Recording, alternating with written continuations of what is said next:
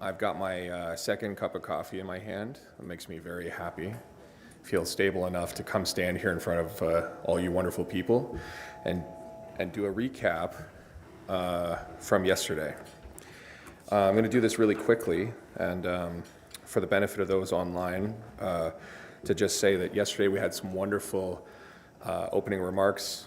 We explored a little bit of the history of urban shaman and some of the pathways that led to us getting here at that time. We had a wonderful presentation of anti-oppression frameworks by Kate McDonald. And, oh, people are clapping, good. Yeah, clap, that's good, yeah. And I will say, I had people at the end of the day coming and saying how they're really happy with the curation of the order of things. But I will say that there wasn't as much a curatorial process as there was a community consensus building between different groups and different community members kind of making offerings and looking at the time and putting things forward. So the fact that some of these pieces in the program line up together so well, that I feel is a really beautiful thing of seeing different groups from across the country just kind of being in very similar places and thinking about things that intersect with each other. So I'm very happy that people thought there was a large amount of curation, because there wasn't. The second piece was creating and running BIPOC Artist-Run Center, and Hassan and Sapphire presented about the formation of their space and the struggles that they've been facing and the bigger discussions of sort of where things are heading for these sort of emerging spaces and the things they're struggling. And I thought that there was a lot of ideas that it provoked and a lot of pathways forward that people kind of were considering, and also a lot of generosity in the idea of like trying to problem solve with each other, which I thought was really great. We then went into a wonderful discussion about accessibility in the arts, and heard from three wonderful perspectives, Alice, Tara, and Corinna, and kind of heard various direct perspectives from members of various arts communities and their intersecting points with them, but also like this awareness of various deaf or mobility issues, like things that I think a lot of artist-run centers are considering about how to make themselves more approachable to different communities. So very valuable in that way. We then went and talked about finding our core dorsality, which I hope I said that correctly today. I can't remember what I said yesterday, but it wasn't that. And Tiffany came and presented. Also, I will say that in this wonderful presentation of sort of all the things that Spill has been doing and led to, a few of us got brought up and sort of centered in things, and I was very honored by the way that I was presented, so thank you again for that. Oh, yeah, there we go. Thumbs up, yeah. And then we finished the day with a tote bag design activity by Lori Beavis, and I got to do a bunch of whip stitching and create a bag. And if anybody is up and about, you can see a whole bunch of ones that people left to dry last night on the tables. There was painting, there was chatting, there was a lot of laughing. And then afterwards, which is outside of the conference, there were whatever else everybody did last night in Winnipeg. I do see a lot of empty seats this morning, so I assume some people had a lot of fun. I was very tired and was in my hotel room by 9 p.m., so I also had a lot of fun, but just not the kind of fun that they went up to last night. So here we are today, October 13th, Friday the 13th. Ooh. I really did think about bringing like a hockey mask and trying to be like scary. And then I thought, people won't know what the hell I'm talking about. Not everyone in this room is going to be a horror movie fan. But my kids would have been like, yeah, do it. Anyway, so that's my recap that leads us to today. Our presentation first today is on nurturing care and friendships in artist-run centers. And Amber Burson and Lawrence Dedu, they have been waiting patiently while I did this recap so that they could kind of get positioned into today's conversation. And I just want to check, are they ready to go? Can I hand the floor over to our people joining virtually?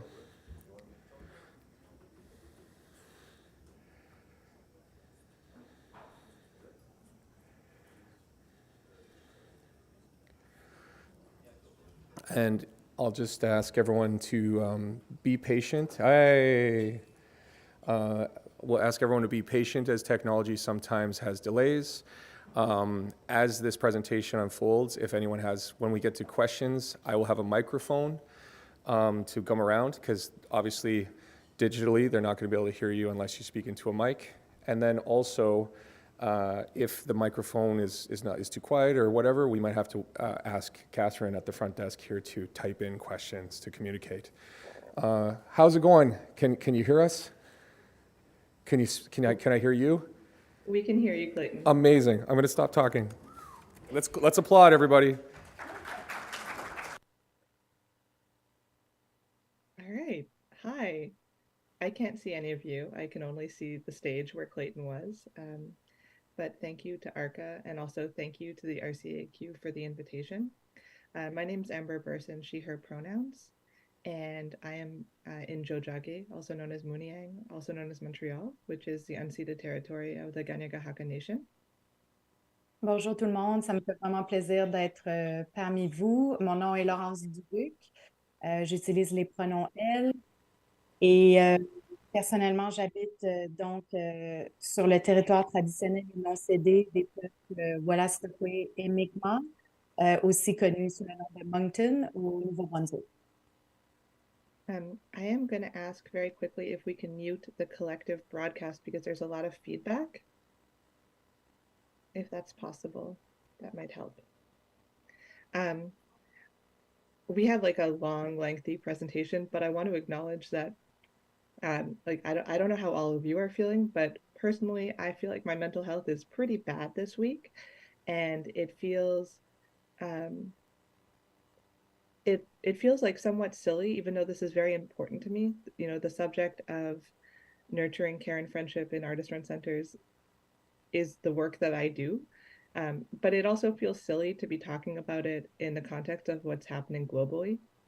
And I just want to put that out there, that I am feeling very mixed about doing this work at this moment, because it's been a heavy week, in a heavy month, in a heavy year, in what is ultimately like a very heavy series of decades. So like I said, I am just going to do the presentation though regardless. We're grateful to be here, and there's like a certain irony because neither of us work in artist-run centers in the traditional sense right now. In the spring of last year, we published a paper in Vie des Arts about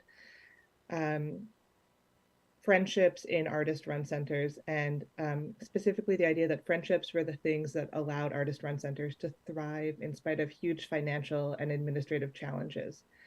And we specifically suggested that if there was discontentment in our milieu, then solidarity and rest were in order. And then the RCAQ, having read that article, invited us to come and give a presentation at their forum in June. Laurence wasn't available, I went. And I was sort of like encouraged to talk less about the rest because it had been the theme from the previous year. And it's true that like we don't need to reproduce the same labor over and over again. But you know, I do think that rest is important. And so what I spoke about after listening to everybody in the room, because I was also there as an author in residence, was that I think we have all the tools in artist-run centers that we need already. We do not need to reinvent the wheel. We do not need to innovate at the level that we're innovating. We have the tools, and we have made certain choices to be here. And these choices, in my opinion, come out of friendship.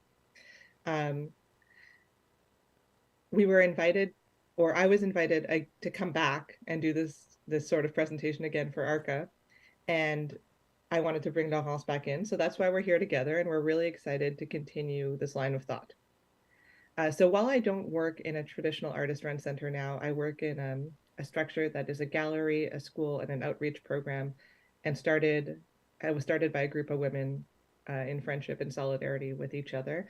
I worked in artist-run centers for a long time. I worked at Articule, I worked at Eastern Bloc, I worked at SBC, and I want to highlight that I was introduced to Articule. It was the first center I got involved with, and it was the one that I most recently worked at, by Michelle Lacombe. I don't know if she's in the room. She's the director of Viva right now and is an artist.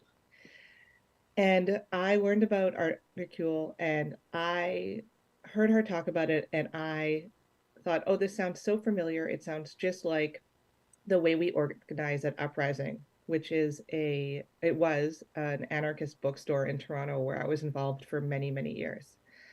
And then in Quebec, we call artist-run centers des centres d'artistes autogérés. And this term was defined by Bastien Gilbert, who had been the director of RCAQ in an article that he wrote later. And he said he chose this word autogestion because he didn't think that centre d'artistes gérés par des artistes was interesting. So he chose autogestion and then like accidentally aligned ourselves with this anarchist history of self-determination.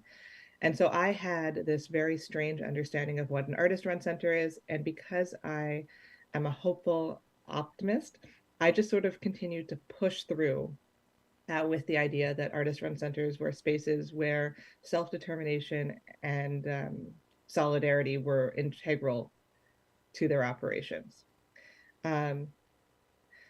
So when people around me, especially during the Harper years, described artist-run centers as these failed utopian projects, these failed models, I remembered that I had seen a space for what I call utopian dreaming as a reason to continue artist-run centers, and saw these spaces as these really hopeful, wonderful projects that were generative and productive.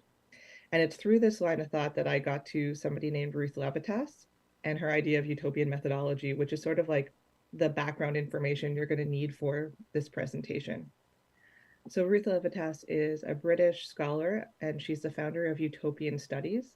And when I say Utopian Studies, I mean it with a little u.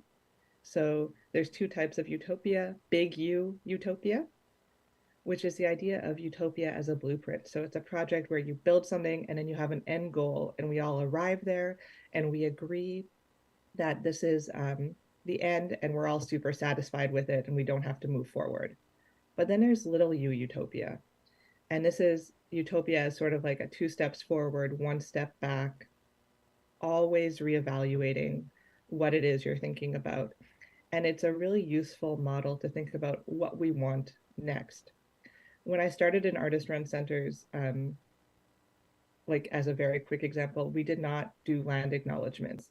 And land acknowledgements now might feel like a somewhat weird and hollow token gesture, but when they started, they were like quite political and valuable. And I think what's great now is that it has pushed people to think, oh, I would like to go beyond just saying where I'm from and what a land acknowledgement is. I want to go even further. And that is what a little u utopia is. It's pushing through. I thought we had done something. We made a land acknowledgement. Now we want to take that further. What could that look like when we take that further? How do we push it beyond what we're currently doing? And recognizing that my idea of what could be done is not the only understanding of what could be done. It takes conversation and communication to build something together, and therefore it needs friendship. So Laurence, I will pass it to you. Merci beaucoup, Amber. C'est toujours un plaisir d'être en conversation avec toi. C'est vraiment un plaisir de se retrouver aussi parmi vous pendant cette conférence de l'ARCA. C'est vraiment très précieux pour Amber et moi en tant que chercheurs d'avoir des opportunités récurrentes, d'échanger, d'avoir une conversation continue avec des thématiques qui sont en lien avec l'amélioration des conditions de travail dans le milieu des centres d'artistes autogérés. Donc, je ne vous vois pas en ce moment, mais je sais que je connais plusieurs personnes dans la salle aujourd'hui. Il y a certaines personnes qui connaissent aussi déjà mes travaux, mais je sais qu'il y a plein de personnes que je ne connais pas, qui ne me connaissent pas, et donc je vais juste donner une mise en contexte de mes travaux parce que ça explique aussi pourquoi on se retrouve donc avec Amber ici avec vous aujourd'hui. Donc, moi, j'ai fait des études dans le champ des relations industrielles, qui est un champ qu'on peut aussi comprendre comme les études du travail. Et puis, j'ai été hyper rapidement interpellée par le travail artistique et donc précaire euh, et ses conditions afférentes comme un objet d'étude dans une perspective qui a toujours été centrée sur ces modes d'amélioration. Comment on fait pour améliorer le travail artistique? Comment on fait pour améliorer le travail culturel? Donc, ma thèse de doctorat a été complétée à l'Université de Montréal et je me suis intéressée donc aux stratégies qui sont développées par les artistes pour améliorer leurs conditions de travail, mais aussi au rôle qui est joué par les centres d'artistes autogérés au niveau du soutien ou du manque de soutien à ces stratégies. Mes recherches s'inscrivent dans un héritage théorique qui est plutôt centré sur l'action, donc ce qui la motive, ce qui la propulse, ce qu'elle entraîne comme effet désiré ou non désiré, comment une action va en informer une autre, etc. Je me suis intéressée, par exemple, au sens que les artistes accordent à la précarité de leur travail, puis à comment est-ce que ces perceptions-là, puis celles qui se rapportent aussi aux rôles qui sont joués par les centres d'artistes autogérés, vont influencer leur désir et leur manière de solliciter les centres d'artistes pour obtenir du soutien. Donc, moi, je crois fermement à la pertinence du rôle puis de la place occupée par les centres d'artistes autogérés au niveau du déploiement des carrières artistiques, mais ça ne m'empêche pas de reconnaître, d'avoir étudié le fait il peut y exister des décalages entre les besoins puis les désirs exprimés par les communautés artistiques et les services ou les ressources qui sont offerts par les centres d'artistes autogérés. Donc, une des idées sur lesquelles j'ai travaillé plus récemment, ça porte précisément sur la manière dont les systèmes d'organisation de la vie artistique au Québec, puis au Canada plus largement, génèrent des processus de professionnalisation que j'ai appelés avec mon collègue Philippe Barré de l'Université de Montréal, des dynamiques de type politico-administrative. Donc, ces dynamiques de professionnalisation-là, qui sont imposées par le haut, sont au cœur même de la manière dont les artistes vont décrire la précarité de leur travail. Et puis, elles peuvent aussi en venir éventuellement à dénaturer le travail artistique, à aliéner les artistes et les travailleurs culturels. Évidemment, je veux absolument pas dire que la professionnalisation au sens large constitue une mauvaise chose, ni du point de vue de la pratique artistique, ni du point de vue de la gestion des organismes culturels. Mais par contre, je crois qu'il est essentiel, utile de se questionner sur la manière dont le contrôle étatique, para-étatique peut s'exercer sur les artistes puis les organismes culturels à but non lucratif. Est-ce que les centres d'artistes autogérés, comme plusieurs artistes me l'ont suggéré au fil de plusieurs années de recherche, sont véritablement devenus des micro-bureaucraties qui reproduisent la même discipline à laquelle ils sont soumis? Moi, je ne crois pas. Je crois et j'espère aujourd'hui que notre conversation avec Amber va être capable de montrer comment, même dans des environnements qui sont hautement institutionnalisés, qui limitent effectivement les capacités d'induire certaines formes de changement, il est quand même toujours possible de dégager des marges de manœuvre d'une manière à repositionner le soin et la communauté au cœur même des centres d'artistes. Thanks, Laurence. So before we continue, I want to say that our conversation, as you've probably noticed by now, is going to be bilingual. Our friendship happens in franglais primarily, and so we are working really hard to divide it English and French, which is not natural for us, but we are doing our best, and we're really grateful for the translators and the interpreters in the room who are working with this unorthodox proposal. So just like a very quick round of applause for them because they're working hard. I can see it.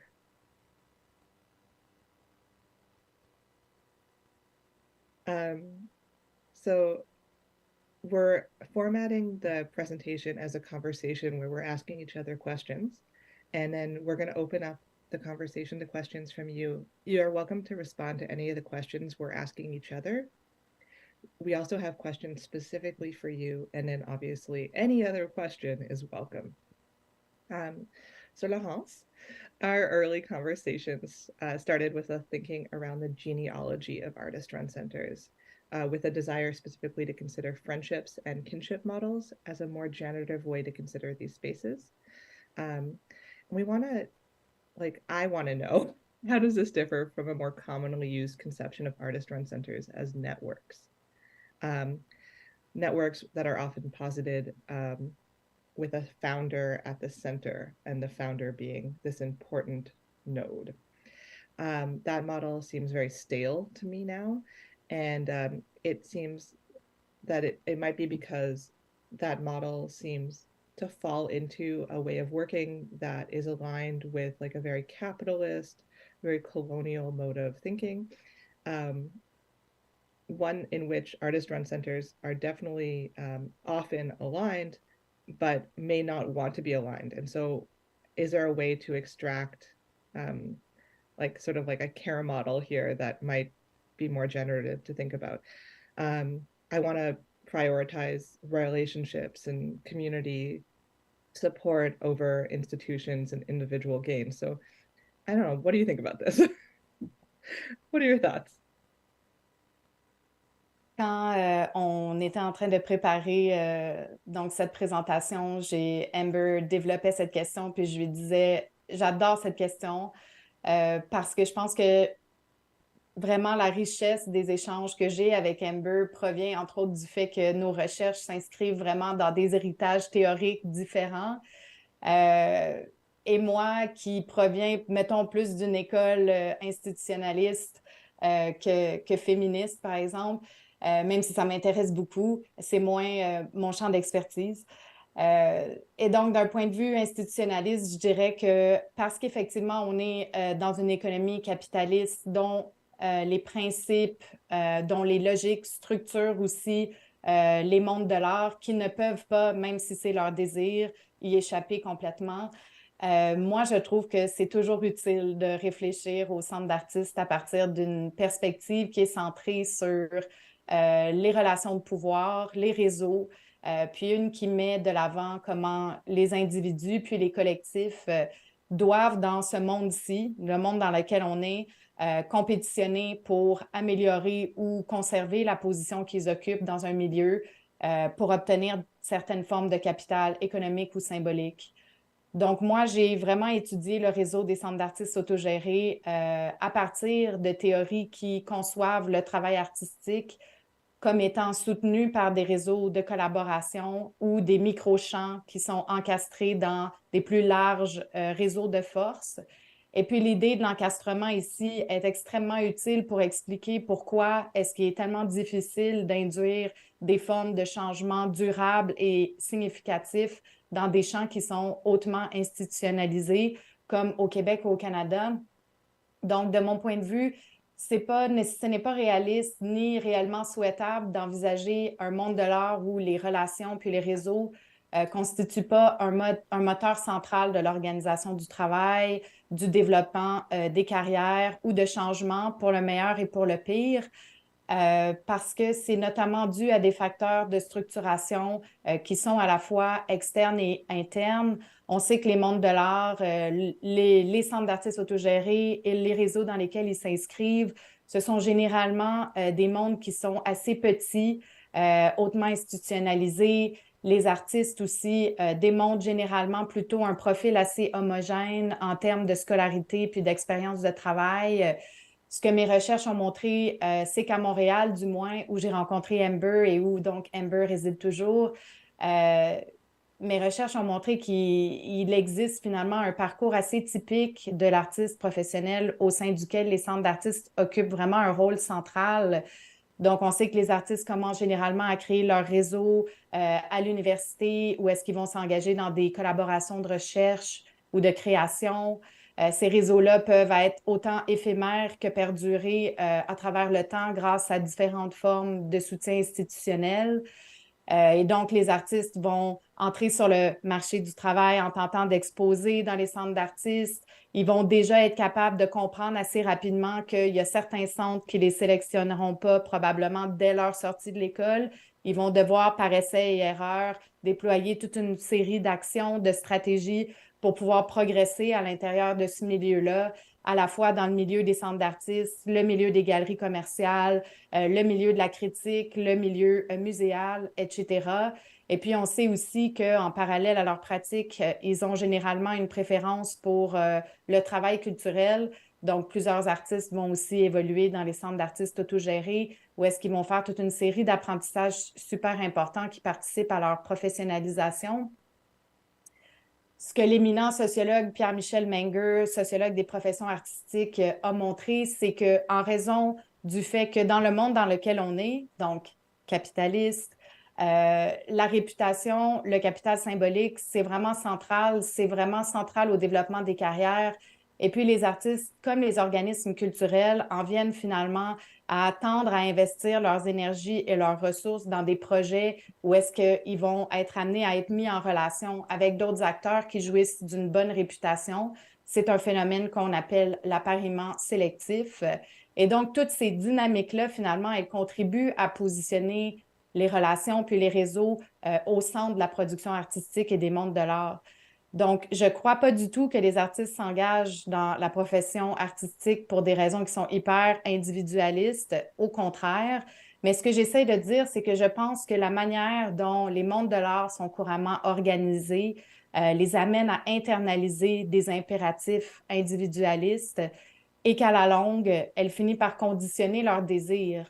Donc, pour moi, la question de savoir s'il est réaliste de rêver à un nouveau modèle qui serait structuré par des principes d'organisation, par exemple, fondés sur le soin, les amitiés, l'aide mutuelle, c'est une question qui est aussi d'ordre philosophique.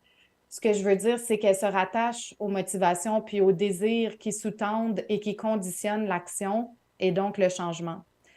Donc, comment est-ce qu'on peut amener les artistes et les travailleurs culturels à désirer quelque chose d'autre que l'amélioration de leur position dans un système qui est autant articulé sur la réputation individuelle, puis qui reproduit à même les politiques culturelles et les institutions? Est-ce que c'est possible? Comment est-ce qu'il faut s'y prendre? Puis est-ce que l'utopie comme méthode, ça peut constituer un bon outil? Oh, Amber. such a good question. So, I mean, I think utopia as method is like a great way of thinking about this because in the method, you start with the current problem and then you do an archaeological dig of the past to understand how you got to the current situation. And this part is the really important part, you educate your desire for what you want to see in the future. So you sort of like imagine what it is that could be different. And what you might realize in doing that is that some of the things from the past actually were great and you'd like to hold on to them. And actually, there's all this other stuff that you want to throw out. And I think, when we get to this bottom question, like what you're getting to at the core of what you're asking, what are people's drives or reasons for choosing art and artist run centers? I want to quote Karen Eileen Spencer and say, and this is something she said during the RCAQ forum, art chose us and we chose art over and over again. So like we've made a conscious decision to stick this out, to stick it out in artist run centers. And I wonder sometimes why I do that because, there's lots of really beautiful moments and sometimes there's really hard ones. And I feel really strongly that it's not just a question of personal recognition or advancement.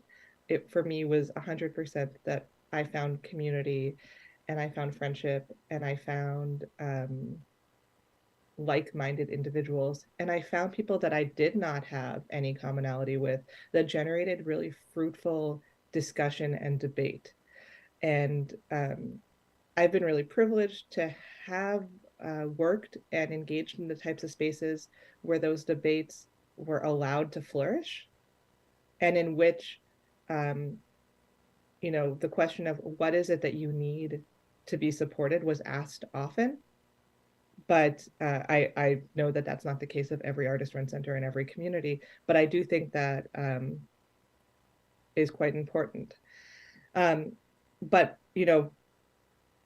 it sort of leads me into the next question, which is around consensus. And so one of the big desires of this conference was to establish consensus in artist-run centers.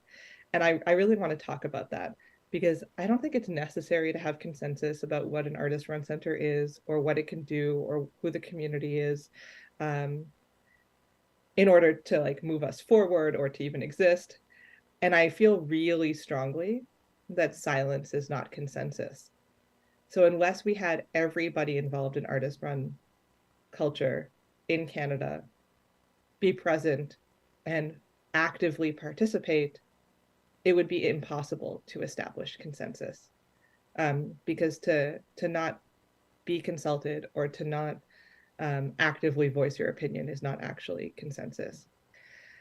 And that the process of speaking to everyone involved in artist-run centers is like daunting beyond belief. It is a project that I have just put a grant forward to try and do, and it's like I know that that's not going to be possible. It's not going to be possible to get that consensus. So I guess with the illusion of consensus sort of off the table, both for me personally and then like more generally, how can we think about care for our immediate community without ignoring the larger artist-run center question and community? And how do we share and make channels for discussion open but not mandatory? And then I guess, Laurence, my big question is, what tools do we need to flourish in both a small and large context? So both in our immediate communities of artist-run centers, but in the larger artist-run center context. La manière dont je vais répondre à cette question-là va vraiment davantage, je dirais, mettre en relief ou élever un peu les voix des artistes avec lesquels j'ai travaillé au courant des dernières années dans mes recherches. Donc, pour moi, l'exploration du terrain de recherche des centres d'artistes autogérés m'a vraiment amené, premièrement, à réaliser à quel point les centres d'artistes autogérés ont en fait souvent une identité organisationnelle qui est extrêmement distincte de celle des autres. Et donc, il y a des centres qui sont reconnus comme étant de nature plus communautaire, plus près peut-être de la communauté des makers. D'autres sont plus intimement liés aux nouveaux mouvements sociaux, donc sont féministes, antiracistes, etc. D'autres qui ont des identités plutôt articulées sur un médium.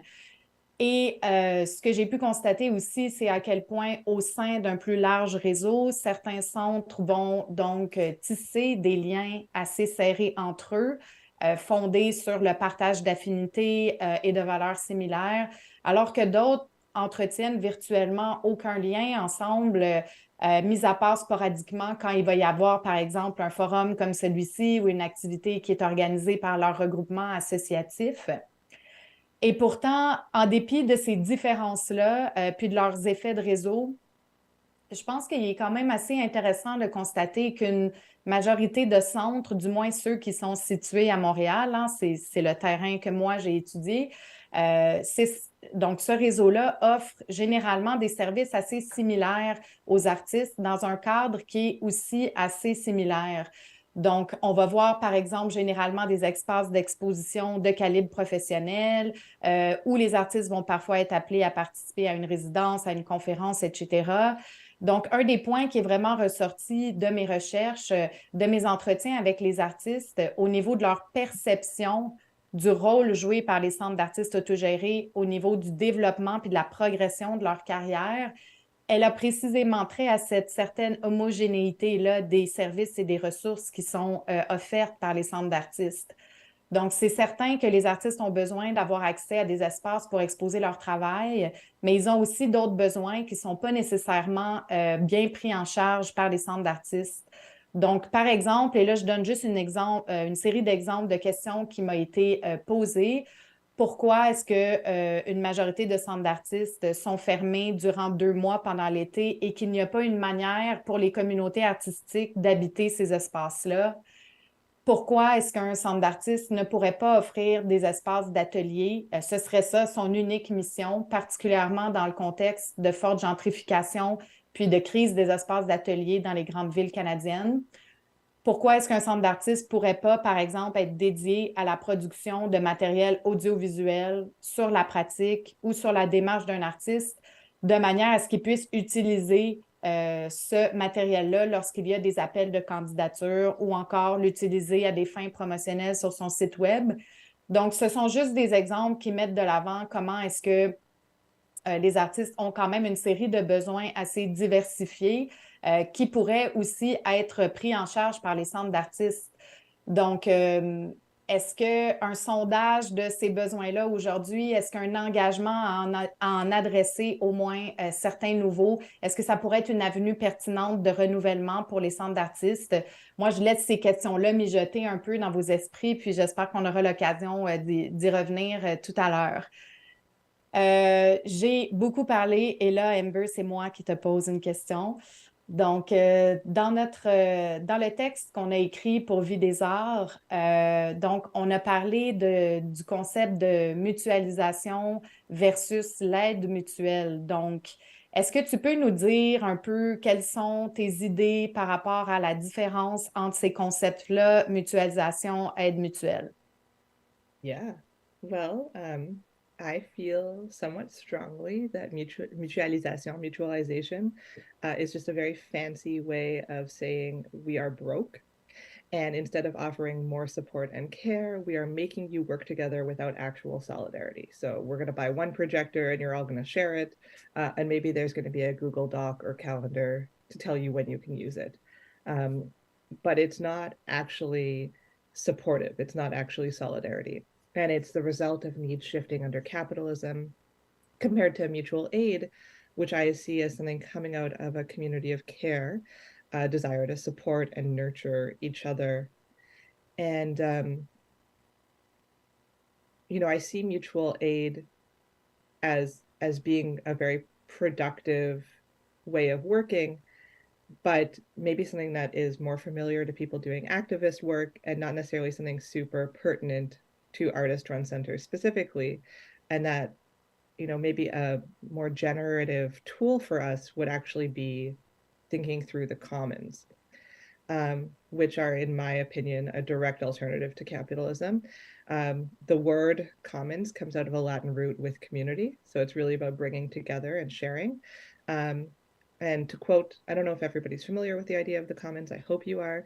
To quote the Digital Library of the Commons, they are a general term for shared resources in which each stakeholder has an equal interest.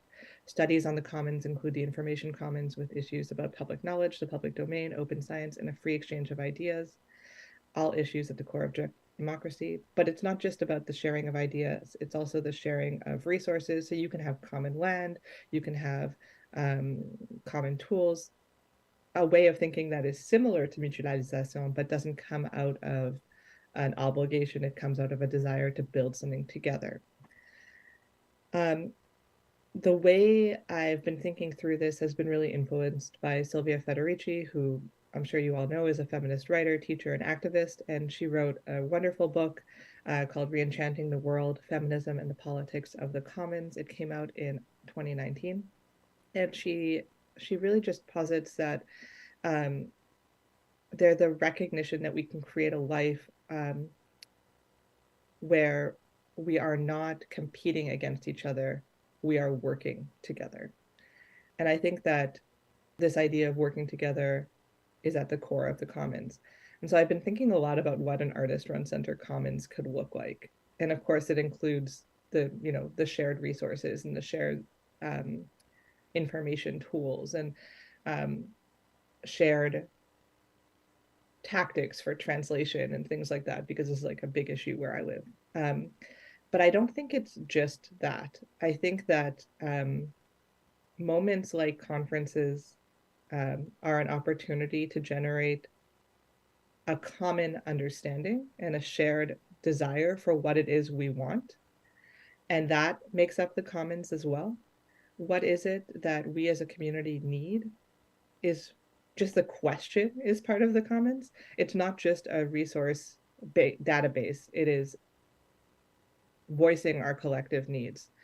And I think that, sort of goes back to the question of innovation. So Laurence, I'm going to come back to you with a question. So I've stated previously, and we've talked a lot about that in our quest to do better, and like be better organizations, which is like, it's a good thing. I do not want to make it sound like it's a bad thing. We do want to do better all the time. We often forget about the things that are going well and the tools that we already have um, that have been helpful. So, in my opinion, urgency, constant innovation, and newness are all capitalist tools that don't serve the community of artist-run centers. Slowness, patience, communication, these are all things that we need more of. And then, to quote the Pirate Care Manifesto, care labor holds the capacity to disobey power and increase our collective freedom. This is why, when it's organized in capitalist and patriarchal and racist ways, it does not work for most living beings. We are in a global crisis of care.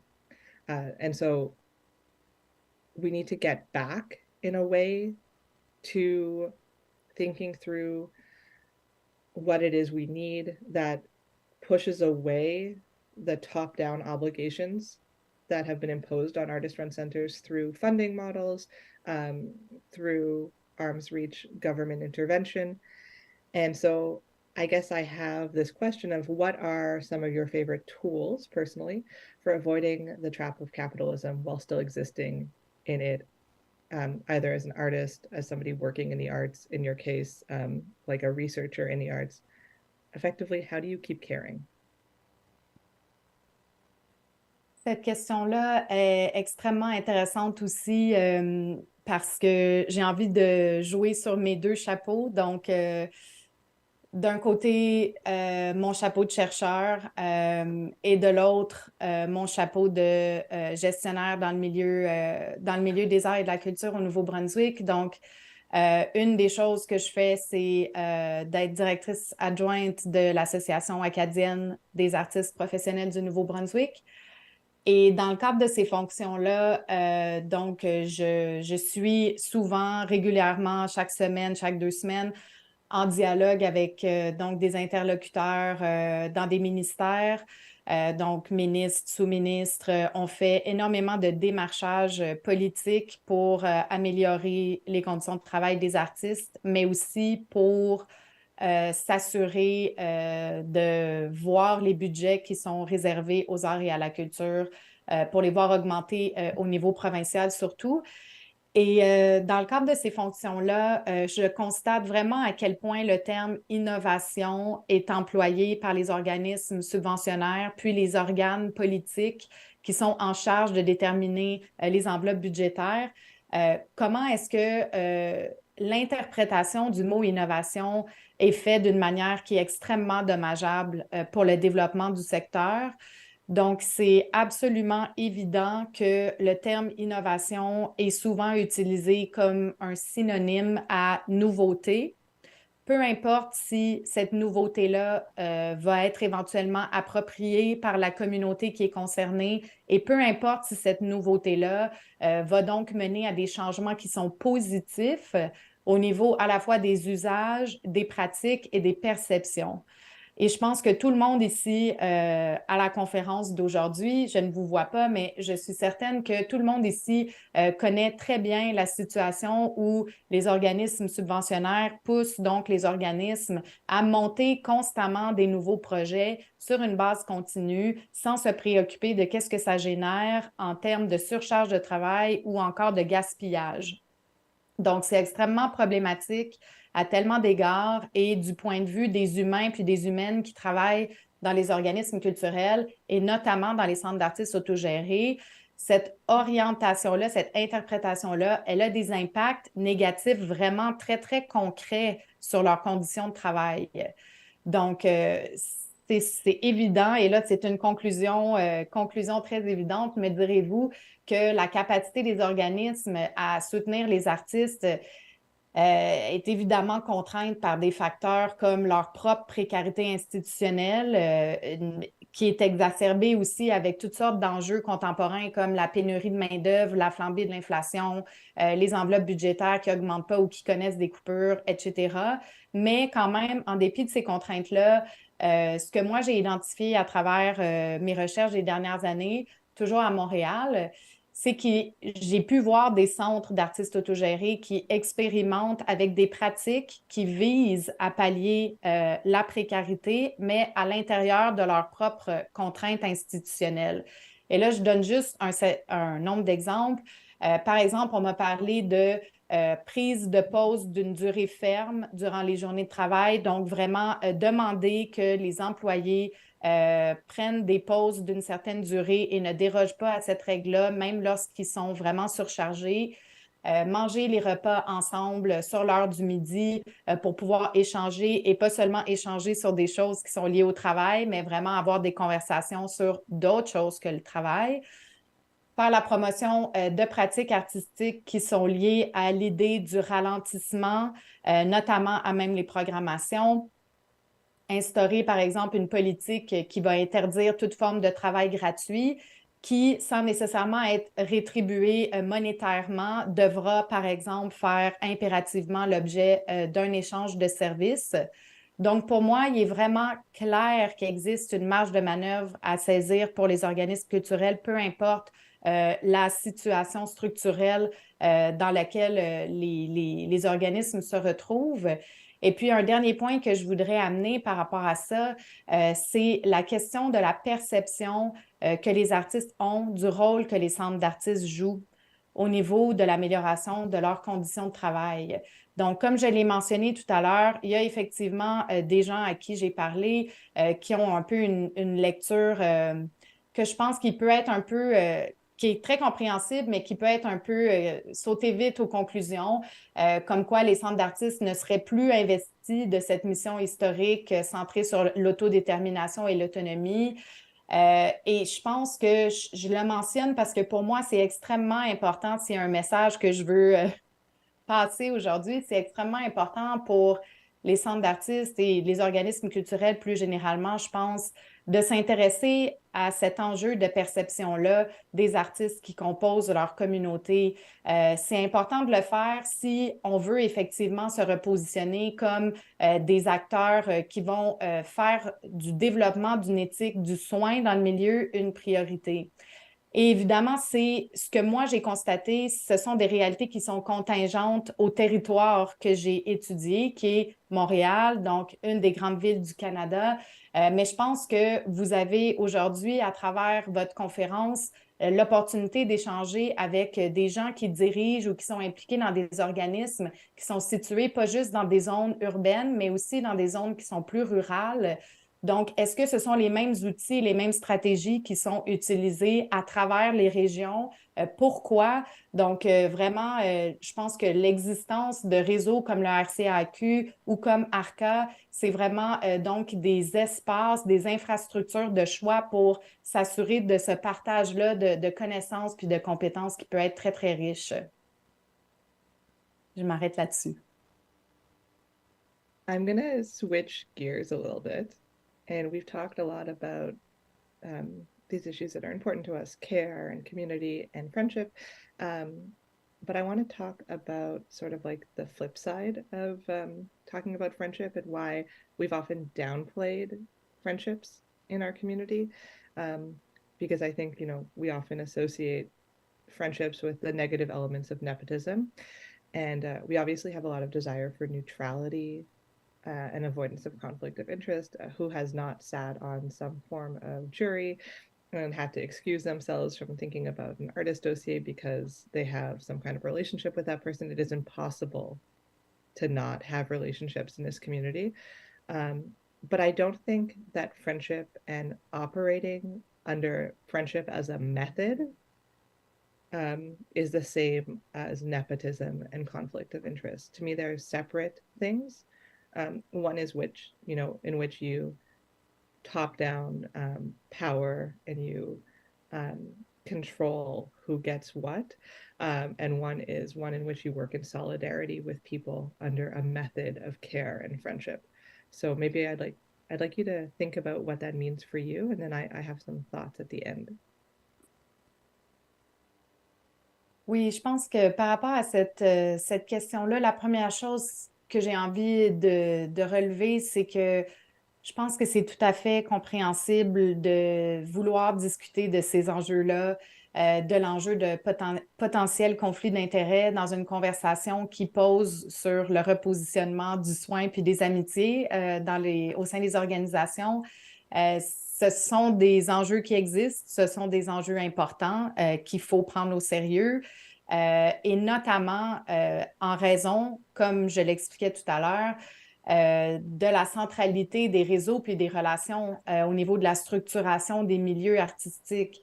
Donc, les réseaux, on le sait, ce sont pas des entités neutres et ils portent effectivement avec eux le risque de reproduire ou de créer des inégalités qui tendent aussi à impacter de manière plus importante les communautés historiquement marginalisées. Donc, dans ce contexte-là, c'est sûr qu'il est extrêmement important de garder un œil sur des facteurs de risque, incluant ceux qui se rattachent au réseau, comme l'homophilie, le fait que les gens ont une tendance naturelle à donc créer des réseaux avec des gens qui leur ressemblent. Et donc, ça vient avec toutes sortes de problèmes en lien avec l'exclusion. Et donc, je pense que en dépit de reconnaître ça, c'est une chose de le reconnaître, c'est une autre chose de faire une association directe et automatique entre la présence d'amitié et de relations avec le népotisme ou les conflits d'intérêts. Je ne crois pas que c'est productif d'effectuer une telle association, une corrélation directe. Je pense qu'il faut être attentif à ça, prendre ces enjeux-là au sérieux, mais je pense qu'en s'engageant intentionnellement dans ce qu'on appelle une éthique de tous les jours ou un everyday ethics, en valorisant la transparence et l'imputabilité, notamment via la mise en place de politiques et de procédures qui sont accessibles, puis surtout en s'assurant d'impliquer aussi les collectifs dans les processus de prise de décision. Je pense que tout ça, ce sont des stratégies qu'on peut mobiliser pour réduire considérablement les risques de voir ces enjeux-là se former, s'enraciner dans les structures et puis créer toutes sortes de dysfonctions. C'est aussi là, pour moi, que le pouvoir du collectif réside. Toi, qu'est-ce que tu en penses? No, I think that's exactly it. I think that, when we go back to this idea of friendship as method, when we when we are excluding people in this model, it's really about prioritizing individual versus collective need. And so thinking through what are the collective needs of the artist run center goes back to this idea of commoning and consensus. So first of all, what are our needs together and what is it that we are trying to build? What are we trying to build as an individual organization? Because all of our needs are not the same, but how are we building a collective model? And do we need to agree as organizations about what that could look like? Do we have to have consensus, or can we have separate ideas of what friendship and care look like in our personal organizations, and then like a overhead understanding of what this could look like? Laurence, we had before we open it to the floor, we also want to just like talk about, it's not so much a question, what is currently happening in artist-run centers, thinking about the funding cycle and our current financial crisis, which I imagine we haven't been with you, but I imagine has been a talking point and sort of like an elephant in this room. So if in the current situation of artist-run centers, we're tired of reinventing methods of survival, of solving problems and finding solutions, and moreover, we increasingly feel that there's sort of, it's not that we are less self-determined, but that we are prevented from making decisions by this larger structure of funding that determines what we can and cannot do when. What can we learn from our past as organizations in order to improve our current reality? So how can we do this utopian methodology to sort of understand the current problem, archaeological dig of the past, educate our desire?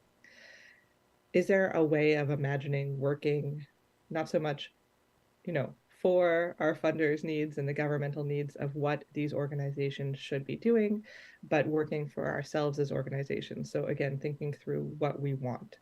And do we actually need to work so hard and so urgently to find solutions? I feel really strongly that, as I said before, we have chosen to be here. We have chosen to work in this milieu.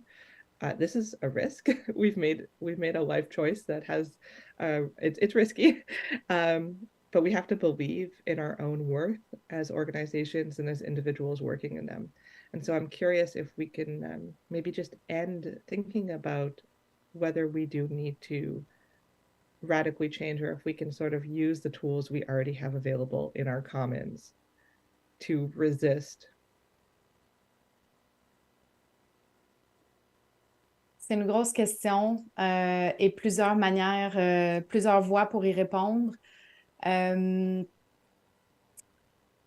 C'est sûr que dans le contexte économique, politique dans lequel on est, dans l'attente de la mise sur pied d'un nouveau projet de société qui serait véritablement engagé dans la redistribution des richesses, la fin des inégalités, la remise des terres volées aux communautés à qui elles appartenaient, la mise à l'arrêt de l'incarcération de masse, etc.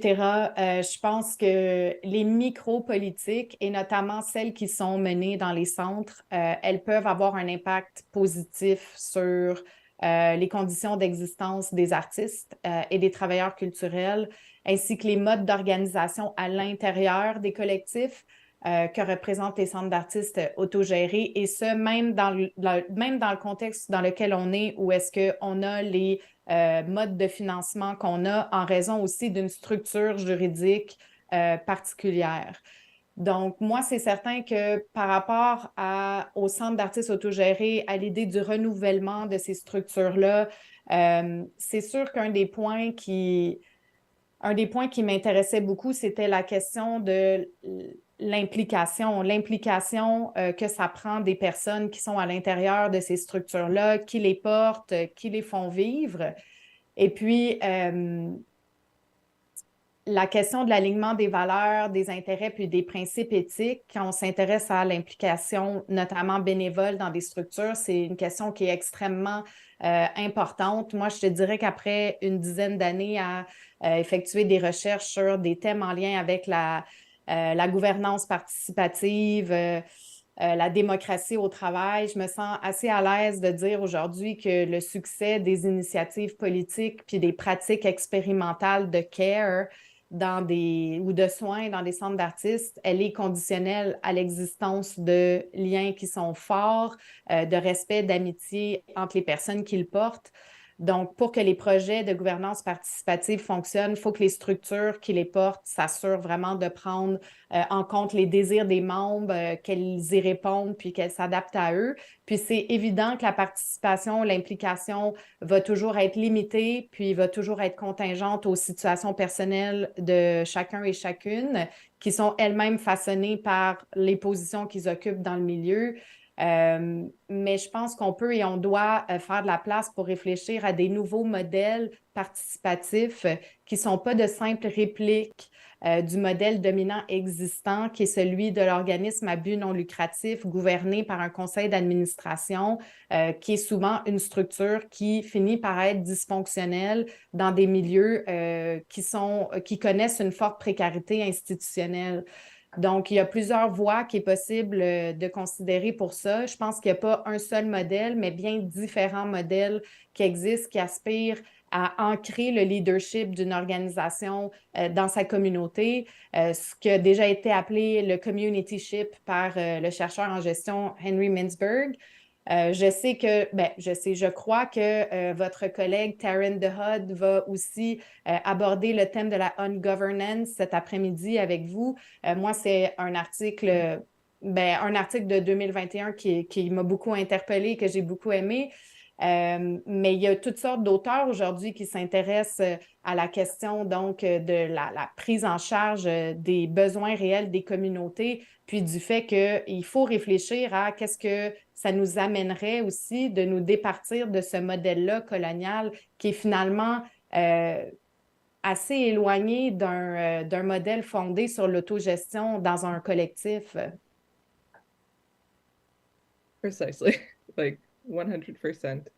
If the current model is one that is more institutionalized and formalized, we understand that it does work. We are still surviving in it. And it does have frustrations and limitations, but we are surviving in it. But that this other model of being in control of what we want to do and have more decision-making power and opportunity for collective decision-making also worked. And it was also generative. And when I've seen it happen in artist-run centers in the last 10 years, it's led to really radical and positive change for the majority of these spaces. And of course, like this problem of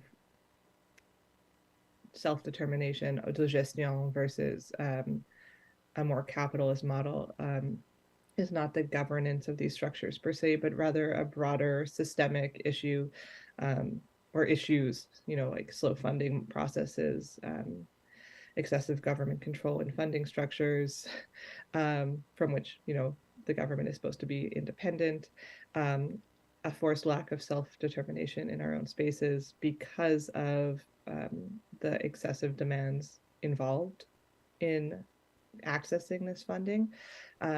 But I think that if we take the time again to listen to what we already know as organizations, we probably have the tools and the solutions to decide together what it is we want. And precarity is 100% intrinsic to the funding model we are beholden to. It is 100% necessary that we as individuals don't get grants 100% of the time. And it is assumed that we will somehow survive. And unfortunately, it's the same for organizations. We are asked to do work as organizations that will not have funding. But that this has been the model that we've been working with for now over 50 years. And the tools that we've used to resist this, in spite of organizations closing because of it, the tools that we've had are still good ones. If we think about protest, experimentation, care, these are tools that we should still be using to survive. And I don't know, I guess with that, maybe we'll open it up, Laurence. We invite you to sort of respond to any of these themes, but we also have some questions, and maybe I'll put them out to you now. And if you have other questions, you can come back to us. So our questions for the audience are, what are the tools that you see as optimal for flourishing artist-run centers? And, maybe adjacent to that, how, if at all, do you imagine an artist-run center commons? And then, Laurence, do you want to pose the other question? Oui. Quels sont les obstacles qui nous limitent et les ressources qui peuvent nous aider à s'engager collectivement dans un nouveau modèle d'organisation?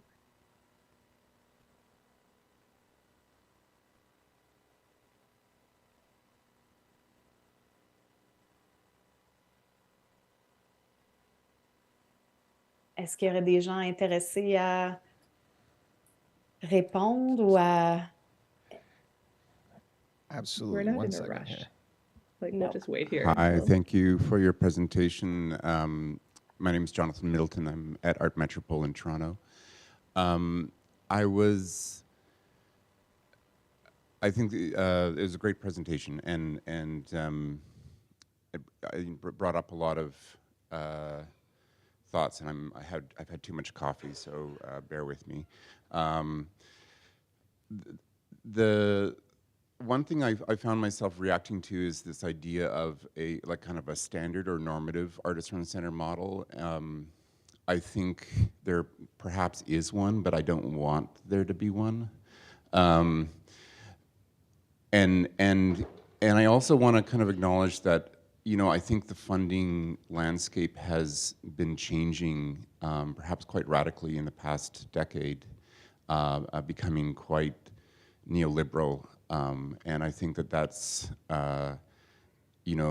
operating under a increasingly sort of capitalist assumption about how artist-run centers operate, but also how they play into a larger cultural ecology of kind of being the kind of impoverished farm teams of the art world. Something that you said early on in your presentation was this idea of the network, and I think you were positioning it sort of in opposition to sort of friendship models. And correct me if I have that wrong. But I kind of wanted to maybe point to sort of a counter interpretation of the network, which is an idea of the network that I think was very influential early in the Artist-Run Center's history, and perhaps was kind of introduced in the Canadian sphere through Robert Filliou's idea of the eternal network, or fait permanente. And that is something that sort of inherently, the sort of incompleteness of the network, not so much a network that is stemming from a founder culture, but one that is actually about the fact that no one can be an authority in this realm, and that we must rely on continual conversations with one another to always be learning and always be changing and always be questioning ourselves. That we cannot be authorities. It's too diverse a realm, and actually that's one that I find is still the reason why I participate in artisan culture is this idea of always learning and always seeing myself as a collaborator and supporter, but also somewhat allowing artists and myself and all people to make unusual choices, things that might be challenging in the status quo. Maybe that's not a question; it's much of a ramble, but I'll maybe leave that there. First of all, can I ask who is speaking so that when I quote you as saying impoverished farm teams of the art world, I know who to quote? Yeah, hi. It's Jonathan Middleton. I'm currently at Art Metropole. Was previously at the Or Gallery and Western Front. Thanks. Thank you, Jonathan.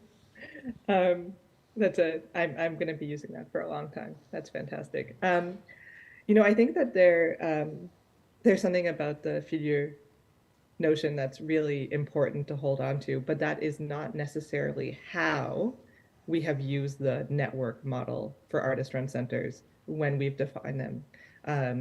When we've defined them informally, when we've defined them formally through our funders, and when we've defined them formally ourselves. So for example, in Institutions by Artists, the publication, that's not how we are looking at artist-run centers necessarily either. We are looking at the network as something that is not fixed, that's for sure, that there's new players that come in and out, but there are players that are more or less important in that. And in consequence, organizations that are ignored. And, sort of like separate from this presentation, but in my research, what I found thinking about feminist artist-run centers, maybe I'll step back and say, I wrote my dissertation on the history of feminist artist-run centers in Canada and the lack of documentation about this. So what we see in the visualization of the network is that there's certain spaces that are historicized and cared for, and then other spaces that are left out of the visualization of the network, not necessarily intentionally, but because they weren't big enough to have the documentation that was required to historicize them in the network, and consequently, they are not therefore part of the network. But that doesn't mean that they were not part of the dialogue of what was happening at that moment. And if we look at it through a lens of friendship and care, we see, for example, a person operating in one artist-run center, maybe not part of the network, maybe a more informal project, their work passing through to another center, that person maybe then passing through to another center, and the lineage of their work, the but not the lineage, but the like essence of what they're doing, passing through the friendships that they make, and creating change within this way of organizing in these structures. And so when I think about the network, I think about this very authoritative top-down understanding of who is part of it, who is not. And while that's not how Figure meant it to be thought through, and it maybe was not how we wanted to think through, it is unfortunately how it has been utilized primarily by researchers of artist-run centers. I don't know if Et that si, resonates at all. si je peux ajouter quelque chose aussi, merci beaucoup, Jonathan, pour la contribution et le commentaire. Je pense qu'en ce qui concerne la distinction aussi qu'on peut faire entre le réseau et l'amitié, ou un modèle centré sur le réseau et un modèle fondé sur l'amitié, les amitiés sont aussi une forme de réseau. Donc, je pense que là où, à l'origine, l'article que Amber et moi avons écrit, donc à l'hiver dernier pour la revue Vie des Arts, on se questionnait sur ce qui différencie en fait ces deux modèles-là. Et je parlais à Amber du fait que dans le courant théorique peut-être dans lequel mes recherches se situent davantage, c'est cette idée d'avoir des mondes de l'art fondés sur ou structurés ou soutenus par des réseaux. Ce sont des réseaux aussi où ce sont des réseaux qui sont contraints. C'est que le réseau même, la collaboration est contrainte. Et donc, le titre de notre article était de la collaboration contrainte vers les cercles d'amitié dans les centres d'artistes autogérés. Et elle est contrainte parce que la production artistique appelle à avoir toutes sortes de ressources, toutes sortes de compétences et toutes sortes de connaissances qui font en sorte qu'elles sont rarement détenues uniquement par la même personne. Et donc, pour que le monde artistique puisse donc se développer, à être à la fois produit, promu, vu, consommé, etc. Donc, ça prend cette collaboration-là qui peut revêtir donc une nature contrainte versus un modèle fondé sur l'amitié où ce qui est repositionné au cœur de ces réseaux-là, c'est pas la contrainte ou l'obligation, mais c'est le désir de s'engager dans une relation réciproque, mutuelle, c'est d'être attentif aux désirs puis aux besoins des autres et donc de changer, si on veut, vraiment la loupe avec laquelle on regarde ces relations-là qui sont autour de nous puis dont on a besoin de toute manière pour évoluer dans ce réseau-là.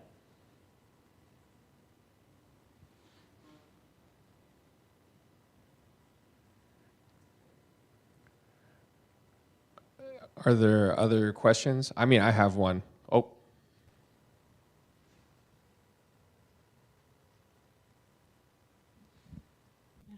Merci beaucoup pour la présentation. Moi, c'est Camille, je suis avec la Maison des artistes. Je reviens comme à une des questions, je pense, Laurence t'avait posé, c'était comme, c'est quoi nos obstacles ou les choses qui nous limitent? Puis j'ai l'impression, pour moi, je pense beaucoup à le temps qui manque, puis peut-être justement le fait qu'on ait des petites équipes. Puis ça, tu sais, aussi, juste de nos budgets, que c'est juste pas possible d'engager plus ou d'engager mieux, de payer mieux aussi les employés. Mais ouais, j'ai l'impression que pour moi, c'est ça, j'ai l'impression qu'on est tellement tout le temps tellement occupé qu'on n'a pas le temps de rêver à ce qu'on veut voir, à la notion d'utopie, Amber, que tu parlais, que je pense qui est super importante, tu sais, de s'asseoir puis de vraiment comme rêver à ce qu'on veut voir, ce qui fonctionne pas, mais de vraiment même juste se questionner sur c'est quoi d'autres façons de faire, tu sais. Puis c'est ça, je pense, je sais pas si j'ai une question, mais je me demande comme est-ce qu'il y a des façons de... J'ai l'impression qu'il y a un moment comme maintenant où on est toutes et tous ensemble pour... serait un moment pour faire ça, pour se parler, pour avoir des discussions, tu sais, peut-être en plus petits groupes, pour vraiment échanger, pas juste dans une présentation qui est donnée, puis ça finit, puis on move on. Puis c'est pour ça que j'apprécie aussi la période de questions qui était plus longue. Mais j'ai l'impression, encore une fois, c'est un manque de temps. Il faudrait qu'on soit ici une semaine, 2 semaines, plus longtemps, pour parler, puis vraiment avoir ces échanges-là qui soient significatifs pour bâtir des liens, puis développer des amitiés, puis entretenir les amitiés qu'on a déjà. Ouais, fait que je sais pas si j'ai une question, mais ouais, pour moi, j'ai l'impression que ça, c'est un gros enjeu qu'on vit, le manque de temps, puis qui est vraiment lié, je pense, aux conditions de travail aussi des travailleuses, travailleurs culturels, puis des artistes aussi, tu sais. Je reviens aussi à ce que vous mentionniez par rapport à les modèles de gouvernance avec le CA, que c'est du travail qui est non rémunéré, que je pense que ça aussi, pour moi, c'est un gros enjeu. C'est comme si les gens qu'on voudrait qu'ils soient impliqués, les gens qui care vraiment, n'ont pas le temps, ou ont d'autres projets, ont une pratique, ont un travail, puis on demande du travail bénévole pour ça. Puis je ne sais pas s'il y a d'autres façons de faire pour ça aussi. Peut-être qu'on peut... ouais. Merci. J'ai pas... Do you want to start? Je vais or les can I répondre. start? Ouais. Merci. Oui, je peux y aller. Merci beaucoup, Camille, pour ton intervention. C'est sûr que, étant quelqu'un qui passe mon temps à étudier les conditions de travail dans le milieu artistique culturel, je partage tes préoccupations. C'est certain que la question des conditions de travail est vraiment centrale ici. La question du temps qui manque, c'est aussi quelque chose qui était définitivement au cœur de notre proposition originale à Amber et moi quand on a écrit notre article, de mettre de l'avant que ces moments de pause-là, pour premièrement être capable de se reposer, se remettre de qu'est-ce qui se passe, donc l'accumulation de choses, l'accumulation des choses qu'on a vécues, mais aussi pour avoir assez d'espace mental pour commencer à avoir une conversation collective, puis avoir des nouvelles idées. Quand on est, je pense que tout le monde sait très bien ça, quand on est complètement brûlé, d'avoir plein de nouvelles idées et plein de nouvelles bonnes idées, c'est pas nécessairement toujours très compatible. Moi, j'ai envie de mettre de l'avant une chose que j'avais trouvée extrêmement intéressante lors du... j'ai envie de dire que c'était... J'essaie de penser... Peut-être pas le dernier forum du RCAQ, mais celui donc de l'année précédente où on avait... Je sais qu'une des pistes de solution qui avait été mise de l'avant, c'était d'explorer la possibilité de présenter moins d'activités dans les centres collectivement pour avoir plus de temps pour pouvoir respirer mieux et pouvoir mieux faire les choses parce qu'on a justement plus d'espace. Et je ne sais pas si cette avenue-là a été explorée par les centres d'artistes au Québec. Je ne sais pas si peut-être Catherine, qui est là aujourd'hui, pourrait nous donner peut-être un aperçu de comment est-ce que cette idée-là a fleuri depuis qu'elle a été formulée, mais j'avais trouvé ça plutôt intéressant de voir qu'on commençait à avoir comme cette idée du repos commençait à percoler dans un réseau, donc un réseau de centres et pas juste des centres individuellement. Amber, est-ce que tu veux rebondir? But only speaking English, committing to one language for the translators. Sorry.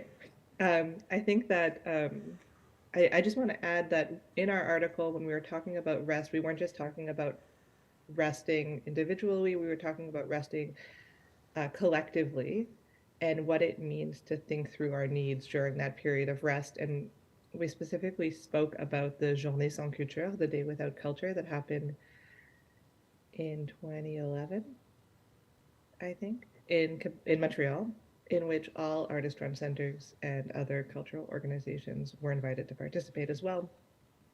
Took a day to organize sort of like conferences. So you showed up, you said, this is what I want to talk about. Do other people want to talk about it with me?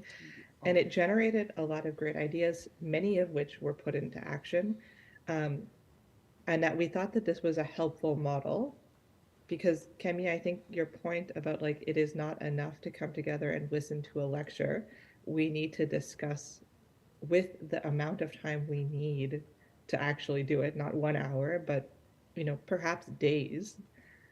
What is it that we need in order to flourish? What is it that we need in order to continue choosing working in this milieu? Because we chose this. We know that the conditions are bad. They're honestly not much better than when I started in artist-run centers a lot more than a decade ago. And they were bad then, they were not good. But every day I get up and I choose to work in this milieu.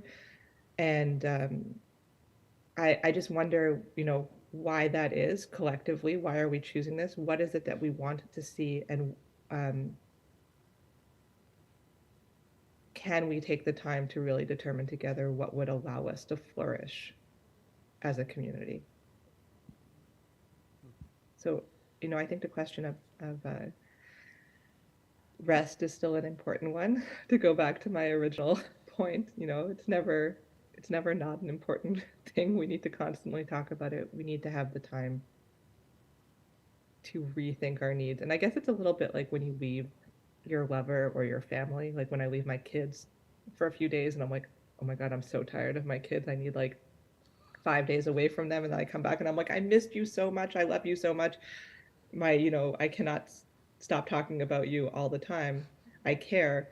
It's what we need to do as organizations. We need to walk away from our lovers and our families for a bit. We need to walk away from our organizations a bit and come back, rested to talk about it. And then when we come back rested and ready to talk about it, we need to sit down and really take the time to imagine what it is we need and what we want and why we're here. Can I pick it up there where you left it? Both Laurence and Amber, hi. So different things, but slowing down, that was actually one of the main themes that we explored 2 years ago during our meeting. Slowing down, how to imagine like growth differently. So that was the kind of the subtitle. And since then, I think what it created is like a collective, the elephant was named in the room. So I think that desire to slow down was collectively shared. And I think that some centers actually did explore some avenues, and it's a slow process though, because the pressure is so strong, like to perform, and that is just not so easy to, get rid of. But I know that some centers were starting to put in their strategic planning the slowing down. So that's an objective, that's a goal, and how can we make our ways to achieve that goal? So that was one thing that I noticed that I thought it was interesting. Another thing was the idea of mentoring also, and to have like when you talked earlier about network and friendship, so not necessarily just within the center, the organization, but also like across organizations. So a center in Quebec took it on to mentor an emerging center of Indigenous artists in Winnipeg, in Quebec. And so I was kind of curious also to explore a little bit that model, and I'm kind of thinking of Mawa because you're so like I'm a fan of your model, but anyway, maybe if you want, you can maybe talk a bit about that. But the third thing also that I was thinking about, and that was not so much like discussed, was to put in question the model of non-for-profit. And that came out a bit earlier also today, yesterday, when we think about, okay, we function with boards and there is this like OBNL model, and we don't really, I didn't hear it questioned that much. So Laurence, when you talked about how can we imagine different models, and you maybe if you have identified, how can that look like? Are we talking about co-ops? Because when I hear, oh, we need new models, then I hear also like this neoliberal claim, like be innovative and create new things and go entrepreneurial. You know, that's the road to take now. And so I was curious about specifically, Laurence, à quoi tu pensais ou qu'est-ce que tu as observé autour de toi? So I don't know if I want to go to Shauna maybe about the mentoring or just ask Laurence maybe to elaborate a little bit more on that idea of the new model. Merci. Could we do both? I think we have time to do both. Go for it. Laurence, maybe you start and then Shannon. OK. If I have time. Oui, super. Ben, premièrement, merci Catherine pour cette intervention vraiment généreuse, pour nous avoir donné toutes sortes d'exemples de comment est-ce que cette idée du ralentissement est appropriée par différents centres. J'apprécie vraiment d'avoir d'avoir accès à ces informations de suivi sur comment est-ce que c'est vraiment approprié par les structures. Concernant la question des modèles organisationnels, j'entends tout à fait que ça pourrait laisser entendre qu'il y a je veux pas dire un risque parce que c'est pas ça, mais je peux comprendre que quand je parle d'adopter un nouveau modèle qui serait pas le modèle de la structure à but non lucratif, il pourrait y avoir un risque de glissement vers justement une internalisation de principes ou d'une logique néolibérale centrée sur l'innovation, justement, là. Je pense que pour moi, j'entrevois plutôt cette question-là comme est-ce qu'il n'y aurait pas un moyen d'expérimenter en termes de potentielle désinstitutionnalisation des structures, si c'est ce qui est souhaité. Parce que je pense que je reviens encore une fois à la question du désir des collectifs, comme qu'est-ce que les collectifs désirent en fait? Est-ce qu'ils désirent avoir justement, se départir d'un modèle classique, traditionnel d'organisme à but non lucratif, puis d'expérimenter avec un modèle qui est plus agile, donc il y a moins de contraintes qui viennent avec cette structure juridique-là. Et j'avais en tête justement l'exemple que Taryn DeHutt décrit par rapport à sa structure et son collectif, je crois, à Saskatoon, si je ne me trompe pas. Donc ça, c'est un modèle que je connais pas en détail, mais qui me paraît quand même intéressant, qui, à ma connaissance, conserve tout de même une structure avec un conseil d'administration, mais où il y a, par exemple, des honoraires qui sont offerts à ces gens-là qui siègent sur différents comités. Donc, je pense que ce serait définitivement une personne qui pourrait en parler en plus de détails que moi. Je pense que dans la dernière année et demie de mon travail de recherche, c'est surtout fait avec l'Organisme national de services aux arts Mass Culture, que peut-être certains d'entre vous connaissez. Et puis, donc, Mass Culture, c'est vraiment une organisation qui, depuis le début, aspire à devenir un réseau plus qu'un organisme comme statique, centralisé, mais un réseau qui est quand même assez autogéré à travers différents groupes de travail à l'intérieur de cette structure-là qui disposent d'une autonomie quand même importante pour prendre des décisions. Et à l'intérieur de cette structure-là de gouvernance, donc, mis à part un des groupes qui agit vraiment véritablement comme le Board of Directors, donc ces personnes-là ne peuvent pas être rémunérées pour leur travail, mais il n'y a pas de règle, en fait, qui empêche un organisme de rémunérer des gens qui participent à des comités de travail ou des groupes de travail au sein d'une structure de gouvernance.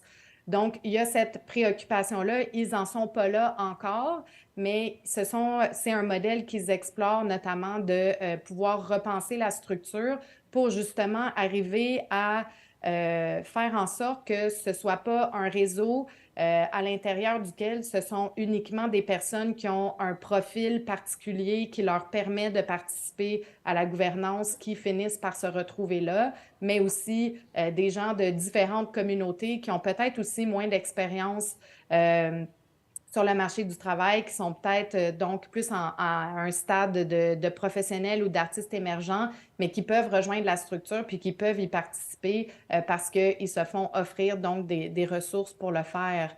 Donc ça, c'est certainement des modèles intéressants, je pense, qu'on peut étudier davantage puis explorer.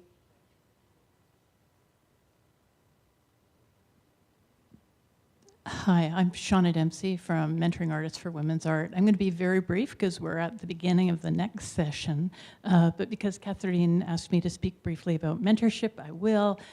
Mentorship is a very invested relationship. Like, it requires a commitment on behalf of the mentor and the mentee, and that requires time. At MAUA, we believe that mentors should be paid. Fortunately, in the capitalist model and productivity, it is relatively easy to access funding for mentorship, but all of us are very at or above capacity when it comes to time. So in terms of inter-organizational mentorship, what I really appreciate is when organizations reach out to each other with a very specific need. It's like, oh, I can help you with that. As opposed to a more global approach to mentorship. If anybody wants mentorship resources, MAUA has all of our mentorship resources on our art education website, which is arted.ca. It's fully bilingual, so it's available in both English and French, and it has lots of tips for having a productive mentorship.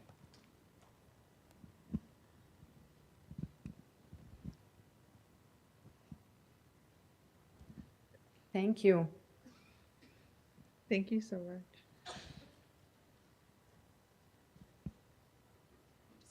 Well, maybe with that, we'll tie it up.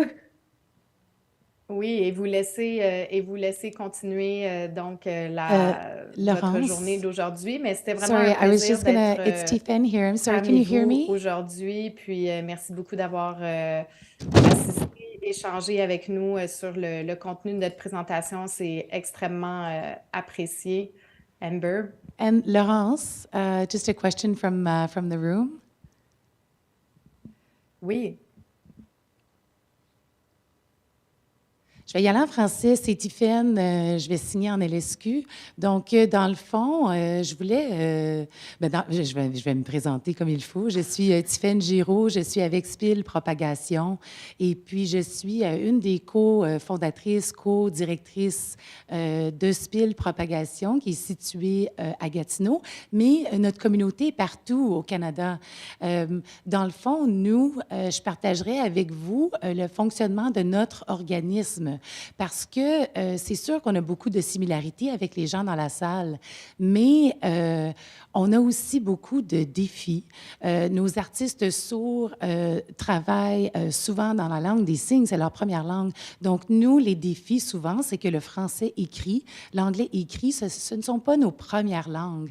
Donc, il y a aussi l'engagement des interprètes en langue de signes. Souvent, les défis, c'est d'être obligé de planifier ça beaucoup à l'avance. C'est souvent, pour les artistes sourds, un défi puis un travail qui est dédoublé. Parce que non seulement, si on pense à l'écriture de nos subventions, on doit penser aussi à l'accessibilité. Juste l'écriture de la subvention, des fois, est un défi. Des fois, c'est de demander les services d'interprétation. Et puis, si vous connaissez le terme « crip time », c'est quelque chose. Je ne sais pas s'il y a des gens dans la salle, if anybody is aware of that concept of crip time. I see some head nods. Mais c'est très important.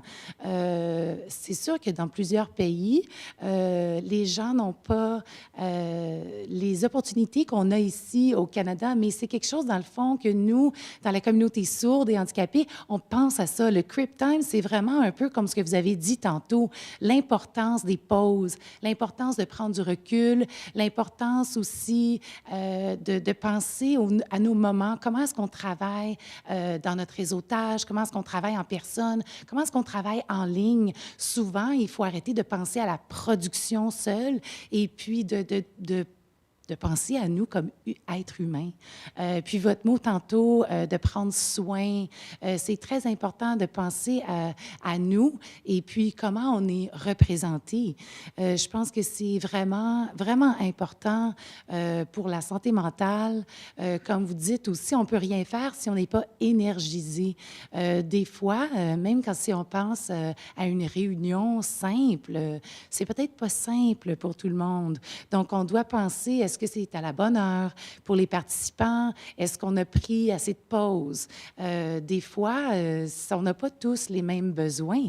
Donc, pour nous, dans notre communauté, on pense beaucoup aux pauses, mais on pense beaucoup aux besoins de tous et chacun et du crip time. Je vous encourage de regarder ça si vous ne connaissez pas le terme, mais de vraiment être capable de s'analyser puis de savoir qu'est-ce que j'ai besoin, qu'est-ce que l'autre a besoin. Et puis, c'est important de le documenter, puis je pense que c'est correct de le demander aussi, parce qu'on n'est pas des machines. De communiquer, c'est pas aussi facile que ça en a l'air.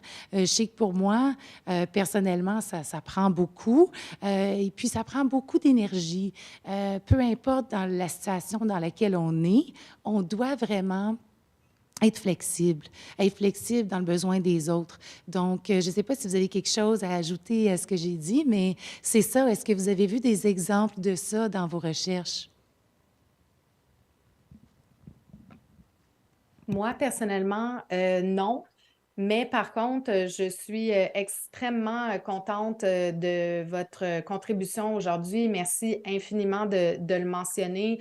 Puis, pour moi, cette intervention-là qu'on vient d'avoir est juste un autre exemple de à quel point ces opportunités-là de rencontres aujourd'hui pour échanger parmi des gens qui ont des expériences très différentes avec des communautés, avec des organismes différents, avec des réalités différentes, comme c'est toute la richesse aussi de pouvoir échanger. C'est quoi vos outils? C'est quoi vos pratiques? Qu'est-ce qui a du sens pour vous et pourquoi? Puis comment est-ce que ça peut inspirer d'autres personnes qui n'ont pas nécessairement les mêmes réalités exactes, mais qui partagent quand même au quotidien des enjeux qui sont similaires au sein des structures artistiques. Donc, merci infiniment. J'ai pris des notes pour le Crip Time. J'ai noté votre organisme aussi. Puis, c'est certain que je vais aller regarder tout ça.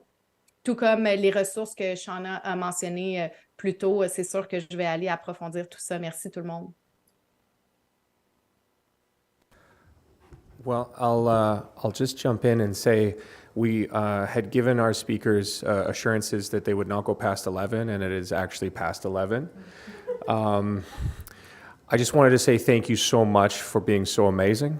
This has been a very engaging conversation. Can we all give them a round of applause, please? I have so many questions myself, and I'm sure there's many people in the room that also have additional questions. One thing I might leave you with is, are you open to people reaching out, and can ARCA maybe talk to you after about how that can happen? Yes? Mm-hmm. Okay. Absolutely. All right, so ARCA will be exploring how to make sure that you all can get information to connect and either contribute to the research or learn from it or gain from it or disseminate it, however that looks. But I just want to say thank you so much for joining us virtually today. And I want to say thank you to all the technicians, the interpreters, the translators, the camera people, all the people that have been running around making this work today. It has been amazing watching how professional you all are in real time. So thank you for that. Merci infiniment tout le monde. Thank you for having us. So our next presentation is speed dating. I think, Eddie, I'm okay with it spilling over into lunch a little bit. Can we give everyone like a 5-minute washroom break first? 15. I love Janelle. Thank you so much. So we will be back in 15 minutes for Mark's presentation. Thank you.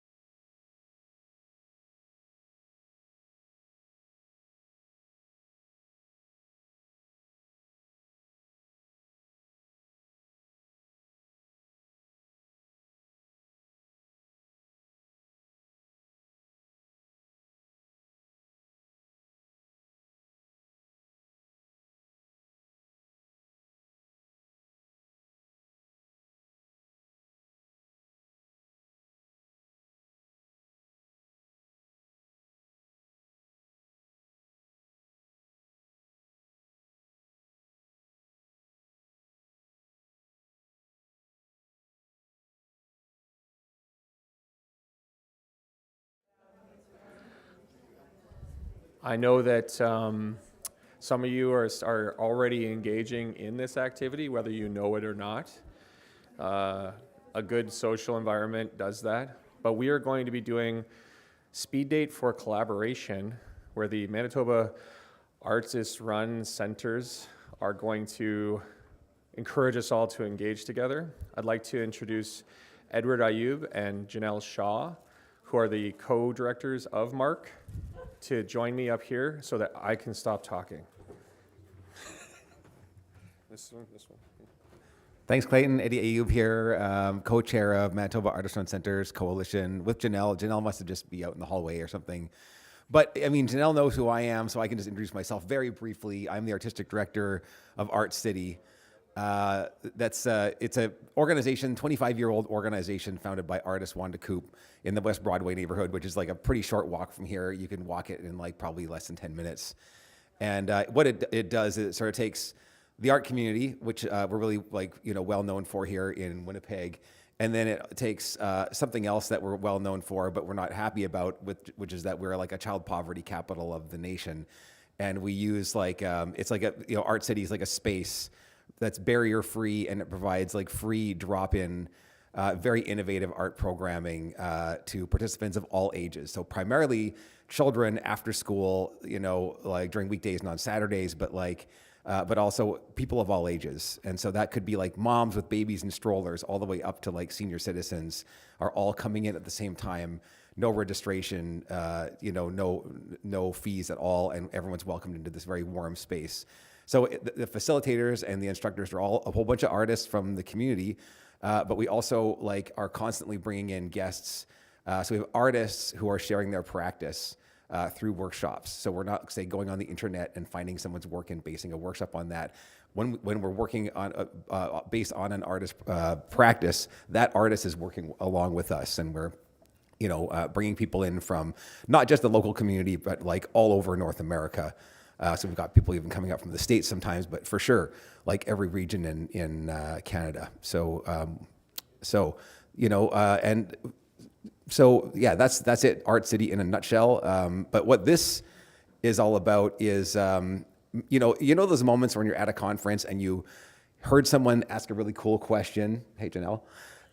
Or you think that they're wearing something really cool or whatever, and for whatever reason, you wish that you had more time with that person or are very intrigued, but you just didn't have the moment and you maybe didn't connect, and it really would have been awesome if you did.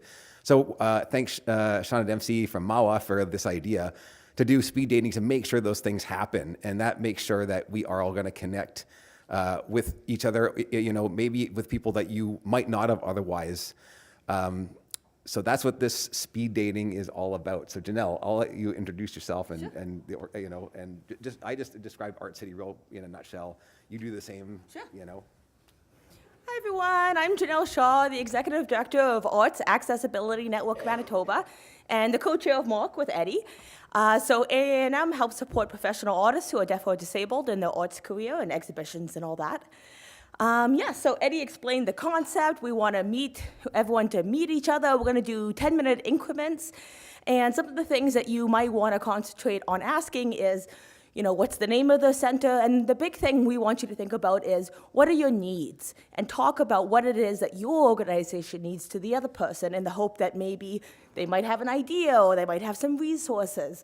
Just kind of explore and keep that in the back of your mind. What are your organization's needs? So we should explain the buttons. We have color-coded buttons to differentiate the different regions. So that way you can look around and find someone from a whole different region, and that Janelle, what do the colors mean again? I got it here. 1 second. Okay. So Atlantic is blue. Quebec is green. Ontario is orange, Prairies is yellow, and BC is purple. You might also see a couple Atlantic people with a green button that says blue. We didn't make as many Atlantic as we wanted to. So that's the buttons. Right, or you maybe are from a certain province, but you operate in a different region, so you might have 2 buttons on. Whatever, just, what we are hoping for is that over the next little while before lunch, we all get to interact with each other. And if you're an individual artist, express what you're looking for in your practice if you're not representing a organization, okay? All right, so is that good? Is any questions before we begin? Yeah, Clayton. One thing I'll say is just doing formalized networking. If you aren't driven to be like, oh, I really want to go talk to someone, or they look busy and you didn't get a chance to, look around for who isn't busy and be open to the idea of like meeting someone you have no idea who they are, because that's really helpful to the entire process to just go to whoever's sitting off to the side alone and isn't being swarmed by people, because that'll help too. And you'll be surprised at how beneficial that'll be, is to meet somebody you didn't know. And if everybody has partners, we're also open to meet with people. So don't leave us out. All right, so Okay, how all right. are we counting time? Should we just wait? I think every 10 minutes, and then Clayton will come on and just say, okay, wrap it up. Time to pick someone new. And let's try to move around the space if you can. If everybody could get up and try to find someone with another button, we'll have 10 minutes to do some talking. So get to meet people. Are you doing the timing? Beautiful. He's got the timer. Great. Okay.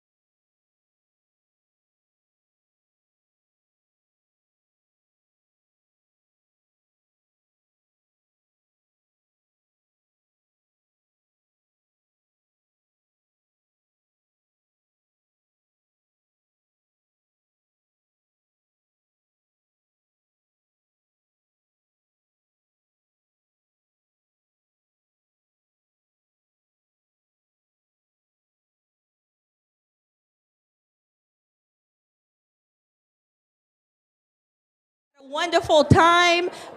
Feel free to continue talking, or lunch is available in the back. Thanks, everybody.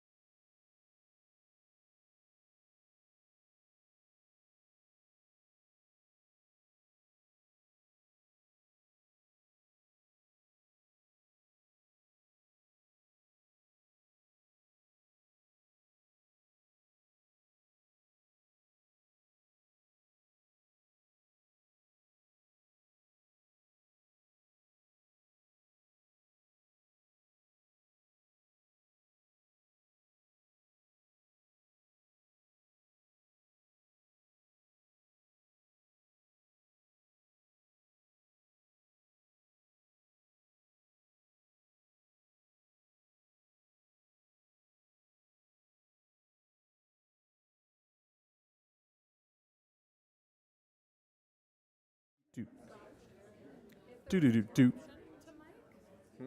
Well, you could put the laptop right here, and then you could just have this, or I could let you. Yeah.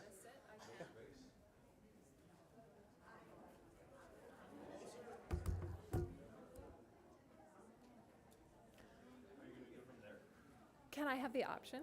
Is that okay? Okay. And that's. I might come and sit here after. Okay. Yeah. So this, it's off. Okay. On. I just leave it off just so that it's No ready to go. feedback. I mean, Oh yeah, I is it can introduce you, is or it easier for you to be up here? Absolutely. No, Okay. we can do it on the floor. We're just getting. I could also let you introduce yourselves if you want. It's up to you. Whatever is good for you is good for me. No, I'm fine. Just like, I mean, you seem kind of ready to go, so Okay. I can just kind of just wave at everybody and be like, Okay.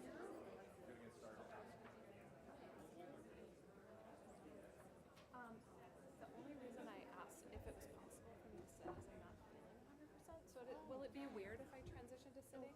Okay. Move where you have to move, and yeah, we'll move with you. Okay. Sure. Thank you. Sorry to do that.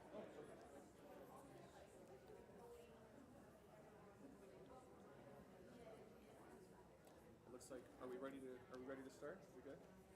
Yeah? Do you want me to get their attention, or do you want to? Can you? Hey, everybody. Hey, everybody. We're about to get started. How's everybody feeling after lunch? Good? Yeah? No, come on, that wasn't good enough. Come on. How's everybody feeling after lunch? Yay, oh my gosh. Feigned enthusiasm. I love it. Thank you so much. I appreciate the love. I'm going to hand the mic over. Hi, everybody. Just waiting for my friend Jordan here. Hi, Jordan.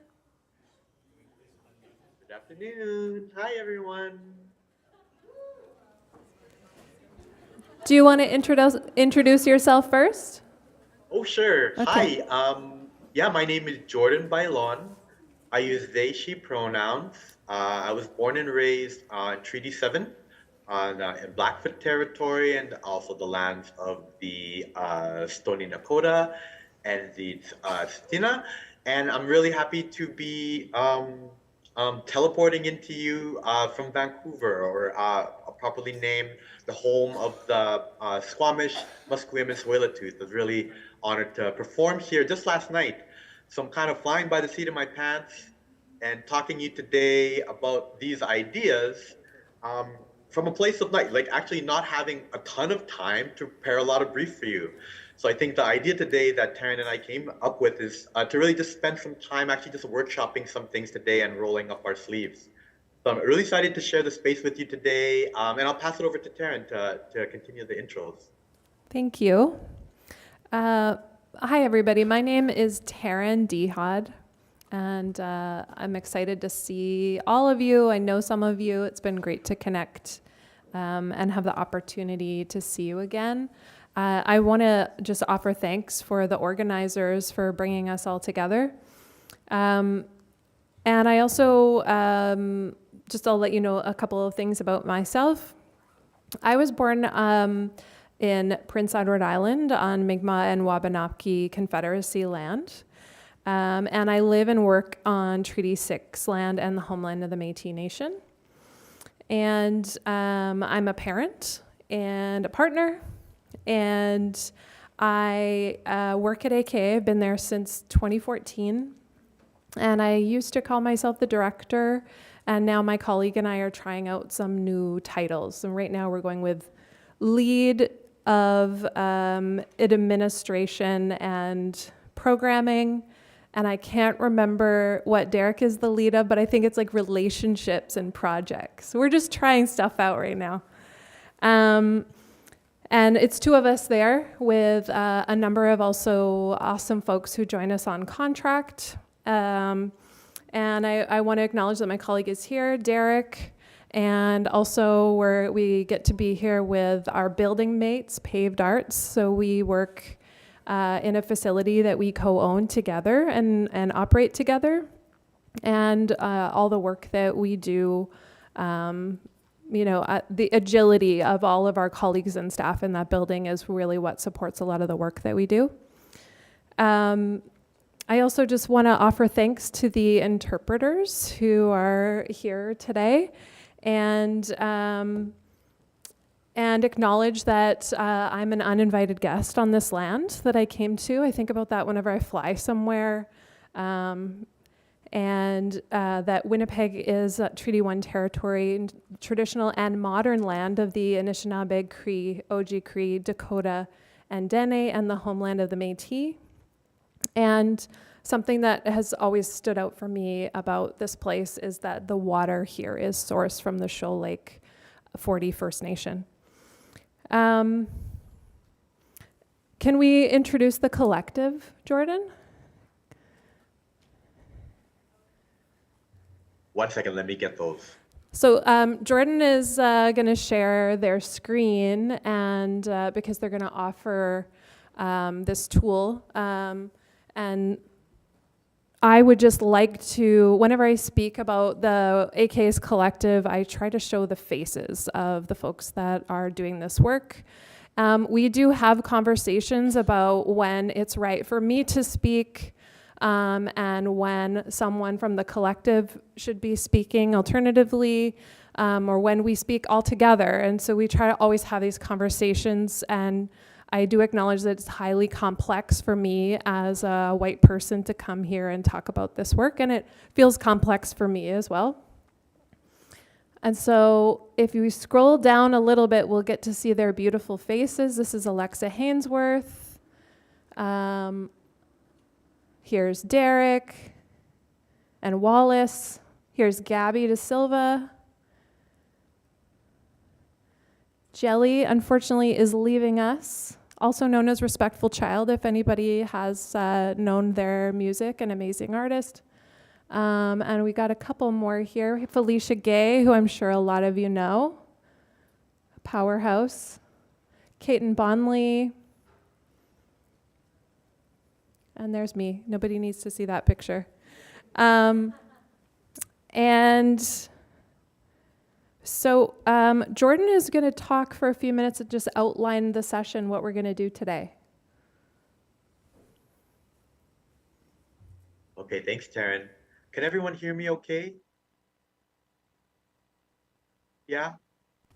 I can't see y'all, but I'm getting thumbs up energy. Okay, I'll share my screen here. Actually, as I come into that, maybe I will just give a little bit more of my background, I think, because that will help contextualize also how this work and practice has emerged for me. So as I said, I was born and raised on Treaty 7. I identify as 2.5 generation Filipinx uninvited guest, settler uninvited guest. That positionality, that identity is very important, I think, to shaping my experiences, because it speaks to, I think, the ways that a lot of my practice is based on my proximity to colonial systems and structures. From that upbringing, when I started working in the arts as an arts worker, I spent about a decade as a funder. I designed and ran the municipal granting programs for the city of Calgary. And it is during that time that I also came to my awareness as a queer and a racialized person, and what that really meant embedded within these structures and the way that they operate. And while I was doing that, I was also in this very, what I consider to be a very sacred and privileged position to get to connect to so many different artists from all sorts of backgrounds, identities, lived experiences and practices in my territory, and got a lot of data all over those years around what it's like for folks to move through the type of nonprofit and philanthropic structures that are really important to how we make art, not only here in the colonial state of Canada, but in Turtle Island as a whole. So since moving from working in philanthropy, where I really, like many of you, probably steeped in the practice of equity, diversity, inclusion, accessibility, those frameworks, and that type of analysis. And then when I left the institution and started working grassroots, um, I have been very influenced by the work of folks like Adrienne Marie Brown, and specifically one book which you should all go and get. It's called Emergent Strategy, which is really kind of at the root of what I'm going to share with you today. So today, that tool that I'm going to share with you is something I'm called a system hacking model. It's a way of looking at the nonprofits sector in a way that visualizes different scales that we do our work within it and that we might traverse depending on our jobs or our practices. And then also looks at how those experiences are different through certain lenses. For example, through the lens of an equity deserving person working in the arts, so racialized, queer, trans, disabled, bad arts, and all of the wonderful communities that are at the kind of edge of the type of liberatory practices that are needed to transform the arts. So, and then on the other hand, another privilege of the type of practice that I have is I can show a lens on what it might look like for the ways in which we intersect with this work from our privileges. And also the idea that both marks of oppression and marks of privilege can exist in a person simultaneously.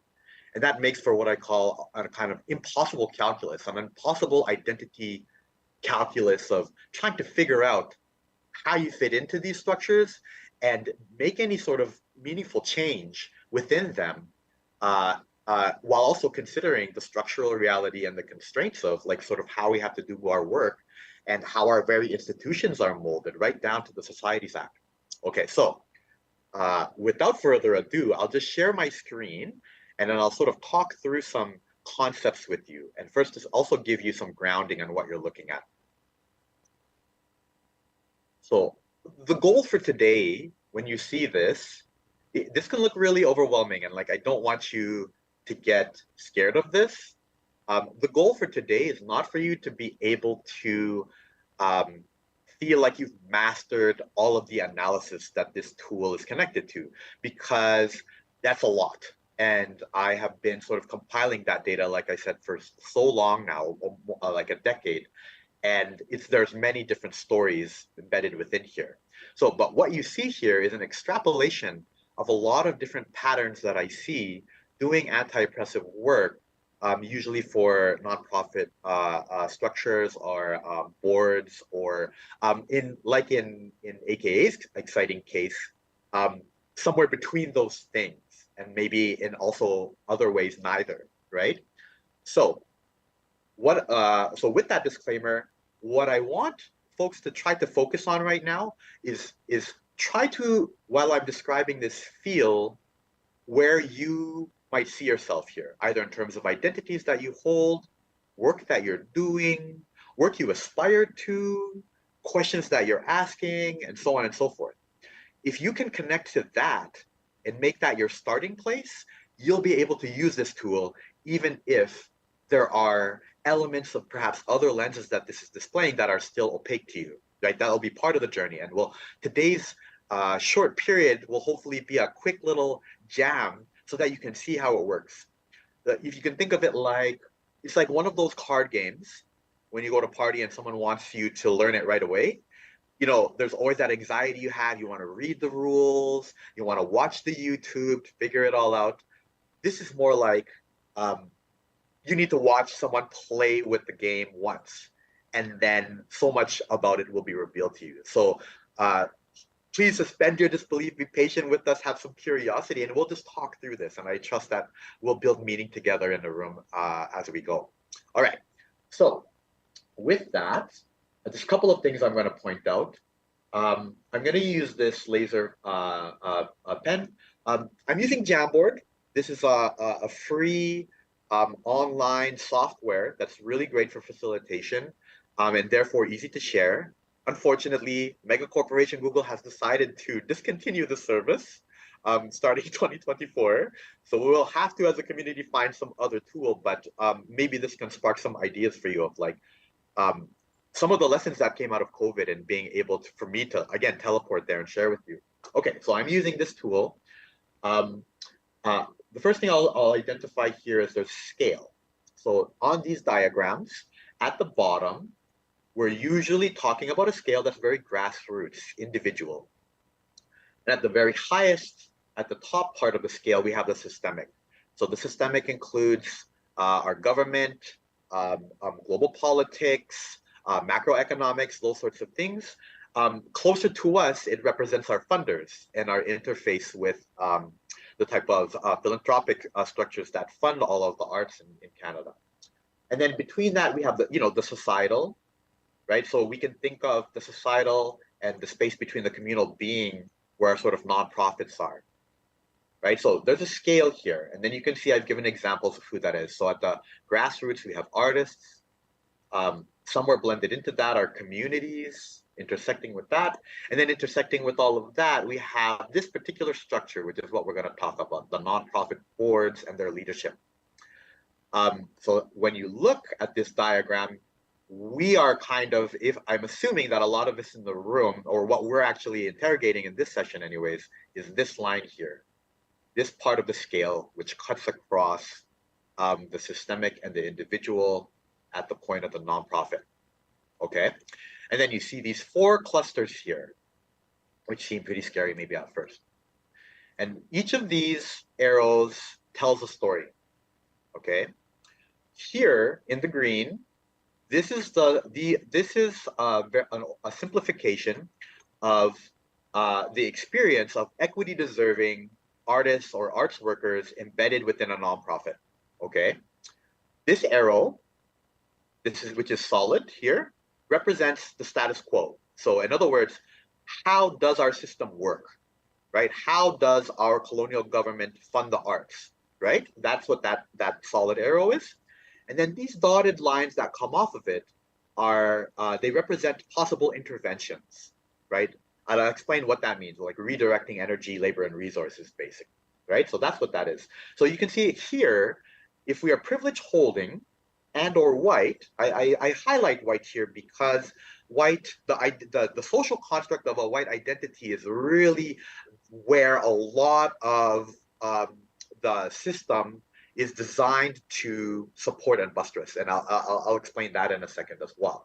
So that's really important. We lead with race, right? All other aspects of systemic oppression that we move through in the world are compounded and find crossroads at the identity of race. This is Kimberly Crenshaw's intersectionality and all of that stuff. That we're not here to talk about that, so we can download that later. This blue cluster here, this represents what the overall picture of accountability looks like in the system. Or another way we can think of this is like, what does the power differential look like, right? I'll talk more about that and give some examples. And then this bigger, darker cluster here represents the overall system outlook. So if we're in the matrix, this is like the bird's eye view of what the whole system looks like, right? From the AI's perspective, right? Anyways, that might not land if you don't remember that movie, but I'll give examples. Okay, so this is the overview, and I'm going to break this down for what this is actually saying about the nonprofits sector with examples. We'll set the table that way. Then we'll ask Taryn to share a little bit around the problem, or not a problem, an opportunity, and maybe a set of contexts and challenges that AKA was working through that resulted in a particular type of intervention. And then we're going to use this tool to analyze it as a community together. That's our idea. Okay, so if you're still with me, I'm going to move to the next slide and show you what I mean by this analysis. Okay, so first we'll talk about equity deserving folks. So you're racialized, your gender, sexuality diverse, you're neurodiverse, any of those things. If you experience any sort of systemic inequity living here in North America, this is you to some degree, to the degree that you might hold some of these identities. So if you're one of these folks, what you're used to when you're working in the arts is you're used to always being chronically under-resourced and extracted from. So for example, you're constantly having to do a lot of labor, making your artistic practices explicable to, or understandable to, or filterable through your granting processes, right? So having run those processes, I know that they're more about filtration than they are about zooming in on any one particular person's impactful story and finding what a collective impact looks like. That's very difficult to do with a sort of one size fits all process like most of the granting systems that we work through. So that puts a lot of labor on applicants in general, even if you have privilege. And then if you experience systemic barriers, that also piles up when you are also doing, you're basically doing cultural training and education through your applications, and also working with your granting officers to navigate the type of biases that work through these institutions, right? So you're responsible for not only the work that you normally would be doing with your artwork, whatever story it is that you're telling, you're also responsible for anti-oppressive and transformational work simply by existing within the system, okay? So you're translating and you're filtering yourself through the funders. And then when we cross this nonprofit organizational line and you start working in boards, we have people who are experiencing systemic barriers of access and support now being asked to do voluntary labor, right? Because the nonprofit structure was not designed for them. The nonprofit structure and its idea of governance is based off of white philanthropy, which emerges from the conditions of capitalism. So stolen land, stolen labor, stolen lives, and you have all of this wealth, and then you have folks that frankly want to launder that wealth and try to do good again somehow. So there is a virtuous intent there somewhere, but it's also inextricable from the larger story of where that wealth comes from. So when these folks are coming into a nonprofit space to work on a board, they might be marked with privileges that allow them to volunteer that are not the reality for folks that are equity deserving, right? So there's a culture of volunteerism in our nonprofit sector, and an expectation for unpaid labor. And unpaid labor is one of the biggest inequities that's faced by folks that share these sorts of barriers. Okay, so that's the status quo. What happens if we flip the script? How can we imagine that there can be change, even incrementally, within this structure for this person? Well, you can see here from the nonprofit line that we have arrows going down back to the grassroots, and also arrows going up. So let's do the good stuff first.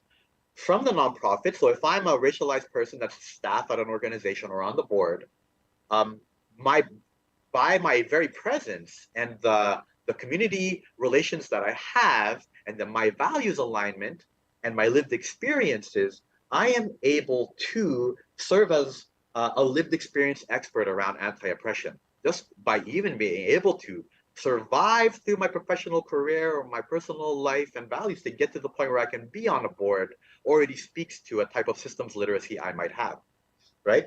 So I'm able to leverage that through that structure. That's a good thing. That's empowering. I'm also able to channel resources and energy to my community and to other equity deserving communities and allyship with us who share our experience. So as a whole, by being in that position, I'm able to create a lot of change that allows myself to be more resourced and skilled because I'm doing that alongside my community. That's the rising tides metaphor that we love so much. Now, why does this arrow still go back up, right? This arrow still goes back up because we're still in a board, right? Even though the Societies Act doesn't specify that we are not allowed to pay board members, that is still the culture because we're also very linked to the charity model, right? And that charitable model actually requires that all board members not be paid, right? So that's the hack, that we're alchemizing our labor and our presence within these structures that are still not optimized for us, simply that so that we can send this arrow down, okay? That's equity deserving. Let's jump over to the other side. What if we hold markers of privilege? For example, myself, one privilege that I have is that being born in Treaty 7 in such proximity to these colonial systems, it's kind of like being in the matrix and understanding how the system works. I can feel like I can see it differently than folks, for example, who might be newcomers or in my community, like first generation um, immigrants or uninvited guests here. This stuff is really opaque to them, right? When they come here, they really don't know how to navigate these systems. So that's a privilege that I have, right? Another privilege that I have is I have a nervous system that will allow me to work in the ways that are privileged within the types of, let's say, cultural biases we have around work, right? So I'll explain what that looks like, right? We can go into some details when we actually look at an example. But if you hold any sort of privilege, right, and it means that you're being hyper-served by that system in a way that is connected to someone else's deprivation, right? This is the sort of scarcity model that we work in within capitalism. It's also your grant applications, and it's also your fund development, and it's your audience engagement. Scarcity is the driving narrative of the nonprofit sector, right? And that's why we have privilege, because that system advantages some rather than others. You could be born with these privileges and think that everything is normal, but actually not realize that the way that the world around you is shaped is actually modeled off of types of comforts that you're able to hold simply because you were born with those identities, right? So having been socialized and assuming we have access to those resources, and that those resources are earned, right? That's the status quo.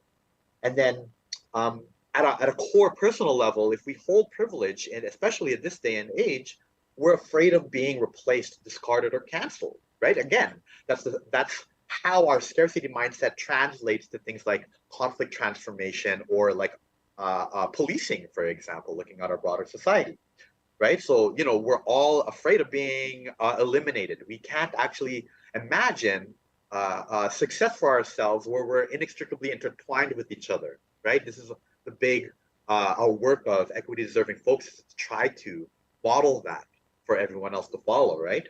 And so if we have privilege and then we are working in a board, we're already set up for success, right? Perhaps we have achieved some sort of professional attainment, like we're a lawyer or an engineer, or as was much more common in the past, and is still really prevalent now, we just have a lot of money.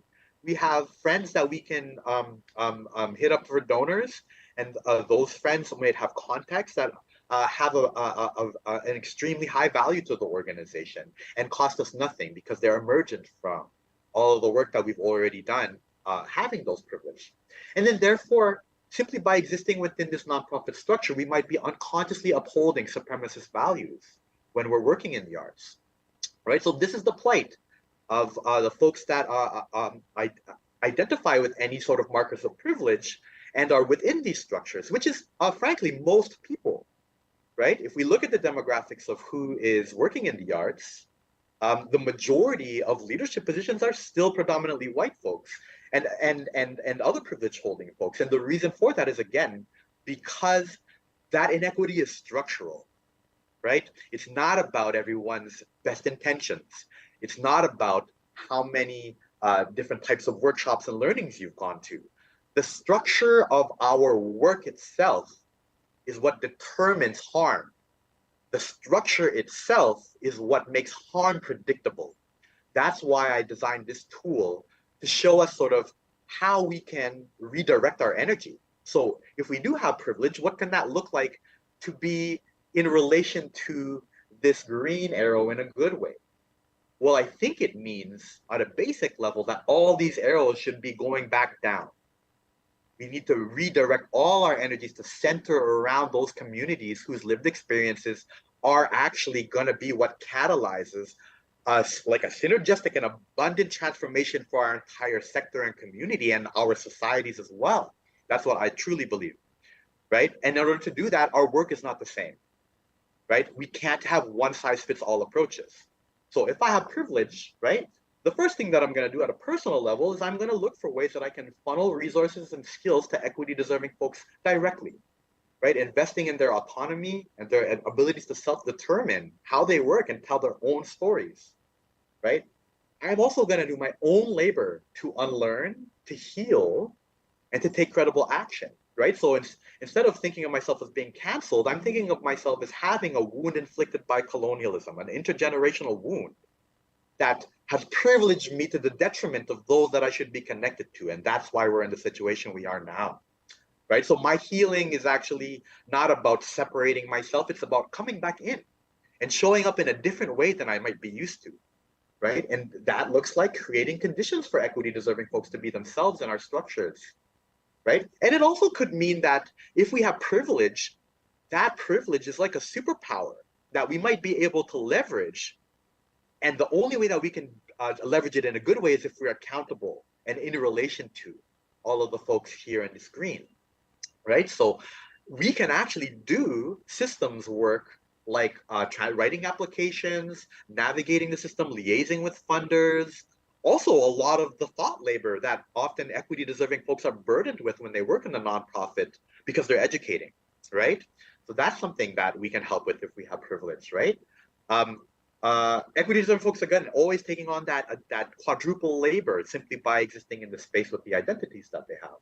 So centering them in all decision making in our organizations is easier said than done. And I think the difficulty of solving this equation has led lots of organizations to abdicate, really changing their structures to make that possible.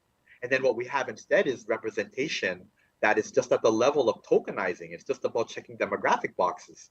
And it's not about the relationships that are underneath that and how they look in these systems and structures, right? So we want to leverage our location and comfort within oppressive systems to do what equity deserving folks tell us to do. That's what we can do if we have privilege, is to take a step back, listen more, take credible action, and then crucially, and which is the other theme of this session, is come back in, right?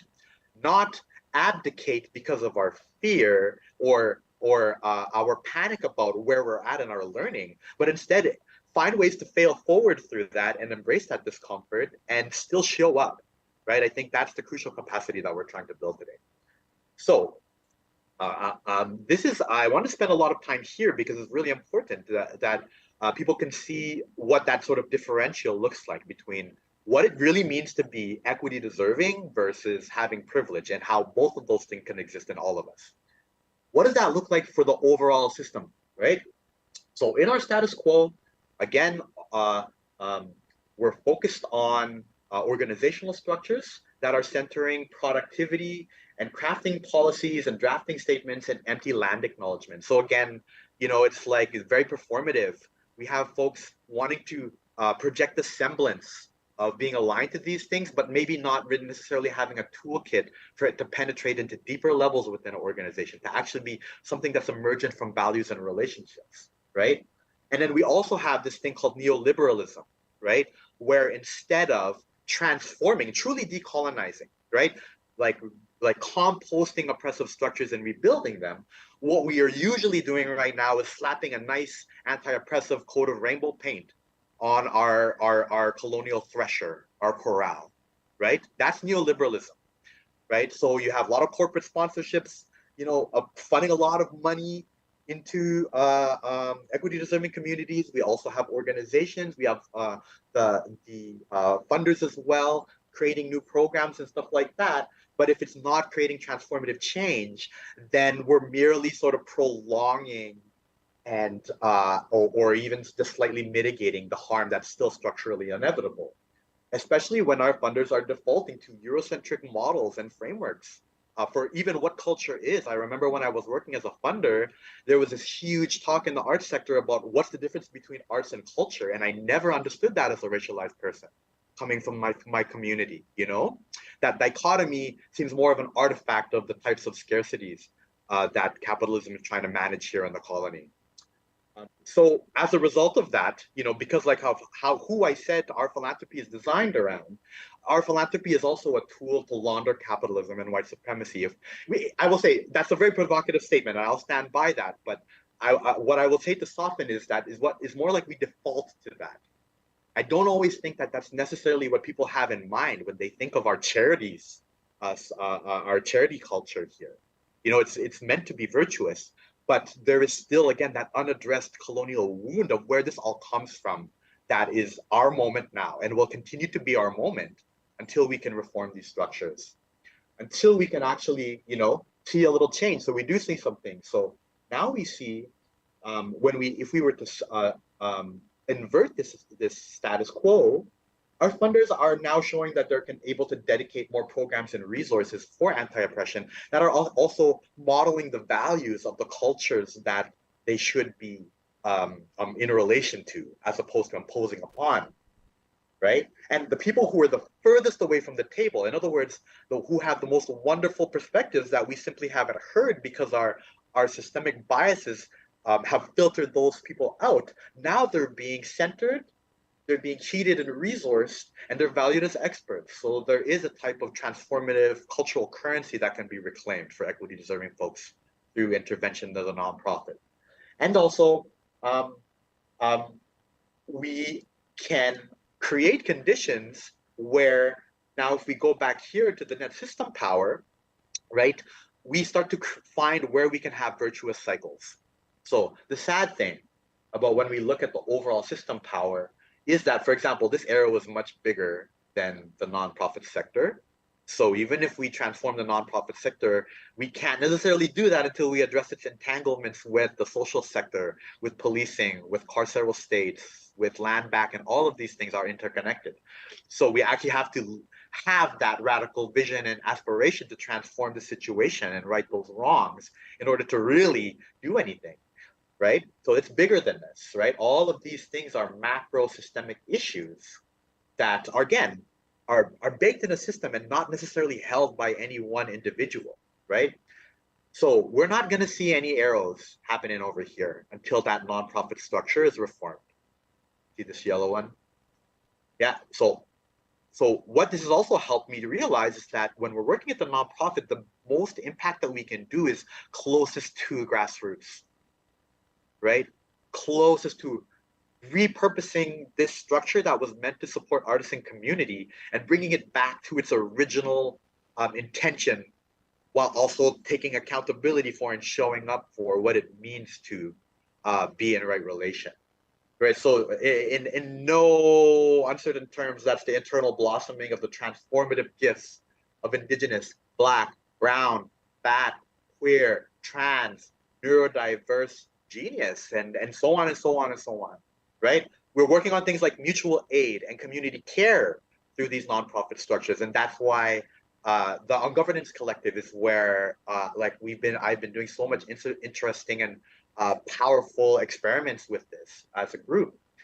And then we also have the ability for grassroots communities to self-advocate and to not have to depend on how they move through this system map in order to be able to tell their stories. It allows them to just have that autonomy to make their own choices. Okay, so that's a big download. Again, if 90% of that went over your head, that's okay. I'm going to shift over to Taryn now. We'll set the stage for maybe some a problem that we can work through as a group today. So I'll pass it over to you, Taryn, and thanks for giving me that space to download all of that. So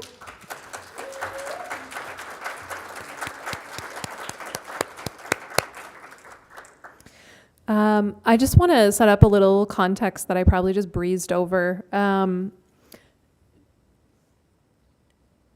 Maybe 4 years ago, we were going into an AGM, and our board was going into an AGM, and no one showed up, and we didn't have enough people for quorum. And I just went out on a limb and I said, hey, what if we just did the collective model thing that we've been talking about? And everybody said, okay. And, we read that in the CRA regulations, you just have to have 3 people to have a nonprofit board. So we went with those 3 people, and they meet 4 times a year. They look at the statements. That's great. And the collective that came through that conversation is what leads the organization. And so this collective has been, the capacity has been 7 people. 90% BIPOC folks. And we just recently lost a couple folks that were really sad about transitioning out with them, but that means we're also bringing in some other folks we're really excited about. And it represents a big shift for us because it's the first turnover of the collective. And we have some core group agreements. And one of the main ones is that the collective is paid an annual honorarium for their work. And they are allowed to show at AKA. Previously, that was really a big deal, that no one sitting on the board could ever participate or receive money for being an artist showing in the space. And so when we started building the collective from that meeting, we met Jordan. And Jordan has guided us through this work for, Jordan, it feels like yesterday, but I think it's been like 3 years now. And I feel so privileged to have met Jordan. And sometimes we just Zoom call and I cry, and Jordan lets me do that. But they have taught us so much and really come alongside the group to dream and to think about how AK started. We started as a collective. 5 women got together and said, we're being left out of everything that's going on in Saskatoon. We need a space. And somewhere along the way, the push for legitimacy and professionalism forced us to incorporate in 1982, and we took our shift over to the nonprofit model. So we really wanted to, we haven't felt that we have the labor to totally take ourselves out of the nonprofit model right now. But we feel like we're finding a way to move within it that protects the capacity of these folks to really think about what AK is, what they want it to be, something that Jordan has talked to us about, to think inch wide, mile deep, the communities they're a part of and how they want to work with those communities. And just actually something that the last time Jordan and I spoke together, someone who we spoke with, Erin Kang, she said to think about how we live together. And it feels radical to think about the people leading this organization that, these are people. They're not just a whole bunch of board members, with power, making decisions and influencing programming. They're people, and we're trying to understand how we relate to each other, and we care and love each other. So I'm going to set up for you, hopefully that's a good background of where we are.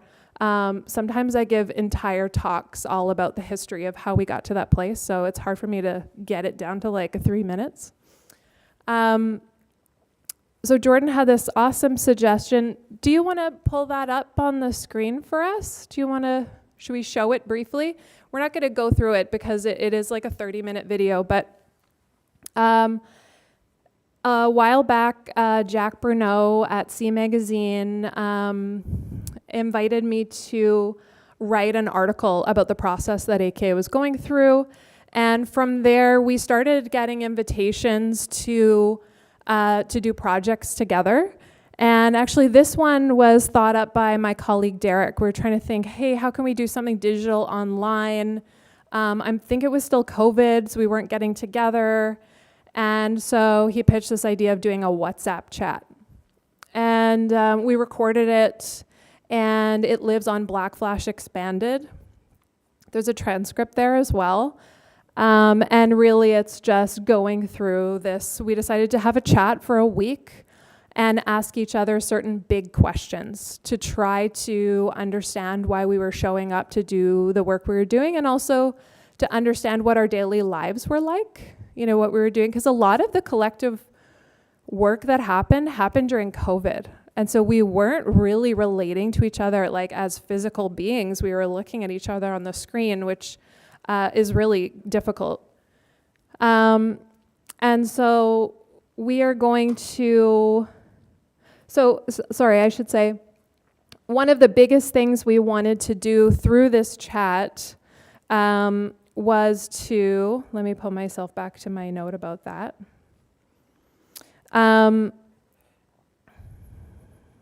So we'd been working together at this point for 2 years. And we wanted to create bigger meaning in our relationality with each other. And as I said, we wanted to understand the investment, why we were showing up, and we wanted to think about, there's this one statement that Jordan comes out with through this chat, which is, finish this sentence. As a free person in a caring community, I. And so there's these, if you want to watch it, it is long, but you can get to these statements where people are really tuning into this space of dreaming. And that's where we kind of kicked into this idea that we're world building together. And that was offered by Lauren Warrington. I just want to offer her credit for that. Everything that I'm talking about here, it's been offered by somebody else. It's not mine. I'm just the one here talking about it. And that's why I'm so glad that Jordan is here too. And before we just unpack that with the system hacking model, I do want to just reference that there have been a couple other incidents where we've really tried to be creative with a different design approach to how we're connecting to each other. So one big thing is that we prioritize visiting. And I was feeling like I spent this year doing a lot of visiting, and I said to Felicia Gay, I was like, I think I've been wasting a lot of time. I've just been calling and talking to people. And she was like, no, this is Indigenous research methodology. You are doing work, this is visiting. And we took a year to really have conversations and visit with folks to build the collective. And we also together worked on a manifesto, which is going to serve as a bit of a hybrid for answering funder things like strat plans, vision statements, et cetera, et cetera. And we took most of our inspiration from Bush Gallery for that. They published their manifesto in C Magazine probably 5 years ago, and it was had a huge impact on us. And maybe the one other thing that I just want to reference too is that while we've been doing this work, simultaneously we've been doing a project with Tahltan artist Peter Morin, who I know is much loved here. And really one of the ways that we kind of hacked the system is I applied for a grant to just kind of give it over to Peter to do this Tahltan. Originally it was with the Tahltan central government to do this cultural project to connect youth and elders around ancestral knowledge, and a lot of ancestral knowledge that had been stolen by white anthropologists and recorded and written down. And so Peter reclaimed these words back to his people through a website that took us about 3 years. And I really feel like it's not directly linked to the collective work, but it came alongside it for such a long time that in my heart they live together as two big pieces of work. And if anybody wants to see that later, I can give you the website. It's just rereadingtahltan.ca. It's a very powerful project.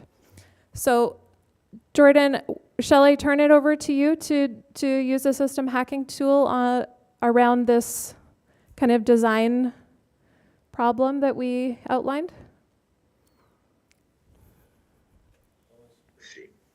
Okay, interesting. Okay, so here's how I use this. Basically, if you know what all this stuff does, when you have a conversation or you're having a meeting on your board or on your staff or your team or your collective, you can use this to just sort of plot out what's coming out of the conversation. So it is an analytical tool, but it's also very helpful for taking notes.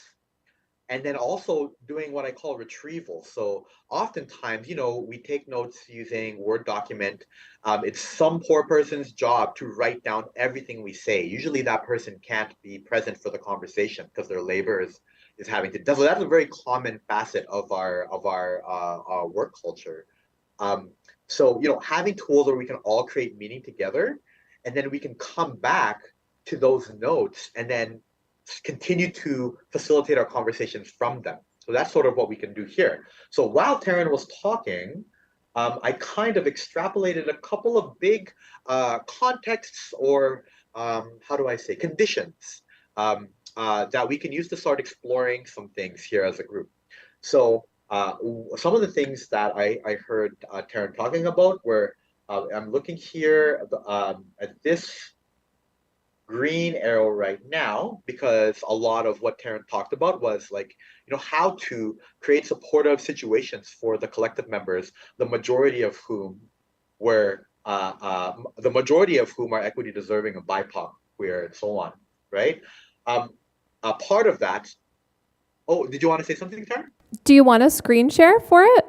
Oh my gosh, I didn't realize I wasn't. Sorry.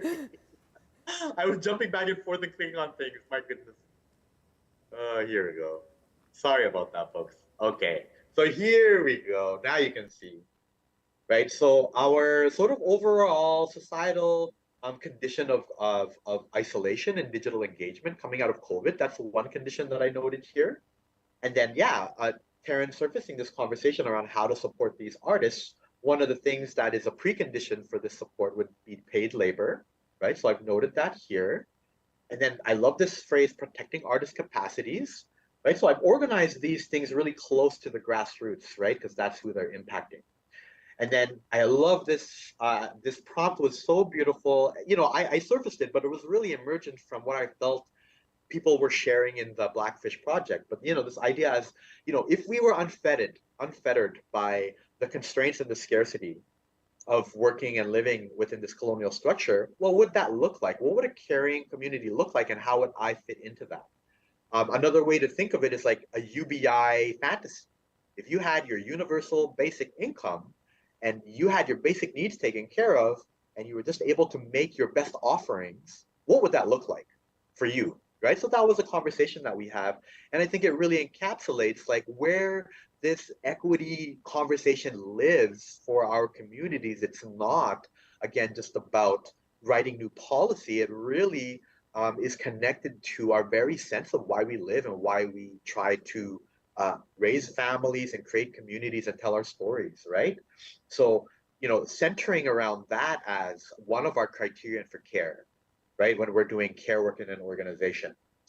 And then, on the other side of it, this problem or challenge of like, we want to center the perspectives of these folks who have these experiences, but we're inviting them into something that isn't prepared not to harm them automatically, right? So that is one challenge. And then also there's a perceptual and a relational challenge on the other side where folks really just don't feel like connected to or welcome to a lot of the art spaces, which are, again, are often predominantly white or privileged spaces, right?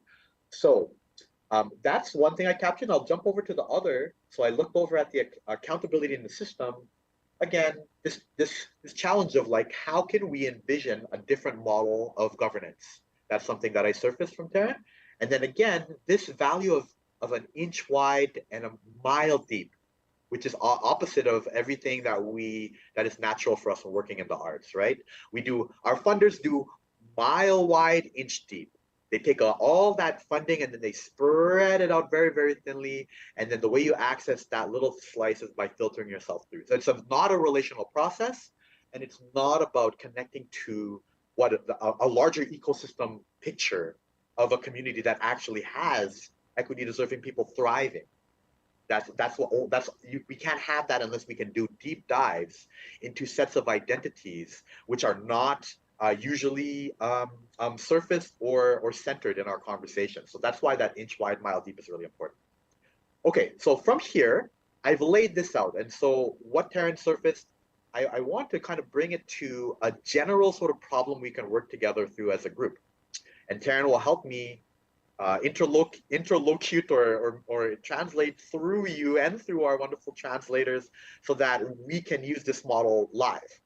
So what I'm wondering for the folks is like, is anyone working through things that are similar to what we've already set up? So perhaps we can start with like trying to find ways of engaging and centering our work around equity deserving leaders in a good way, right? So if you have that experience, and now could be a time to surface sort of what things worked for you, or what questions that you have, or things that you tried and didn't work well that you're still trying to figure out, and we can plot it onto here and sort of build our knowledge together.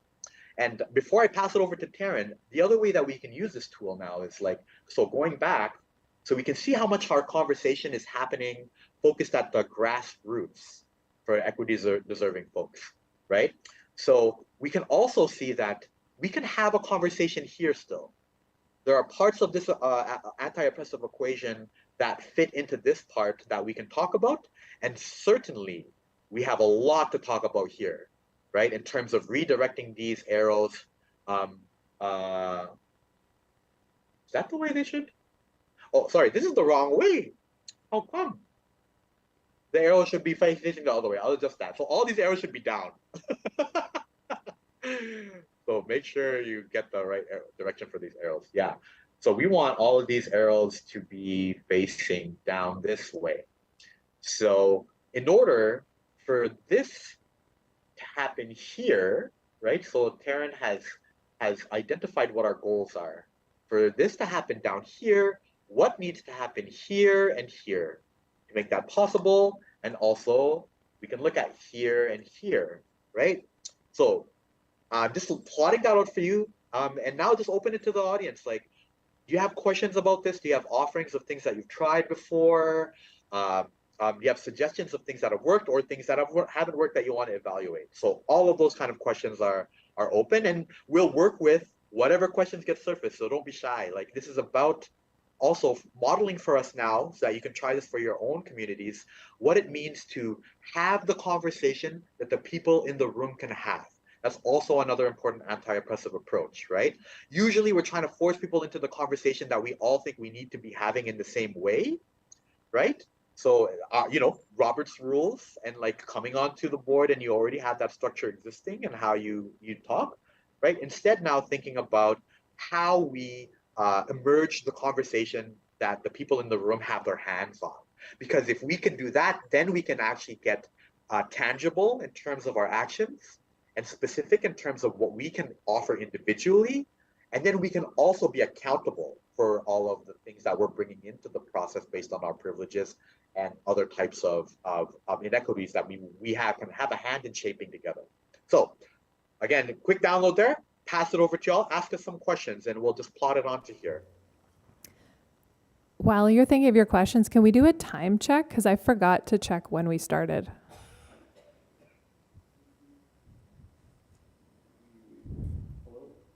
We started a few minutes late and we're going a few minutes over time, and I can shorten my recap and let our other speakers hold more space unless they need to get started right now. Are you all right? Okay. Yeah, we can give them a few questions as we do it.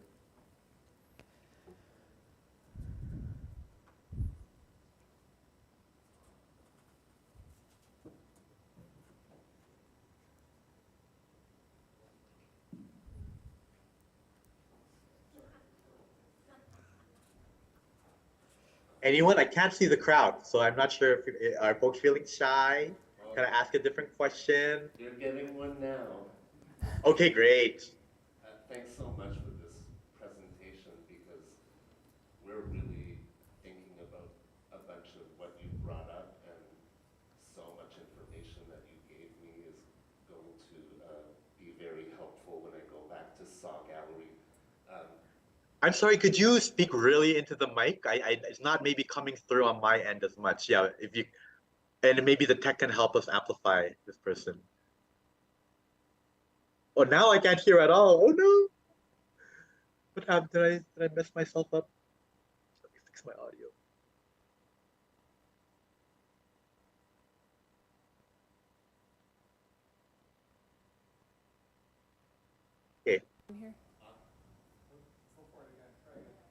Can you hear me now? Yes, I can hear you. Yep. Amazing. Just for some people that may not know, Saw Gallery has like expanded and has a residency now, has an initiative called the Nordic Lab, which quickly is a project that Sorry, you're cutting out. Or couldn't we borrow Terrence's mic? Okay, go ahead. And can you hear me now? Yeah. Amazing. Okay. And quickly, the Nordic Lab connects artists from the circumpolar world, and many of them come to Ottawa, do residencies, do collaborations. It's a project that's been funded by Canada Council and has been led by an Indigenous curator for the last 3 years. Takralik Partridge has just moved on to the Art Gallery of Ontario. And there is an advisory for the Nordic Lab that is in discussion about making the Nordic Lab an autonomous organization. And SAW is really interested in, you mentioned empty land acknowledgements, and how can artist-run centers contribute to the land back movement, and how we can actually give space away for a new organization to take birth.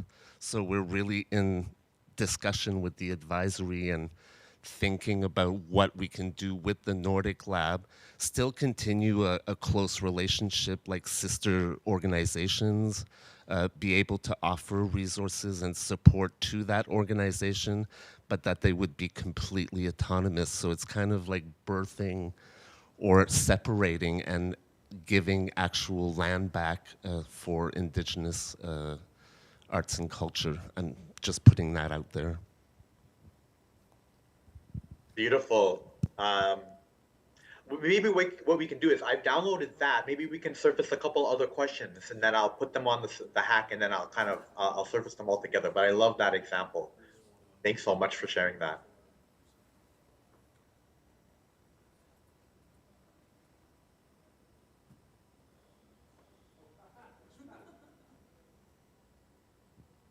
Oh my gosh, Jordan, thank you so much. My brain is like kind of buzzing with all the information that you've given us. I think I have I think Jordan's still here if I can see their screen.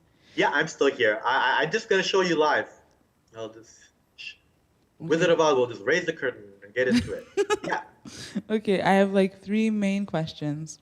Okay. One is you talked a little bit briefly about the additional labor required of like equity deserving folks entering into institutions. I was wondering if there were any examples that came off top about like how to bake in certain protections and how to adjust some of the expectations that an institution might have of the labor coming from an equity deserving community. That's one question. The other question was like, I'm not sure how your board operates, and I was kind of curious as to the structure that you've developed and how you've kind of circumvented or maintained the value of the things that you're showing us in this model, and how you've baked it into your governance. So that might be a big one. And then the last question that I had that was floating around in my head, and you can choose to answer all of them, none of them, or like one of them. But these are just the things that are floating in my head. The other one was like, when we're talking about circumventing these models and hacking these models, you understand that there's like this like pseudo space or this in-between space when you're not engaging with the funding structure, when you're developing a subculture that is now separated itself from the status quo. And I was wondering if you had any examples as to how to protect folks that are operating on that grassroots level, or how to support and protect folks that are not engaging in the status quo. Yeah.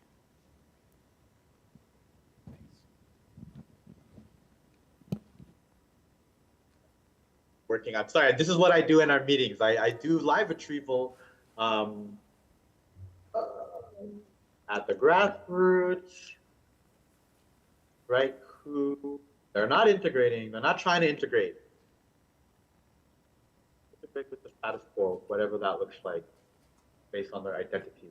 So big questions there. Great. Maybe could we get one more question, and then I'll report back, and maybe Taryn can also share some thoughts too. Thank you for that. Hi, Those can you are hear the me? juicy questions for sure. Hi there, can you hear me? Yes. Perfect, thank you so much for this.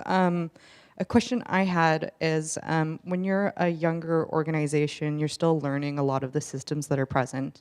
And I think boards sometimes end up being that space in which you're learning the external systems in which you're like present in. So having people with particular experiences that understand funding or understand some of these nuances within the system. So I guess, how do you address gathering some of that like data of the like system to engage with while you're also supporting and connecting with your collective and focusing on that? Because those are, I think, two different dynamics, trying to like garner enough resources to protect the collective, right? They don't necessarily embody like the same knowledge, because it can be much more around like equity and diversity and actually like embodying the like people that you are a part of. But when trying to like engage a system that you don't really know how to be a part of, how do you like access that knowledge? You know, the other one constraint of the Jamboard is like fitting it all in. But you know, I hope you see the tension here. So how to manage downloading that systems knowledge versus like having the conversations where they're at. I think maybe that's what this means. Where the progressive discourse at grassroots. Okay, let me speak to a couple of these things here and just make some comments. So some of these are clustered and are similar questions, right? So, but they all have a kind of a different lens. Maybe I'll start with the question of labor, right? This question of like, how do we help folks working at a grassroots trying to do the work that they're trying to do, while also understanding that from time to time they may navigate a nonprofit and try to do governance work at that level as well. How do we make it so that just like when equity deserving folks are in a nonprofit, it's better for them, right? So really, that's where then I'm going to go over here, right?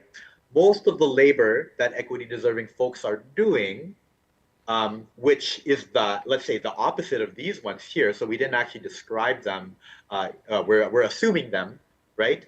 All of the counterpoints that these aspirations that Taryn described are aiming for are necessary because of the way that equity deserving folks are just burdened by having to explicate and to advocate for themselves in contexts where they're often being gaslit and they are being or decentered or subtly sidelined or tokenized, right? So all of those forces just happen when you come into a workspace that is built around these sort of cultural norms. For more around that, that's a big thing. I can spend like 6-hour session with you just talking about what I call supremacist cultural norms. But a good resource would be to look at COCO in Montreal. I think they're the community, the Council of Community Organizations, is I think what the acronym stands for. They have a really great document, which is a PDF of white supremacist cultural norms, that when you look at them, you will see that this is the way that we were taught to work if you grew up in school here. But it's not framed as anything but a universal way of doing work, right? So just even being able to surface that, right, and to acknowledge that those are biases that are being brought into the room will allow us to correct for them on this side. So if equity deserving folks are being burdened with that type of labor, the easiest thing is to not let them have to do that labor, right? So more education that can happen on this side in terms of folks with privilege proactively seeking spaces where they can do that learning on their own from other folks that share those identities, so that the chance for the predictable harm of working in that structure is at least mitigated, right? So, we're really hard on this term allies these days, and for good reason, because it hasn't been working out since 2020, right? Or since before that. But coming back to that, when our allies are good, right, we can rely on them to start to take accountability for their own learning journeys and do that in a caucused and sometimes sensitive and accountable way. I think of the work of someone like Gresma Manakin, who does a lot of intergenerational and somatic, so like body-based trauma work, right? They keep spaces that are centered around the folks that are doing the same type of healing, right? So we're not all doing the same type of healing. So that's one thing. It's simply unburdening equity-deserving folks, right? And people who have that systems literacy can just keep that engine going so that we continue to funnel resources into the communities. And that's the second thing. It's hyper channeling as much resources at the grassroots so that people are taken care of at their basic level. So when I talk about UBI, that could be really a game changer, not only for the arts, but really the social sector and a lot of folks that are at the front lines of radical change work in their communities, because the thing that's stopping them from making their best offerings is really just being able to survive. And the reason why they have the analysis that they have is because they have had to survive. So what we need to do to honor their labor and their brilliance is to remove barriers from them, right? So I think that connects to so many other things. So I want to jump into the question of like systems literacy.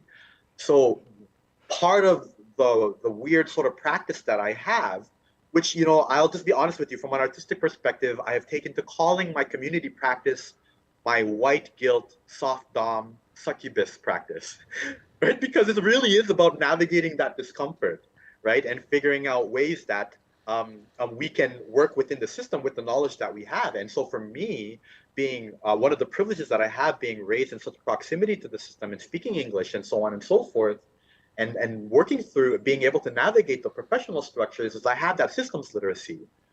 So like you were asking, is that something that is necessary for everyone else to have when they're doing equity deserving work or just trying to live and be themselves? I would say absolutely not. Yeah.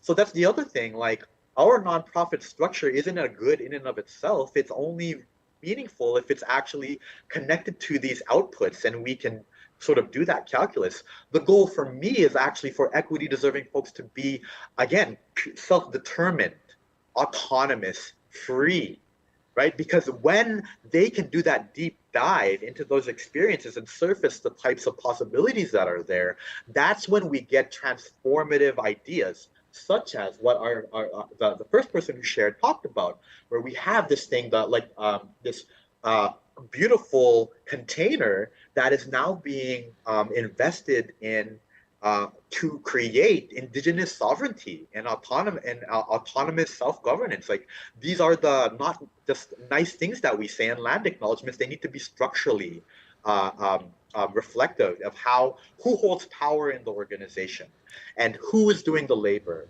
And can we use a structure like this to balance that off, right? So, I've worked with other organizations that are also trying to decolonize. Sometimes, they're doing work that from a project perspective in terms of outputs, it's aligned to our values. But again, if the organization itself isn't addressing how deeply those sorts of biases are baked in, the harm will still come through, right? So it is really important. The representation is not just about having those bodies on the board.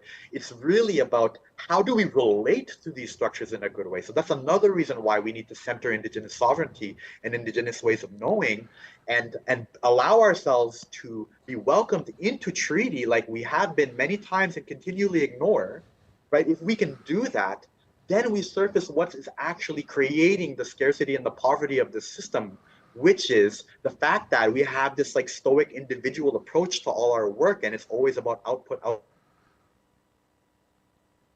Oh. I'm not sure what just happened, but Jordan, can you hear me?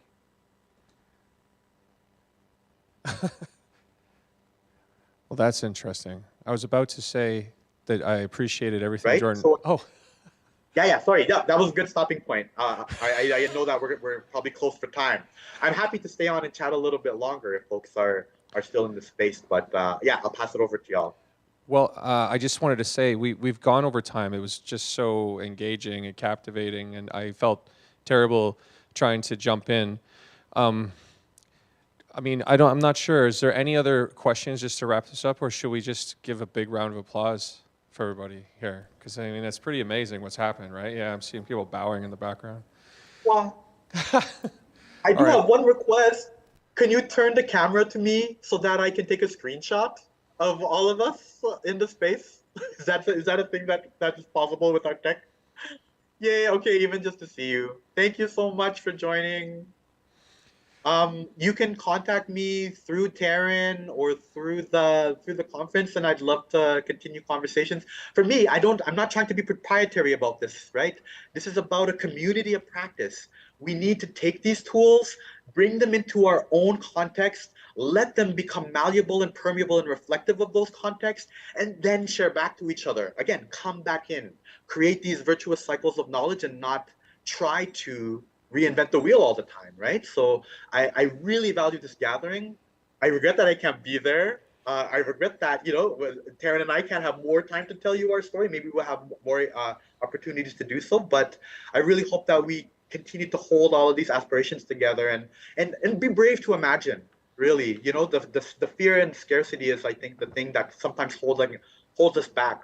Right? We think we're going to get canceled. We think we're going to get eliminated. But anti-oppressive work is really about finding your best space and finding that connection. So I'll stop there because I know I can talk forever.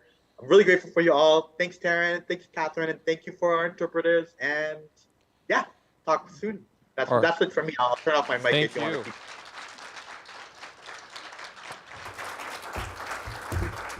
Taryn and Jordan, I'd like to thank you so much for that presentation. Thank you, everybody. If you want to chat, I'm here for a little bit, but I am getting on a flight in an hour. So I think we should take a brief break, maybe 10 minutes. Not like we'll try to do a fast 10 minutes, and then we'll be back here for This is the Solution. Maybe just accept it with our good friends Hassan and Sapphire returning from yesterday's conversation into a brand new one, or maybe it'll sound very similar. I'm not sure. Whoa, yeah. Anyway, 10 minutes, coffee, cigarettes, pee, whatever it is. Do it.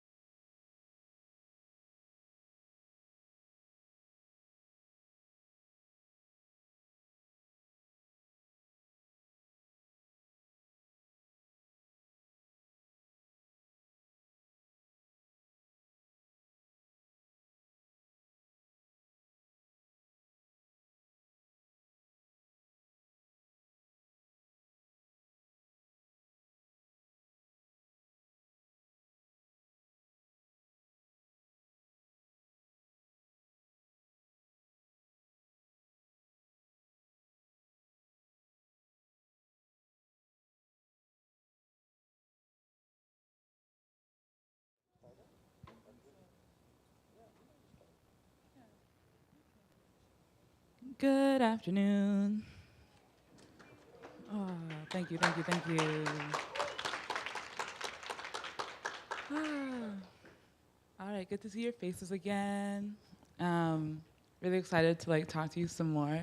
So we have plenty more ideas to share with you folks today. Today will be a little more solution oriented. Yeah. Yeah,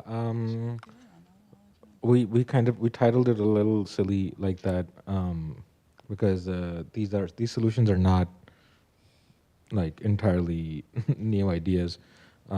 These solutions have been echoing in our communities for a long time, but the only problem is that most of the time they've fallen on deaf ears, and we're really hoping that us now talking about this, especially after Jordan and Taryn's presentation, I think the context is amazing. And thank you so much to both you folks for setting that stage for us. And yeah, we're very excited to get into it. Mm-hmm.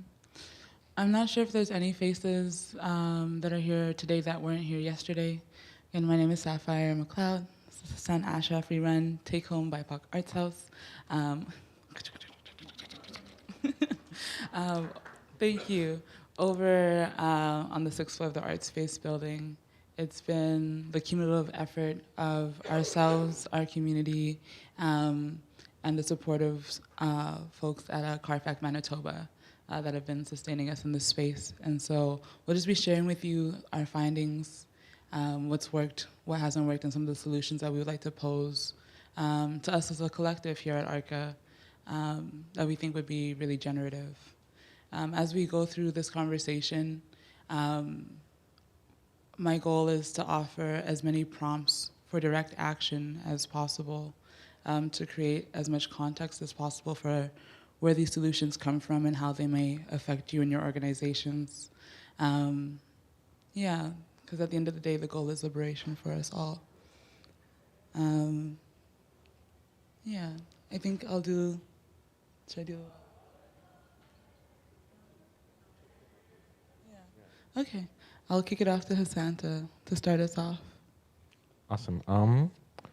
One of the big problems that we face as an artisan center that's run by community effort is affording to do it and paying monthly rent for our space. And that's something that has been very difficult to manage, but miraculously it's always been managed because mostly through community support and not the funding bodies.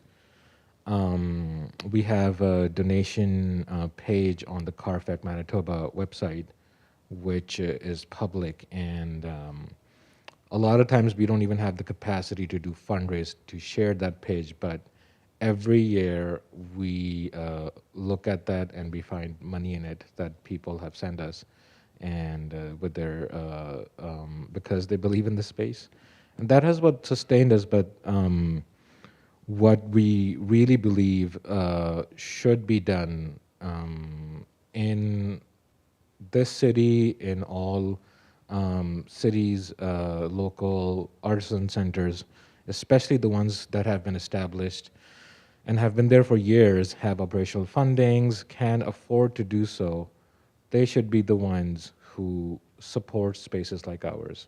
They should be the ones who should band together collectively and pitch in money to pay our rent. Because especially Take Home exists, Take Home came into being because all these organizations were not serving our communities. And now that we have come into existence, they still have this responsibility, and they have to take accountability for ignoring our communities for many years. And the least I feel they can do is by direct action, just allotting, even if we look at the MARC pamphlet, there's a bunch of artisan organizations on that. Even if each organization send us I don't know, $100 every month, that won't really damage their process or any budget, but that will make sure that we are not taking stress of paying the rent all the time, and we can just focus on our programming.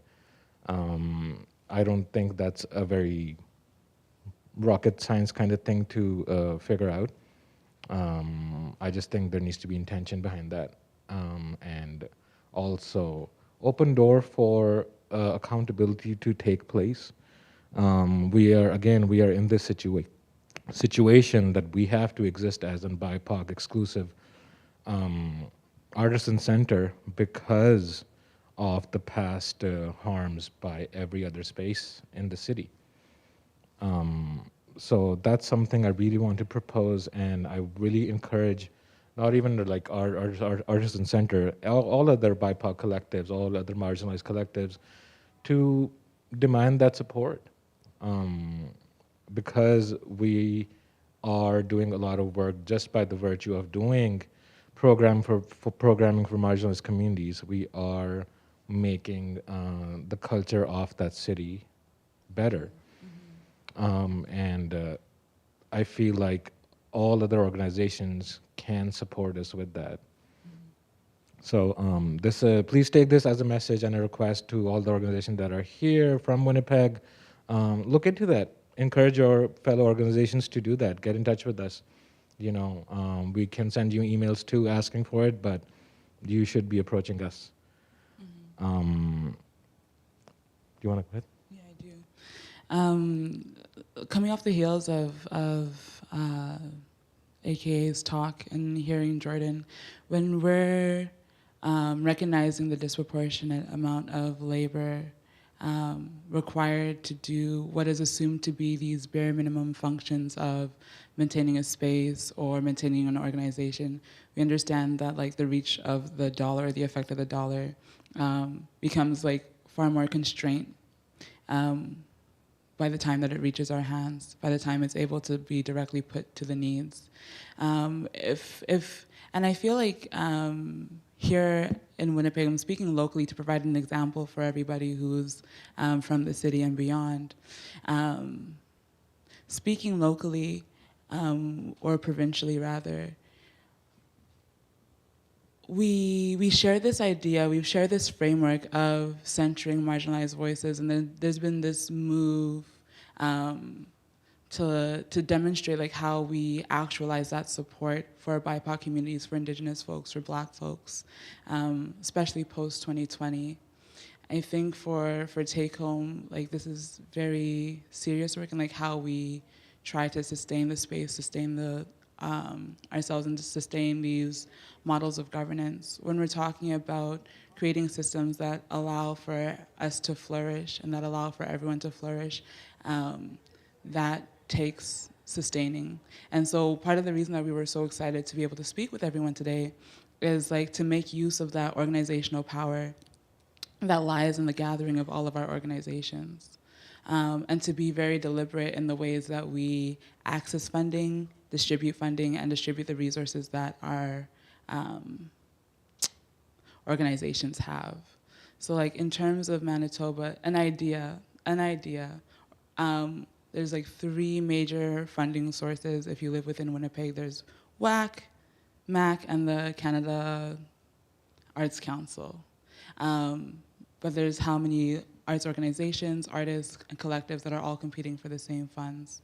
It'd be so cool to tap back into this infrastructure post-pandemic, of sharing ideas of like how we like to tap into those systems, which like whether it be practice-based, program-based. If there was an organization that was like, you know what, we want to do a lot of like theater-based work, so we'll apply for X grant, X grant, X grant to do anything theater-based. And if you would like to do a theater-based program, you can collaborate with us. Oh, we're going to be focusing on visual arts this year, blah, blah, blah, blah. If you would like to work on things collectively, then we can do it through there. And like be really strategic with the way that we interact with funds and disseminate those funds to each other. I think when we're talking about preservation of space, and the respect for the labor and the sovereignty of Indigenous folks on this land and the freedom for like any marginalized bodies, to actualize that within the context of take home, this protection that is needed to preserve a space like ours has to be very intentional and has to be very deliberate. And whether it's like a rainy day fund that has been sitting in an org or a collective for a little bit of time, but I would love to, make those funds available to us to enact these values and to make them very, very real. Do send us an email. I would love to be able to share in like really tangible ways of support like that. You'd be surprised at how far we stretch $1. So like I would love that. I'm sure that's a skill that we've all cultivated within this field. But that's one aspect or a solution that we've discussed. If we all understand that like marginalized bodies are disadvantaged within the system, and we understand that the arts is not separated from these effects, then we have to be very intentional about how we protect and support the most marginalized of us within each of our communities. And that specifically relates to take home. I want to speak a little bit about how I feel it's really crucial for all artisan centers who are looking for ways to take accountability, and if they have been historically been giving space mostly to white folks, like they need to, instead of exploiting the BIPOC communities, they need to build relationships with them first and gain their trust and understand what they need. Just inviting us to your space without being healed first, without doing any research of how deep your problematic historic past is, you are only inviting us to face more violence. And that has been the case over and over again that I've seen. And we need work. Like, when we are invited, we're like, yeah, yes, money.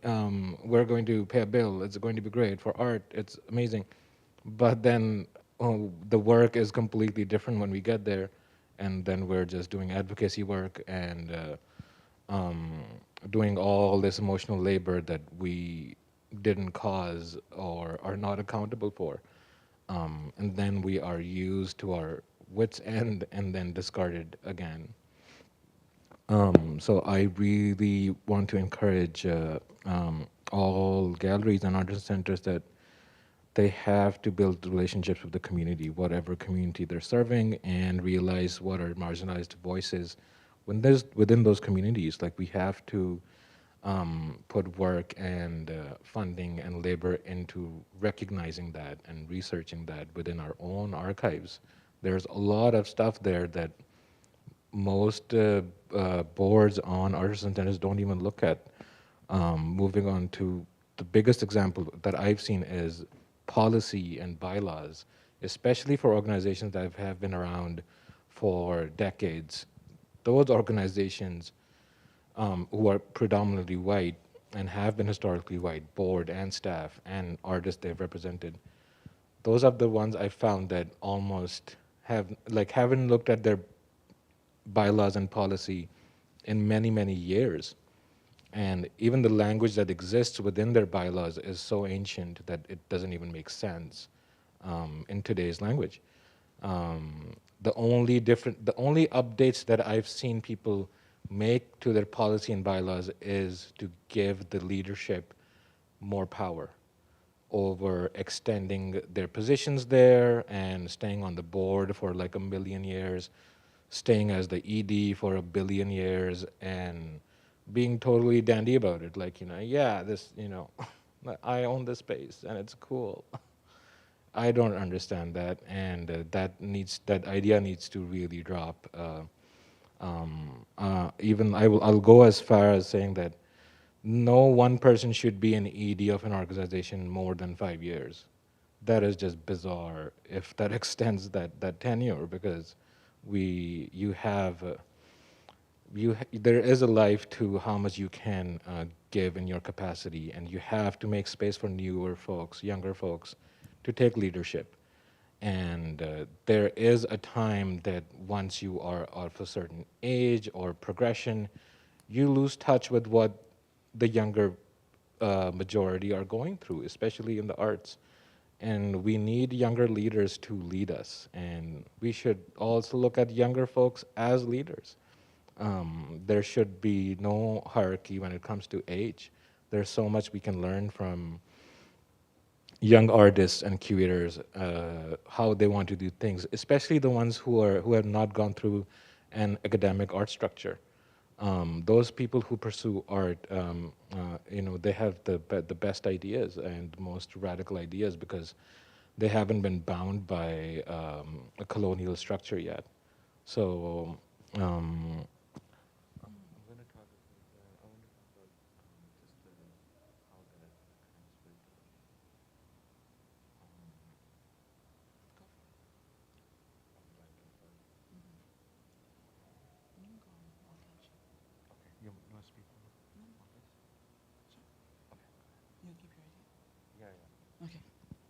Yeah, and going off of what Hassan is saying, when we're really scrutinizing how power is sourced and disseminated within the structure of an artist-run center and within Take Home, one of the things that we're finding as we're developing our own bylaws is like this willingness to bake in protection. So when we're thinking about like tangible solutions that are within reach to us, within reach to our organizations, when we're leaving conferences like this that have like required such like a mental load as we all disseminate all these ideas. The goal is to implement them. It's not like blank knowledge. This is knowledge that has a heart and that would like to touch feet and touch ears and touch hands. And like one of the ways that we can really do that is by baking it into our policies.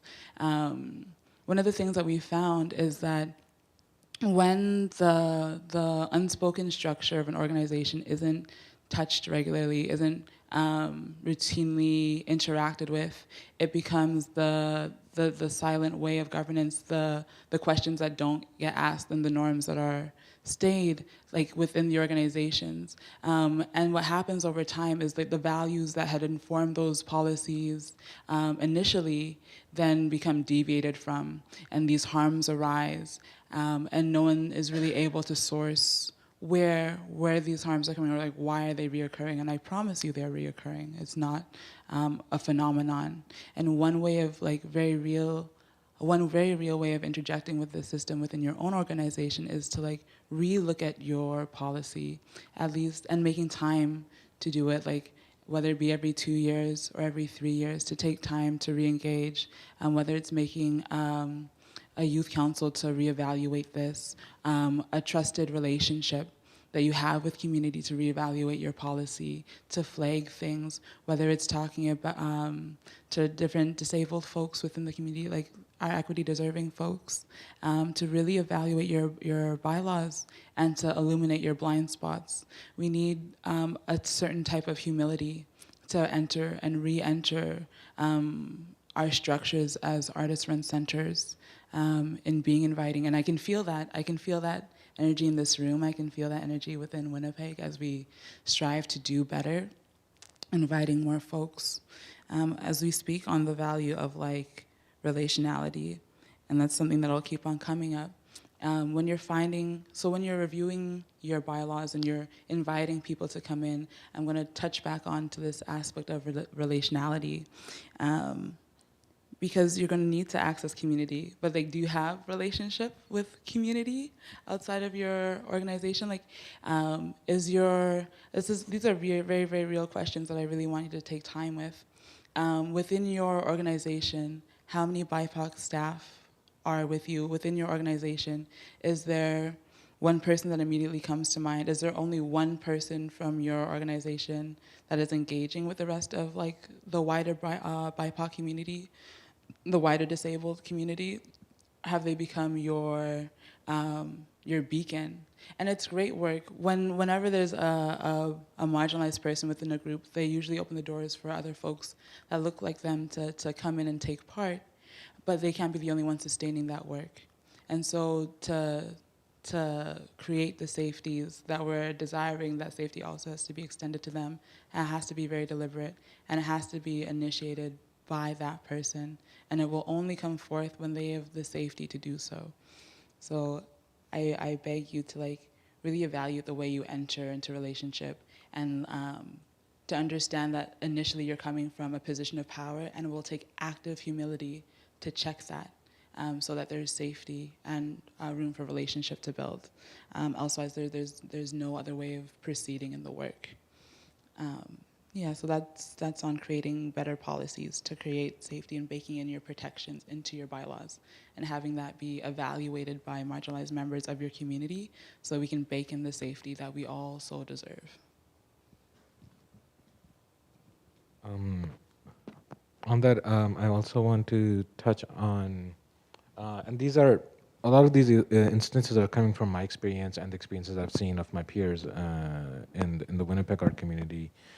For instance, I've seen many instances of marginalized communities getting in touch with artisan centers and galleries to approach them, to inform them about some crucial thing that is dated, and they should be changing that. Either it's a policy, in one particular case it has been the name of an organization, which and widely in the trans community is considered a transphobic name. Approaching that organization with this question of changing their name has been such a strange one, and because they keep on just rejecting that idea that they need to do that, and are very explicit and violent in retaliation, and they still refuse to do so. And that's something that, you know, I feel that they're deeply just unlucky and ungrateful of the kind of education that they are receiving from community. Nobody needs to do that for them. But these are the kind of things that I feel like when you are approached by the community, you should be looking at those things and paying attention and feel grateful that somebody has taken the time to do that for you, rather than getting offended by what's being asked and being stuck in your dated ideas of what what your organization is. And all these artisan centers, when they were formed, they formed out of some kind of some kind of need that arose, that artists came together and felt like, okay, we need to create the space, but have the space to evolve, have the space to grow. Ideologies get dated and old, and as we are moving, as we are evolving as human beings, we are looking at making space for more and more intersectional identities. So our organizations and our actions and how we represent them, our names should reflect that. And if it's not, even after you're being approached, then what should we make of that? That organization then becomes unsafe for us to engage with. Same goes with organizations who have a history of causing harm to their marginalized staff. There's a few organizations in Winnipeg that carry that history, and all of them have historically also refused accountability and have taken violent actions against people speaking up. I've known of people getting fired from their jobs for speaking up. I have experienced the same thing with 2 organizations. And all we were trying to do was offer a better reality to that organizations. We have no need to do that. Like, we're already doing menial jobs in these places. But we feel that if the organization does that, that will only be better for everybody. And that all of this goes hand in hand with policy and bylaws. It's about what kind of people are we hiring in our organizations, who sits on the board, who are all these people, and how long have they been there? We have to know all these things. We have to know all this data, all this information to understand how to form better solutions. And in my experience, that's just not the practice.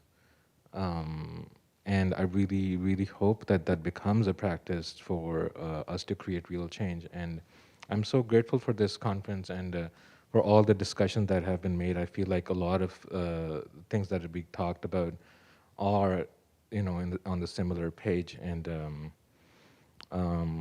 like I've always felt hopeless about these things because I've rarely seen change.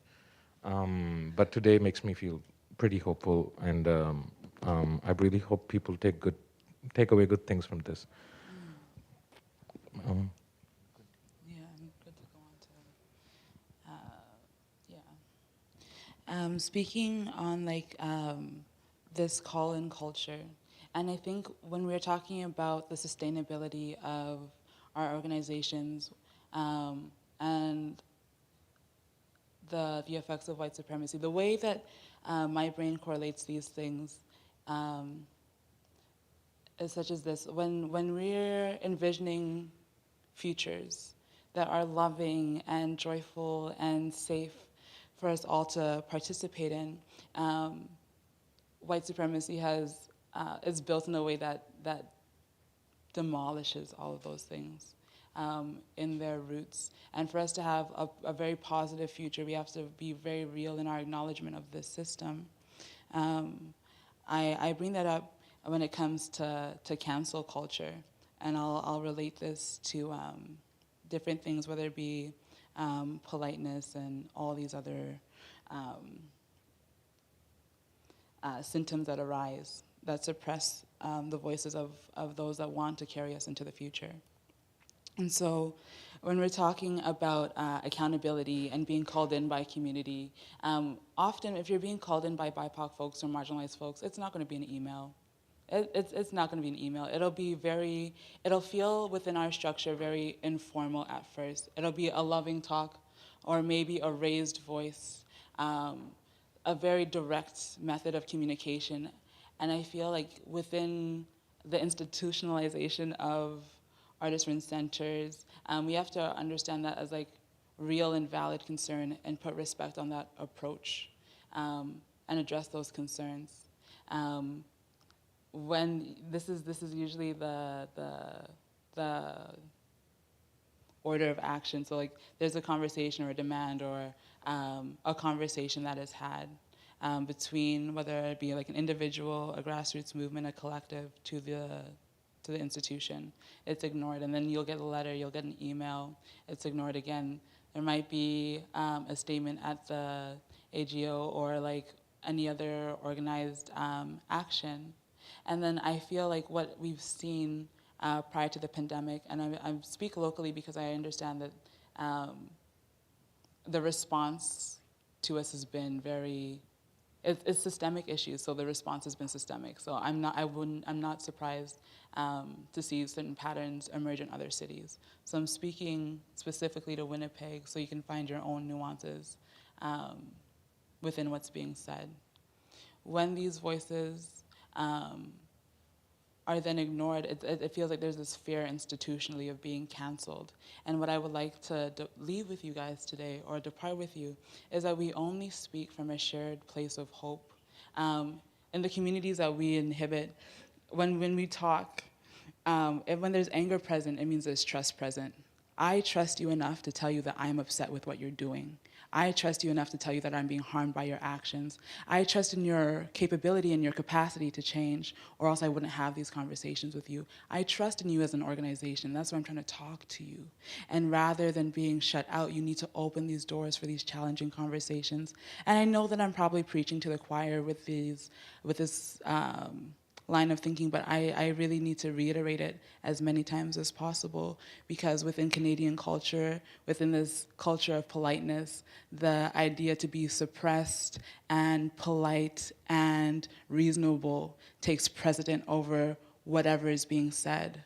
And what's being said is urgent, hence the frustration, hence the anger, hence our dismissal of you. You've dismissed us time after time after time after time, which is why we exist as a space. But I really urge you to take a look at your emails. I really urge you to take a look at your AGM notes. There's been a lot of changeover and turnover throughout the pandemic. There's a lot of hidden histories that lie in those places that seek and demand accountability. And if you really care about creating those changes, I really urge you to relook into those places. I urge you to park the need for this sense of like politeness when you're listening to a community and how a community is telling you that they've been harmed. An ARCA, an artist-run center, an ARC, is not meant to be a policing body. It's not, and so we have to understand, even in the subtlest ways in which we do become police, like in the relations that we have with marginalized folks, with disabled folks, with Black folks, with Indigenous folks, because we're so used to how these structures feel. Yeah, and I'm going to talk a little bit more about this, how, in my experience, I've seen politeness and police-like authority go hand in hand in organizations and even universities. That's the first time I think I experienced it in a Canadian university, how you are made to feel like that you should be doing something because of the fear of the consequence you might face, and not because you have interest in that thing. And in artisan centers and galleries, the bigger, the more money they have, the worse it is over there. There's always this police-like authority and this idea that there is this way of doing things, and it's a polite way, and we don't bring up things that are wrong with this place. And if you do, there will be consequences. And I have always pushed them into that place of facing that consequence, because I'm always curious of what exactly is that they can do. I don't, and that has put me in places of harm for sure. But I also, I think I feel it was important for me to push them to that point, just to see to what extent, to how worse can this get. And it always took me by surprise of how bad it got. It got really, really bad. And a lot of the times that authority and the politeness at that point goes away. When they start seeing you as their enemy, that's when a lot of hierarchy starts playing a part.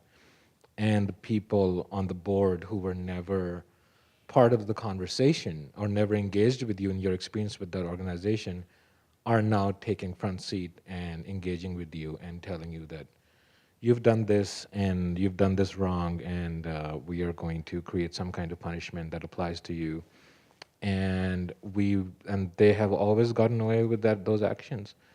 And I see that so much, and there has to be solutions to that.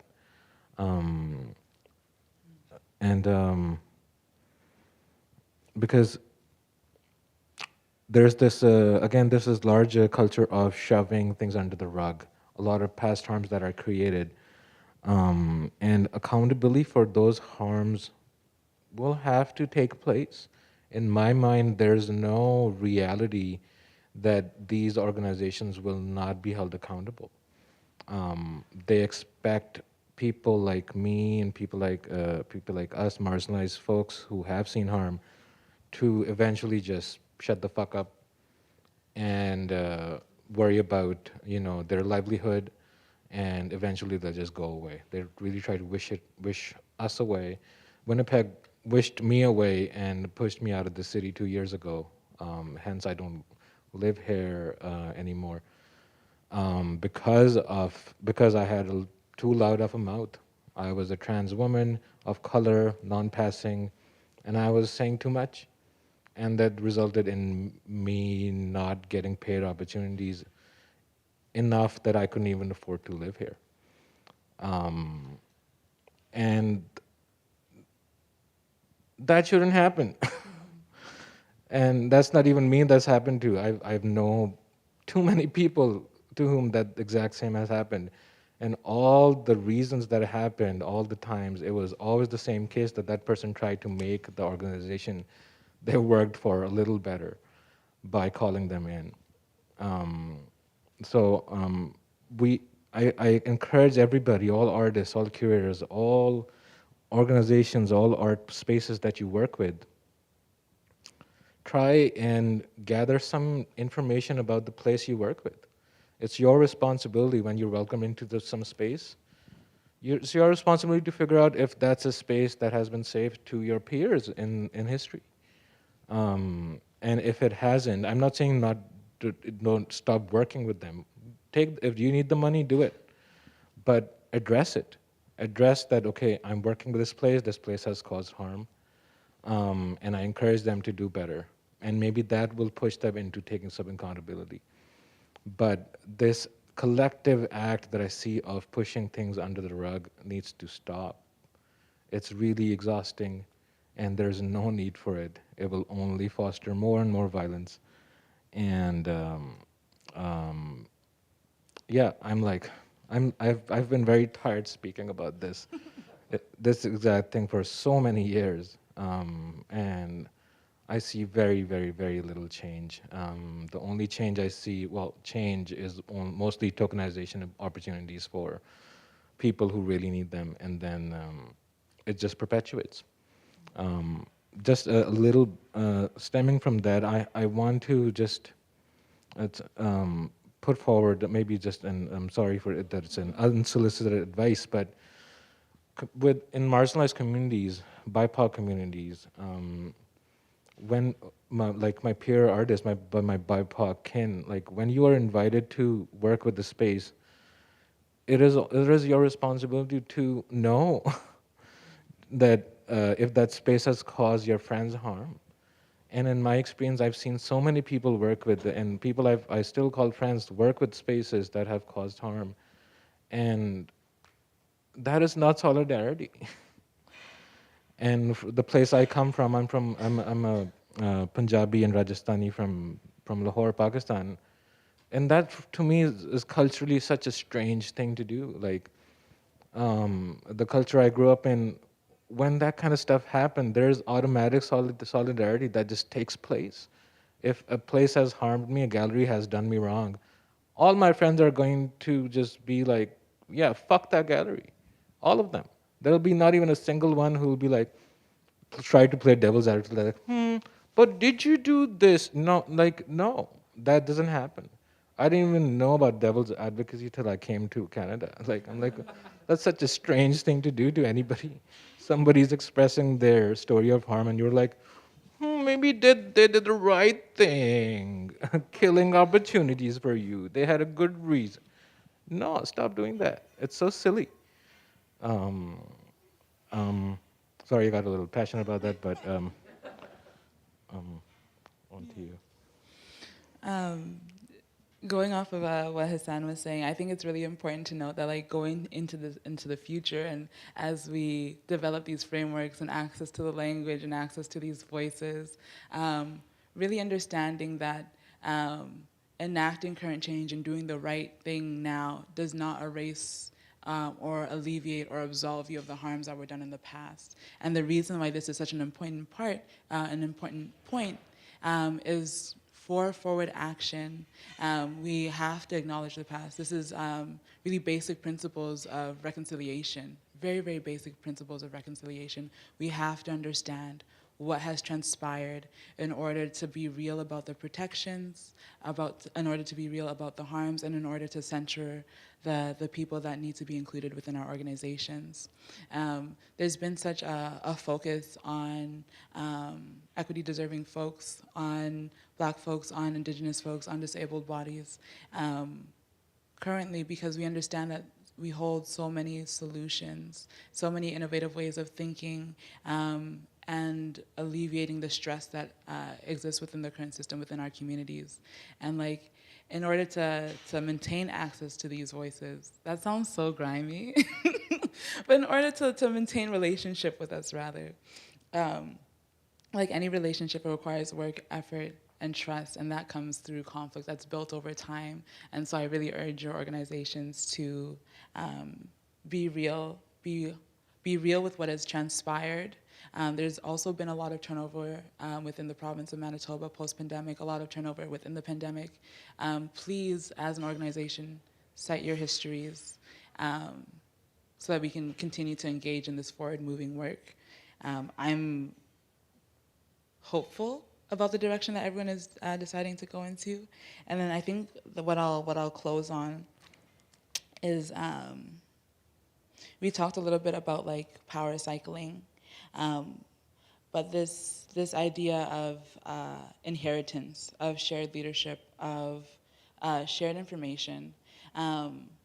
Throughout the pandemic, through this series of turnovers, and as we as organizations restabilize, there's been the loss of so many knowledge keepers.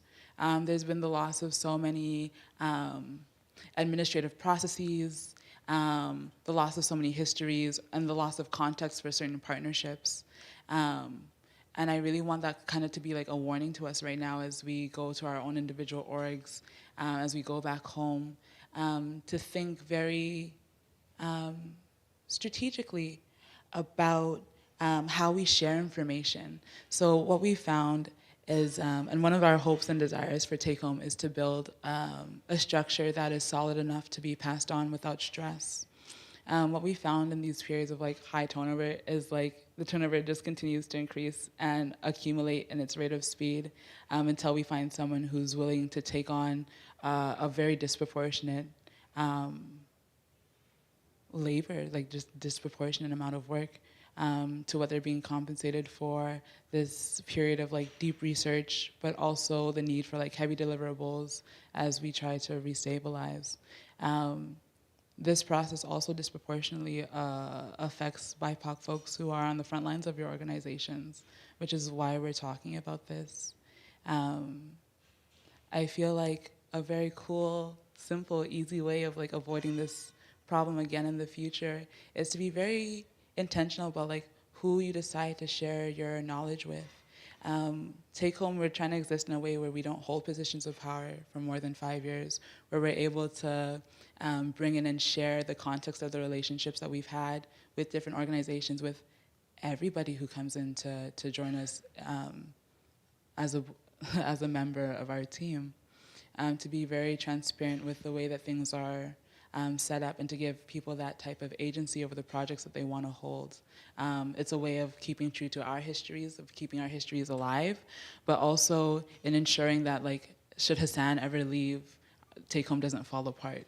Should I ever leave, Take Home doesn't fall apart, because the need for the work exists, whether we're present or not. And that building of capacity in everyone that we share space with is important, is essential. It's not just that it's a best practice, it's a necessary practice for the sustainment of all of our organizations. A lot of work went into getting us into the places that we are now so that we could even come and gather like this. So that was one of the things that like I really wanted to be able to share with and talk to you about. Yeah. Well, that's most of it. One thing that I've always wanted to just really hammer down is the idea of white supremacy in art organizations. I really want our organizations who are predominantly white and majority white even today to understand what white supremacy means. It's a very simple word, terminology. And if you find yourself with the only white people that you're working with on board, in staff, that's white supremacy, 100%. Because you're just fostering a culture without the intervention of BIPOC folks, and that will only create more harm. that has what history has told us, that has what's always been done. It's your responsibility to undo that through hacking the non-for-profit structure, like Jordan and Taryn explained, and through various other methods of breaking down systems that are in place. But if you find yourself in a majority white space, then you are engaging in white supremacy. And that is awful. Please don't do that. Yeah, that's... Yeah. In closing, just to reiterate some of our strategies and solutions for the well-being of our organizations and our sector within the arts. Please, when you see marginalized spaces, collectives, and galleries, much like SAW, please do what you can to incubate, protect, and support them. Be very tangible in your, or be very transparent in your intentions and approach. Secondly, take time to foster meaningful relationships with BIPOC communities, marginalized communities. Use the data. You have access to data via your staff, via your, there's accessible data within your archives that you can quantize and make very real, tangible observations from. And have that inform your efforts to rebuild or to newly build relationships with community. Please bake in protections into your bylaws and revisit your bylaws as often as you're able to, whether it be 2 years, 3 years. Please make that a very meaningful process. And this is also a really great way of sharing power. It's a really great way of sharing knowledge and introducing new folks and ensuring that there's legacy for your organization. As you revisit these bylaws, bring in younger folks, bring in that, I want to call them the aunties, bring in like the folks who have been in your organizations for a long time, have them exchange knowledge as we like revise those ways of thinking that are supposed to protect and support our organizations. Please be real in your understanding of white supremacy and what that looks like for your staff. Be humble when you're being called in. There's no need for policing and tone policing of pushing out. These are knee-jerk responses within our sector. And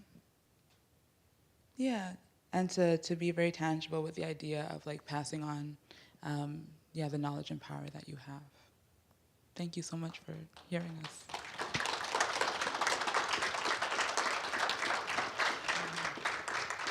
Are you taking questions at all? Does anyone have any questions? Is there hands? I see one. Oh. It's not so much a question, but I just wanted to acknowledge that I'm not somebody that's from here, but y'all are from here. So speaking about these things in this space actually takes a lot, like you're sacrificing a lot to be up here in this way and talking so frankly to a space where I know that you hold relationships in. So I just wanted to acknowledge that firstly, that's like huge. And it would be different if I was speaking this way to all of my peers back home. So I want folks to hold that in their own way. And I also want to just amplify the pieces about calling in. I don't need to talk to y'all. I'll talk to y'all. There was a piece that you were talking about. Calling in is not like inherently a negative thing. It's actually an opportunity to deepen your relationships with folks. Folks are offering you the opportunity to do better and express their disappointment in the work that you've done in bad ways. And I think that, that first knee-jerk reaction to be defensive is white supremacy. And the lack of allowance to allow people to be angry about the harm that they've received is also white supremacy. So like, it's a huge culture shift to be told that you're wrong and hold that humbly, but it's an invitation into relationship with people. It's a different cultural understanding than like white status quo. So I just want to amplify that because I think we all think we're really good at it, and with love. Like, it's probably the thing that we need the most practice at, especially in artist spaces, because it's like, it's taboo because you sacrifice your opportunity to work with people. You sacrifice your relationships. So I just wanted to amplify that piece. And thank you. Thank you so much.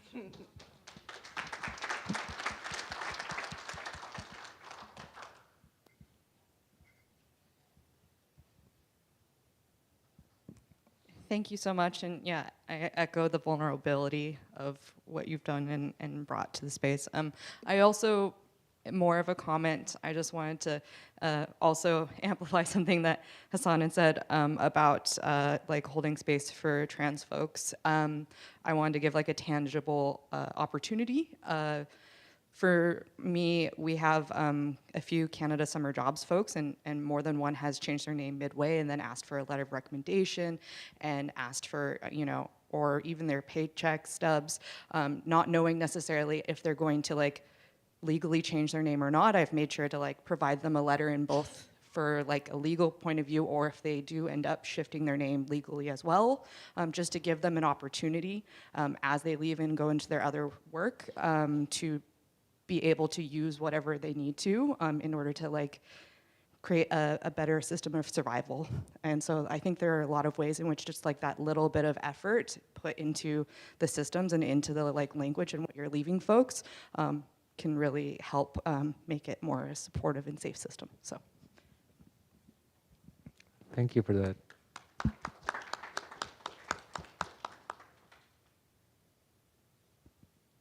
Hi, thanks. Yeah, I want to echo everyone else by saying thank you very much for talking, and I think I have some understanding of how difficult that could be, especially as mentioned, doing it in the city where you went to school and work and live. I just wanted to maybe mention, you know, I've been part of artist-run centers for quite a while now. I'm a little bit old, and in various capacities. And I was just thinking through certain spaces. For instance, Gendai Gallery. I was formerly a board member at Gendai Gallery, which was at the Japanese Canadian Cultural Center, which is where my grandparents actually helped build that space. And I was on the board for a brief time, and it was a very problematic space. And I address it here because of it was a BIPOC space. It was a Japanese space, but it was also, you know, Japanese are imperialists and patriarchal. And so ultimately, Gendai Gallery moved out. There was a push around the time that I was on the board to have the gallery move out of the space. And it remained, you know, became Southeast Asian, and now it's predominantly Asian, you know, Asian focused, but it's a Gendai club. And so this kind of move to another format that doesn't have a space, that doesn't have a gallery, that operates differently as a collective, is really interesting to, I think, continue to examine. And I think, and I would say this kind of to everyone in ARCA, to really kind of consider these models. I think it's also, you know, I think I'm the only person here from Alberta, and I'm on the board at Stride Gallery, where I was also a director like almost 20 years ago. And it was, at that time, a very problematic gallery. And I think it's worth mentioning just because of the conference that was unfortunately canceled a couple of years ago, and the fact that no artist-run centers, I think, are still members of ARCA except Stride Gallery. One, just Stride. And that was mostly because I was like, we can't leave. But I think it's important to note that with the turnover in Alberta of all the artist-run centers, a lot of the labor fell onto BIPOC artists, almost exclusively, definitely predominantly at this point.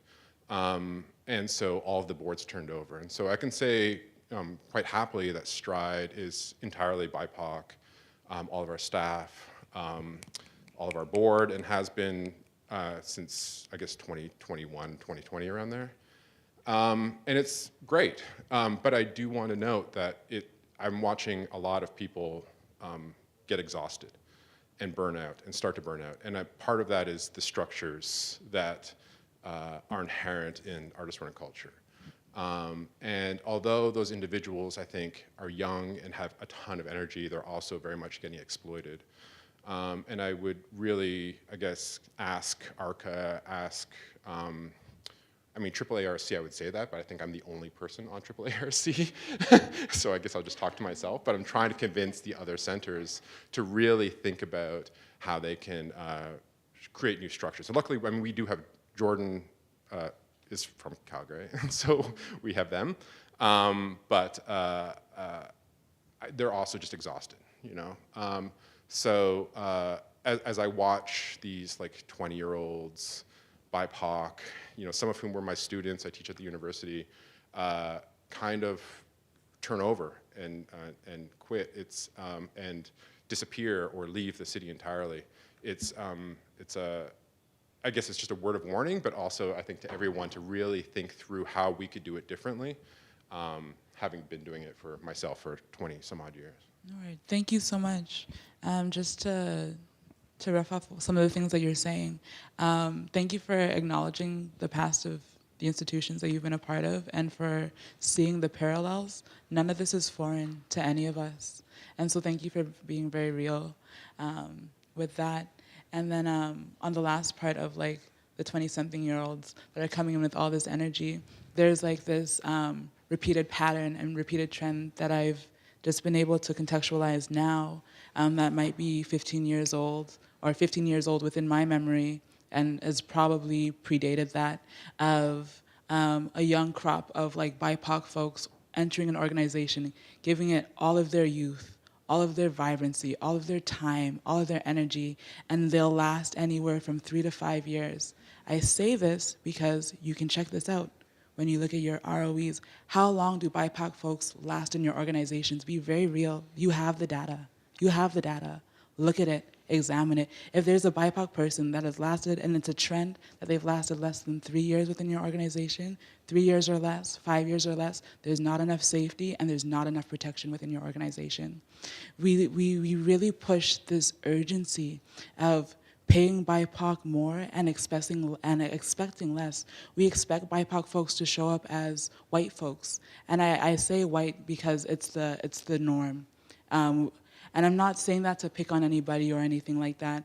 I'm saying it because there's this expectation to show up in a certain language, in a certain dress, on a certain time, to engage in this system ever so politely, never discourteously. That consumes so much energy. Just choosing what you're gonna wear to work in the morning so you can be respected as a human being. You need to expect less from the deliverables that you're asking from BIPOC folks because we are dying. Like we're like literally burning out. And it's batch after batch. So like the 15-year process that I'm seeing or being able to contextualize now is that you'll have that crew in there and they'll sustain each other because there's not enough institutional support for them. So they'll sustain each other and they'll last anywhere from 3 to 5 years as a cohort. And then someone will burn out and fall off, disappear, find another way of surviving, move back in with their parents, leave, or find a new way of trying to sustain themselves after being utterly depleted by an organization that did not care and now usually has like the rights to their IP, can put their name on their work, and so on and so forth. But how this cycle continues or perpetuates itself is that there's a new crop of 20-something-year-olds that were inspired by the past crop. Wow, this organization is so amazing. They did this program and that program and this program, and I would love to be a part of it. And they enter our organizations with this hope, and they blindly trust us because we have all this institutionalized power, and we, as ARCAs, like facilitate this process year after year after year after year after year after year. And it's very real that we have to talk about this right now, because for our organizations to survive, in speaking truth to this process, we also understand the propulsion that this group of young BIPOC or different marginalized bodies have given to the organizations. They propel the organization forward, sacrificing themselves. The organization maintains the reputation, the power, the funding, the access at the cost of our BIPOC bodies, at the cost of disabled bodies. This is why we're talking about these things. This is why we're excited to be here, because we desperately need to change how we structure our organizations. I don't want to see anyone else hurt. I don't want to see anyone else. Like literally, they're giving up their lives, their livelihood, their energy, their soul, their essence, to be a part of these organizations because they believe in what we do. They believe in the power of the arts. So I really thank you for that comment, and thank you for hearing my remarks on that.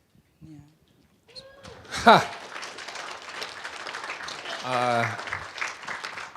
I've worked very hard to not ask a lot of questions of the speakers. It's like I'm a chatty person, but I want to ask, actually I haven't asked any, and I'm gonna ask one. This will be my one for the whole event, okay? And it has a short story, very short, because I know that people are all antsy to go and we're past schedule. But I think about power and the transfer of power or the connection of power and sharing power and what that looks like. And when you were speaking, I thought of how privileged I am to work at ARCA and to have ARCA supporting me in my life and giving me a job. And how an organization had reached out, because I'm a filmmaker as well, and had asked me to work on a project with them that they had secured a bunch of funding for. They were a media arts organization, and we're going to go into a series of reserves over the summer. And because of my connection to Indigenous communities and previous work and being a filmmaker, they had said, we want you to come for this 9 weeks and come to these different reserves and train youth on making films. And we're going to give you like $1,000 a week, which is a really good pay for an artist, which I'm like, it's not really that great, but it was good. I mean, whatever. I didn't take it, by the way. Anyway, I said, well, what happens to the equipment afterwards? And they said, well, I mean, it's our equipment. We got a big grant to do this. And I'm like, why don't you pay me less and we'll buy consumer grade camera work. And when we train the communities, we'll leave the equipment each time. So we'll have like more community grade or commercial grade, not like industry awesome stuff. But then when we're training them at the end, they have the agency to operate on their own. They don't need us. And they were like, oh, we could never do that. They won't allow us to do that. I'm like, who won't allow you to do that? And they're like, and the more we debated, the more I realized this is a plan to make a codependency system and to go every summer from now on and to go and get grants from the government and to have it flow through them. And I turned down the work. I said, you'll have to find somebody else, and that's it. But when I hear you speaking and asking, would everyone locally contribute and pay, I think about that isn't the transfer of power, that's the sharing of power, and that you're connected to all those spaces through that. And I just wanted to ask if you're comfortable with that and if you're aware of it, but also just to say that if you are, that is a very, very beautiful offering to have all these people. So that's my thought immediately.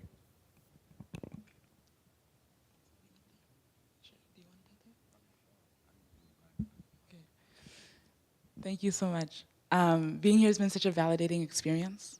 We spend so much time talking amongst each other, sharing our histories, keeping our histories alive, holding space for artists to come, emerging artists, trying to listen to the elders and the folks who've come before us in this work. So it means a lot. It means a lot to have access to everyone's care and everyone's support, to be on this stage and have this information be heard and received in this way, because it allows me to hope deeper. It allows me to hope for more tangible supports. And I'm glad to hear it framed in a way of being gracious and courteous, because we're not malicious in our intent, but that's not also my job to convince you that we're not like, But it's always good to hear when you're put consistently in this place of needing support. It's very easy to doubt your efficacy, to doubt you in your abilities, because you're always in this position of disempowerment, and it's very easy to internalize that. So we're really appreciative of how real and how honest everyone has been in their support, and in hearing these words, because it's personal. It's deeply personal, but it shouldn't just be personal to us. It's personal to everyone who's involved in these artworks. I think one of the biggest things that had me excited to talk here, and we were talking about this the other day, was that we're artist-run centers for a reason. Our hope and aspiration isn't to be a business, but it's to create and support the art. We believe in the power of art. Hence, we believe in the power of artist-run centers, and to really come back to that place, because our power is in that place. I'm not here to preach to y'all. I'm just here to tell you how I feel. And like, I really want us to go home with that, to understand that like we care about the arts. You are here because you care, and your care necessitates action. And so like as you're going home, as you're unpacking these different thoughts, as you're unpacking the strategies that Jordan gave us, as you're rewatching the videos, because I know I'm gonna rewatch this live stream. There are so many nuggets. To really be intentional and be personal in your understanding of this knowledge, and to build a relationship with everything that's been said here today. Because there's so much room for growth, and there's so much room for like, the liberation of us all, because, and I say it, and I'll say it again, because that's truly the goal and the place that we operate from. Yeah, I'll take last questions, last remarks.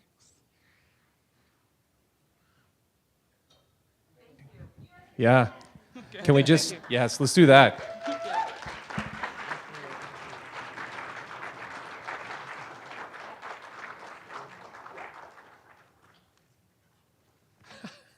All right, I'd like to thank you so much. And I'm going to jump into closing remarks like right now instead of giving you a break and then making you come back.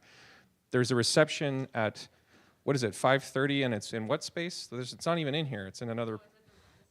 Oh, it's at the Radisson. Oh, okay. So there's and what is it at the Radisson again? Ambassador Room C. There's a reception. It's going to be like exactly like this, except it's in like an hour and a half at the Radisson.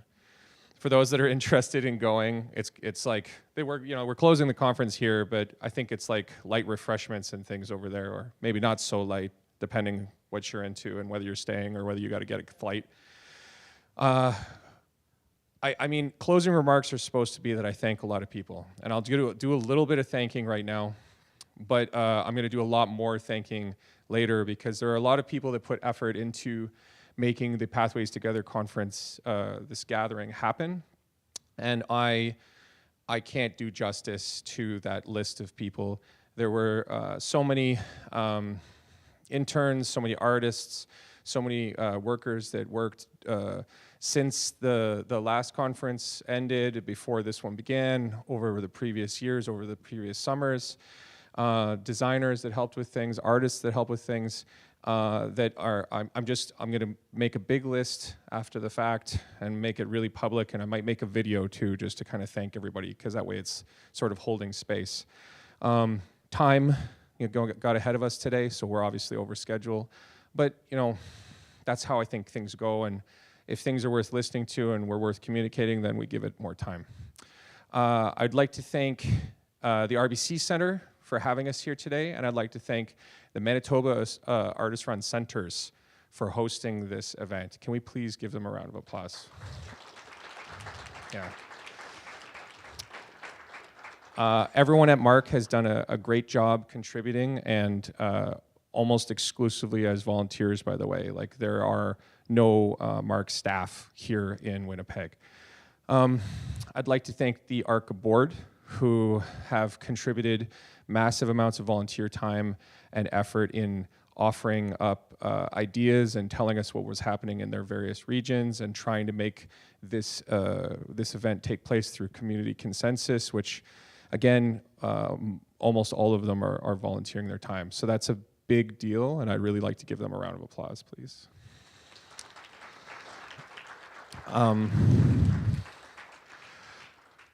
I would like to thank our technicians and our videographers and our live streamers right over here.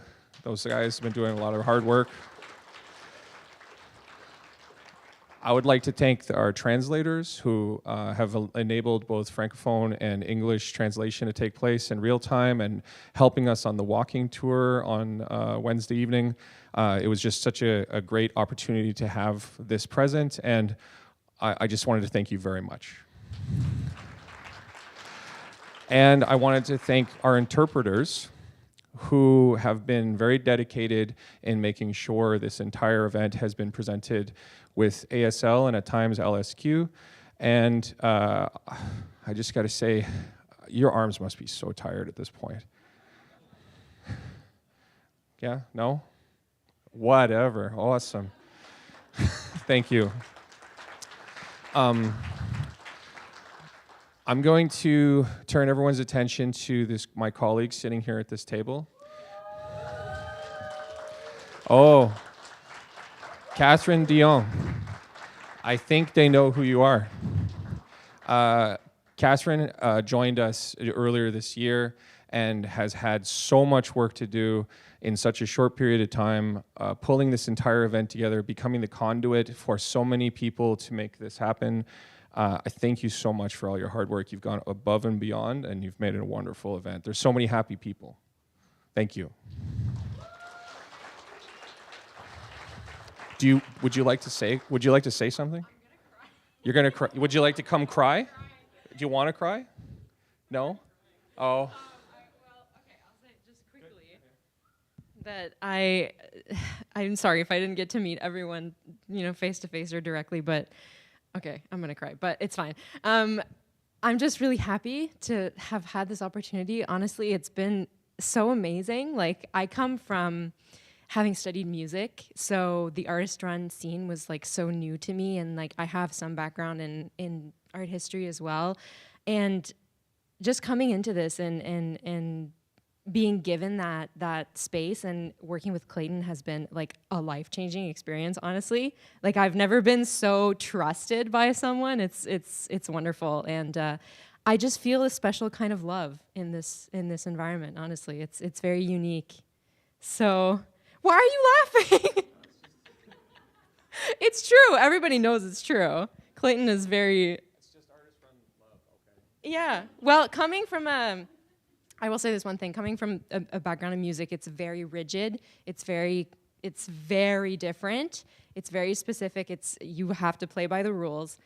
So coming into this, it's liberating. It really is. So thank you everyone for coming. It's been amazing. Thank you. I'm just sitting down because it's been a long day. So let me see.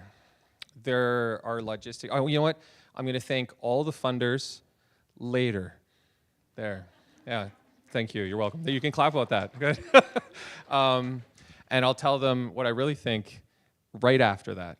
So I'm going to try to make sure that just some housekeeping things. There's lots of logistics supports that were in place. Some people maybe don't have questions that they haven't had answered yet. And all of those things are going to get done. Catherine and I are not going to disappear next week. There's going to be a flurry of emails and things where it's like, hey, did you get this? Hi, I know we asked you if you wanted that. Do you still want that? All that kind of stuff. So there's a little bit of like, we feel behind, and we feel you if you feel like unacknowledged. So please know we're working on everything. We'll be in touch. There are some t-shirts up front. If people want them, please come take them. They were part of a fundraiser, but if you don't have money, just take them anyway. If you don't, Catherine has to take them back on a flight to Montreal. There's also some tote bags. Those as well, if anyone would like one, please take one. We had a form online, which we will send again to make sure that anybody that wants, we have some care package materials that we didn't bring to this event that were created by artist youth over the last couple summers. And a lot of them are like very like alternative research based. So like postcards that are asking you to respond to kind of big artist run questions. And we're not really sure what that feeds into other than helping us respond to what these artists thought of working at ARCA during the pandemic, where they got Canada Summer Jobs money, and they're like, what do you want us to do? I'm like, I don't know. Make art for yourself, I guess. And then they would come up with all these things to do. And I wish they were all here right now, actually. Maybe we'll talk about bringing them to a conference in the future. But I want to say thank you to all of you for being such a wonderful and generous audience. I feel a real sense of reciprocity in the way you've all responded to the presenters and to the way that you've taken these discussions further. I can't wait to see what the next ARCA conference brings, to see how the connecting points from these discussions go to those discussions and everything in between. So thank you all very much. And I guess this concludes Pathways Together. Whoa.